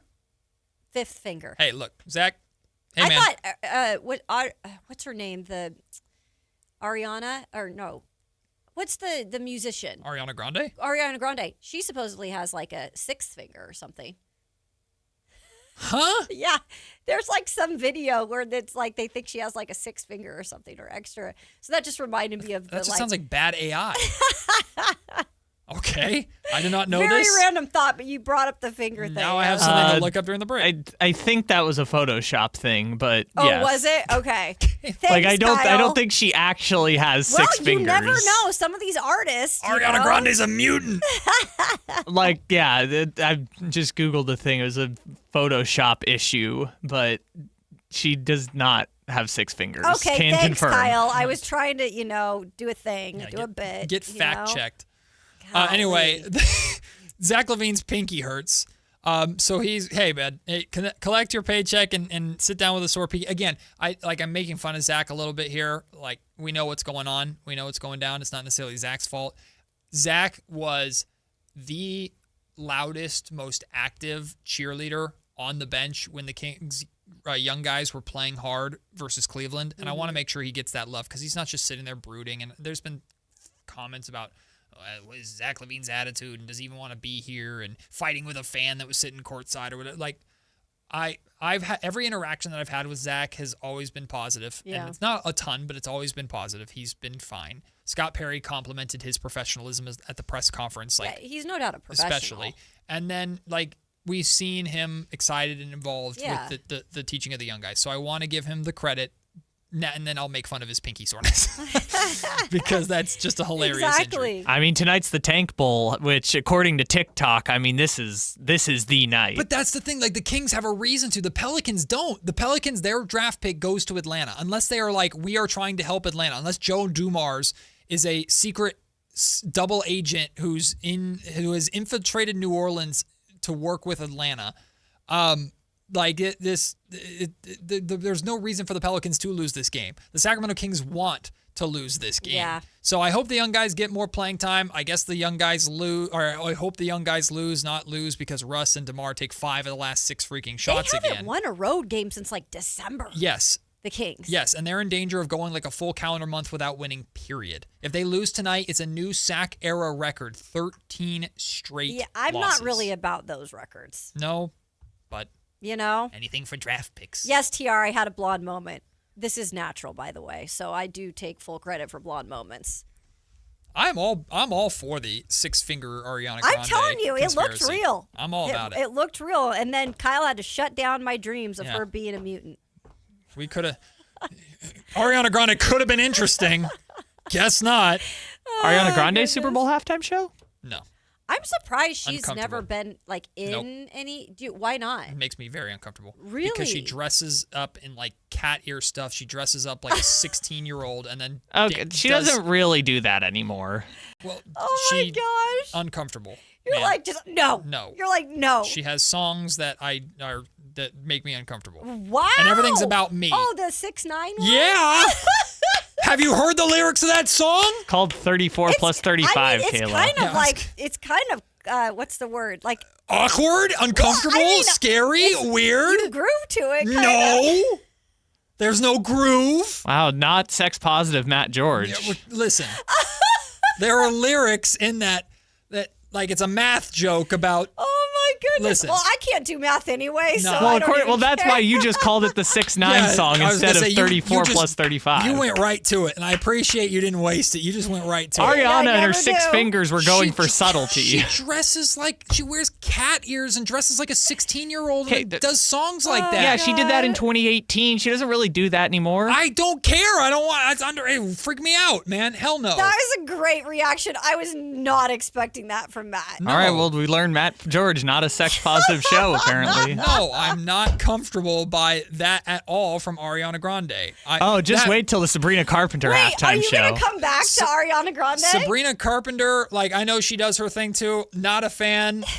Do your thing. But at least Sabrina Carpenter didn't act like a teenager when she was on stage doing that crazy stuff. Ariana started her career acting like an underage girl singing on stage about crazy things like math jokes. Not cool. Not good with me. Problematic. No, thank you. What a combo. We're good. I sound like the people that were like, oh my God, Adam Levine's shirt is off. You do. Or what was it? No, Justin Bieber, when he had no shirt and was just in his boxers at the Grammys. Yeah, didn't he just do he did an a cappella performance, which I heard was really good. Incredible, by the way. Oh, wasn't everybody losing their mind about J-Lo and Shakira in Miami at the Super Bowl? Oh, about the tongue thing? Yeah. Oh, yeah. Oh, I thought it was the booty. I openly, well, it might have been that. Isolate that. I thought it was. No, I'm not even saying it because he's going to isolate it if I say it. I'm not saying it. But I sound like that, like the bigoted about them, but about Ariana Grande. It makes me uncomfortable. This is my favorite thing too. Is Ivan on the Sac chat? There's always someone who turns on their car right at the moment we're talking about something stupid, and that was him. He's like, "Wow, guys, I just turned on my car." Hey, Ivan. And I'm like, "What about the booty?" What? Isolate that again. What are your opinions on Ariana? You can tell it's almost the end of our Monday show. Ariana Grande has 6 fingers, I guess. That's how we got here. Listen, all right. Well, if you want a good Valentine's Day. You like booty, get ready, because Whitey Gleason. Wow. I am so sorry, Whitey, that you just had to listen to that. Matt and Kayla have a Valentine's Day giveaway for you. We want to make your Valentine's Day special with a chance to win a $50 gift card to Madison Avenue Florist for the perfect Valentine's Day bouquet. But wait, there's more. Yes. You'll also win a gift card for a dinner for 2 from Roosters on the River. We're looking for lucky caller number 3 at 916-339-1140 to win this Valentine's Day bundle from Matt and Kayla. That's caller number 3 at 916-339-1140. When we come back, the Drive Guys, Whitey Gleason and Alan Stiles join us. Does Ariana Grande make them uncomfortable? We'll find out. Hey, this is Greg Papa. Are you working through a major insurance claim? SunPoint Public Adjusters can help. SunPoint prepares, presents, and negotiates your claim with the insurance company, working only for you, making sure you get everything you're entitled to, not what just some adjuster working for an insurance company thinks you should get. Call SunPoint today at 888-247-7865 or contact us at sunpoint.us. SunPoint Public Adjusters, the gold standard in public adjusting. License number 2N14884. Hurry in and save big during Honda's President's Day sales event at Folsom Lake Honda, your one-stop Honda shop. Hurry in and save on our best selection of new Hondas. Each is priced to sell now. Folsom Lake Honda is your one-stop Honda shop for great pricing on a giant selection of new CRVs, HRVs, Civics, and Accords with low finance and lease options. Plus, get an instant cash offer for your trade. Get to Folsom Lake Honda or go to folsomlakehonda.com. Folsom Lake Honda. Yeah, your one-stop Honda shop.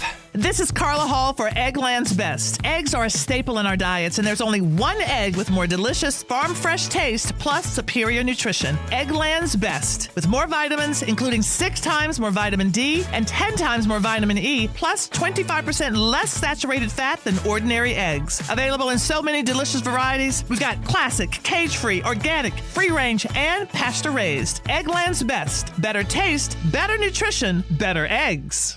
This message comes from Viking, committed to exploring the world in comfort. Journey through the heart of Europe on an elegant Viking longship with thoughtful service, destination-focused dining, and cultural enrichment on board and on shore. With small ships that bring travelers closer to the destination, there's more time to explore. And every Viking voyage is all-inclusive, with no children and no casinos. Discover more at Viking.com. When a person is seriously injured, there's no substitute for the personal legal relationship offered by the local NorCal firm of Ashton & Price. From the first attorney meeting, every important decision is made with a direct consultation with, and I can't believe I have to say this, a real, live, experienced, flesh and blood local attorney. It's called Home Court Advantage for a reason. Ashton & Price, serious local attorneys for serious people with serious injuries with no fee until we win. For the best local advice, don't think twice. Call Ashton & Price. Never have I ever called my sister from the finish line of my first marathon. Hello? You won't believe where I am. Are you running? Mile 26. I'm gonna make it. Switch to T-Mobile's 55 Plus plan and get iPhone 16e with its advanced camera system on us. Plus, 2 lines for just $30 a line. Guys, I can't believe it. I knew you could do it, babe. That was amazing. Mom, how do you feel? I feel great. I can't feel my feet. Let's take a picture, and then you may carry me to the car. Share every stride, every mile, every memory on America's best network. Switch to T-Mobile's 55 Plus plan and get iPhone 16e on us and 2 lines for just $30 a line. With 24 monthly bill credits and 2 eligible port-ins on Essentials 55 Plus for well-qualified customers with autopay plus taxes, fees, and $35 device connection charge. Credits end and balance due if you pay off early or cancel. Contact us. Finance agreement 128 gigabytes, $599.99 required. Best mobile network in the U.S. based on analysis by Ookla of Speed Test Intelligence data 1H 2025. Visit T-Mobile.com. You remember me from a show called And Joe? I'm back on the radio, Sacramento. It's Joe Mommy, and when you need your new country fix, join me weekdays from 6A to 10 for the Pat and Cody with Joe show on New Country 105.1 KNCI or on the free KNCI app.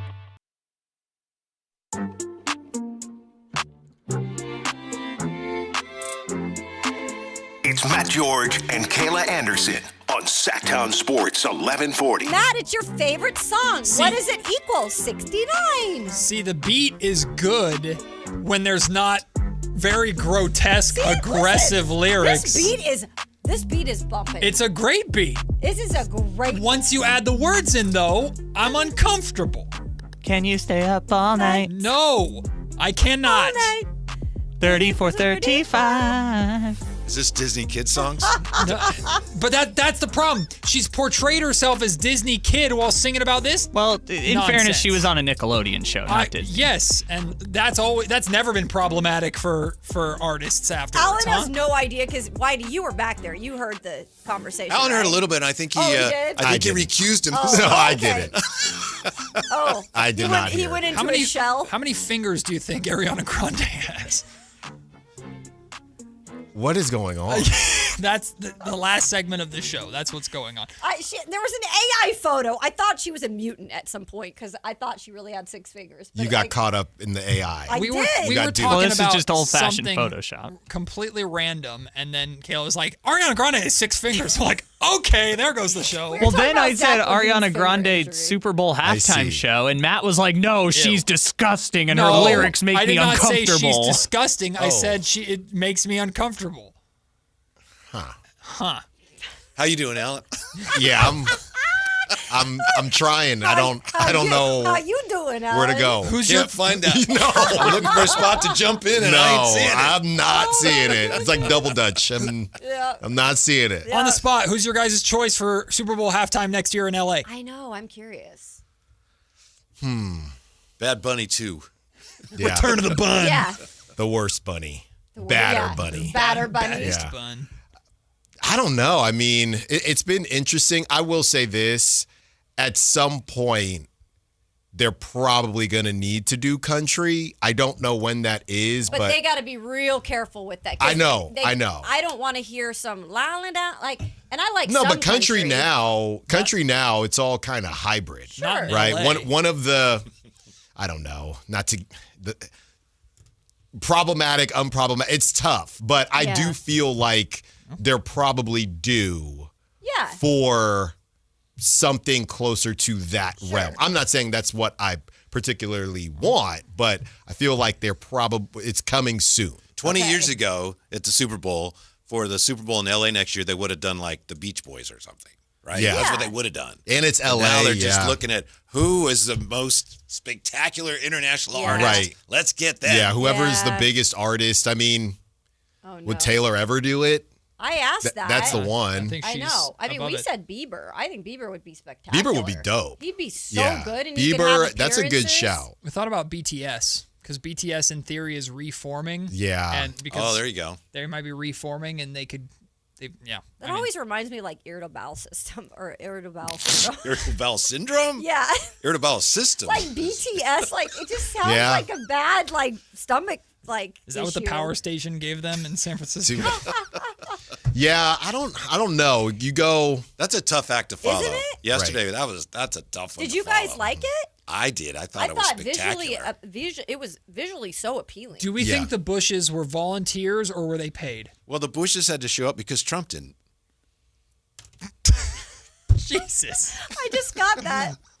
Oh, I see. Get it? Yes. George Bush? The Bush, yes. The Bushes showed up? Yeah. So. Yeah, I am very. Well, hey, look, there was technically a country music Super Bowl for you, or Super Bowl halftime show for you. That was brilliant because, like, how do we get all these plants out there and then we've got to get them off? How are we going to do it? Well, we'll just have the plants, people dressed up as bushes, and we just run off. Right. Brilliant. It's all the high school actors out there. Yeah. I'm saying, were you volunteer or were they paid, do you think? They're all paid. They better be paid. That Bunny didn't even get paid, right? You don't get paid to do a No, Super Bowl. you don't. You That is don't. correct. So They get paid, though, not point. him. if the but- guy, the left Bush number 3 says, "Hey, I want my money," they say, "You hear him? He didn't get paid." Were the So what do you Bushes think? minimum Big Bush wage? and little Bush. Do we think the Bushes were minimum wage? They were. It was confirmed. You got to come to the Super Bowl. Minimum wage Bush? Yeah. Yeah. Gotta be careful there. What are we're talking about plants. Yeah, visually appealing. Me personally, I've always felt like this. I'm just like when I say performer, I want to see an instrument. I want to see dancing. So That's what there was. but not from the actual performer. So to me, this was a better version of The Weeknd or Rihanna. I put them all in the same category. Yeah. Right? Rihanna Usher danced. Well, she was Prego. She was. Yeah, So yeah. she did a great job. Like Usher, Bruno, like that's my preference. But visually, it was spectacular. Yeah. By the way, Super Bowl entertainment note, the only entertainer to perform at the Super Bowl at halftime and also Rayleigh Field in the same calendar year remains Tom Petty. So there's that. Ooh. Tom Petty. Never slow down. Whitey sounded like 6'7", but he goes, Tom Petty. Tom Petty. Never slow down. The Whitey grow random Yep. fact of the day never fails to. What's local, Matt? No. You know, there's a local tie. Yeah, in there. just- That's right. Sure. Yeah. Absolutely. What are the River Cats gonna do this year? What do you mean? Tom didn't he say Rayleigh Field? Yeah. Who's taking over? See. There we See? go. I like that sound, Mister. This is a year-long festival of baseball I just saw. River Cat. I'm for the so River excited. Cats. I'm That's finally right. back Yeah. in a city with baseball. Thank goodness. We got the Giants and River Cats playing the I exhibition know. game coming up soon. That's right. And then So the pumped. A's take over. The big club moves in. Nicholas Kurtz, Let's go. Jacob Wilson, The crew. Oh, playoffs maybe. Would they even play here in Sacramento? They say they would. I don't know if I they believe better. it. They would. They would. They're not going to play at Oracle. That'd be terrible. Right. Yeah. By the way, there's something going on up in Portland that could impact the basketball arena, and I'm looking into it. It might actually impact their efforts to get a baseball team in Portland. Really? Eliminate them. And Whitey, they don't deserve. I'm sorry. That's really I don't rude think to they're me. going to get one. They couldn't even support like AAA to go like just have fun and watch baseball. I just don't. But they think, love like the Portland Timbers soccer team up there. Yeah, that's not baseball, Matt. I know, but like they've got a, Yeah, man. a rowdy She fan told base. you. Yeah, man. That's not She's baseball, right. bro. It's not baseball. I She- think Sacramento would can't- do a better job of supporting a MLB team. I think Salt Lake City is probably What? in So the they lead. can go play in the snow half the season? Isn't it They've Nashville up got there? they've got stadium plans. They've got the financing. I think What is up with Utah in a surge? Yeah, they're popping. yeah. Also, Salt Lake you're- City and Up and coming. Nashville for the Saying baseball Portland teams. couldn't support the grand franchise of the Portland Pickles. No. Now we're talking about Ariana Grande again. Jeez. What is this? What was your favorite Super Bowl commercial?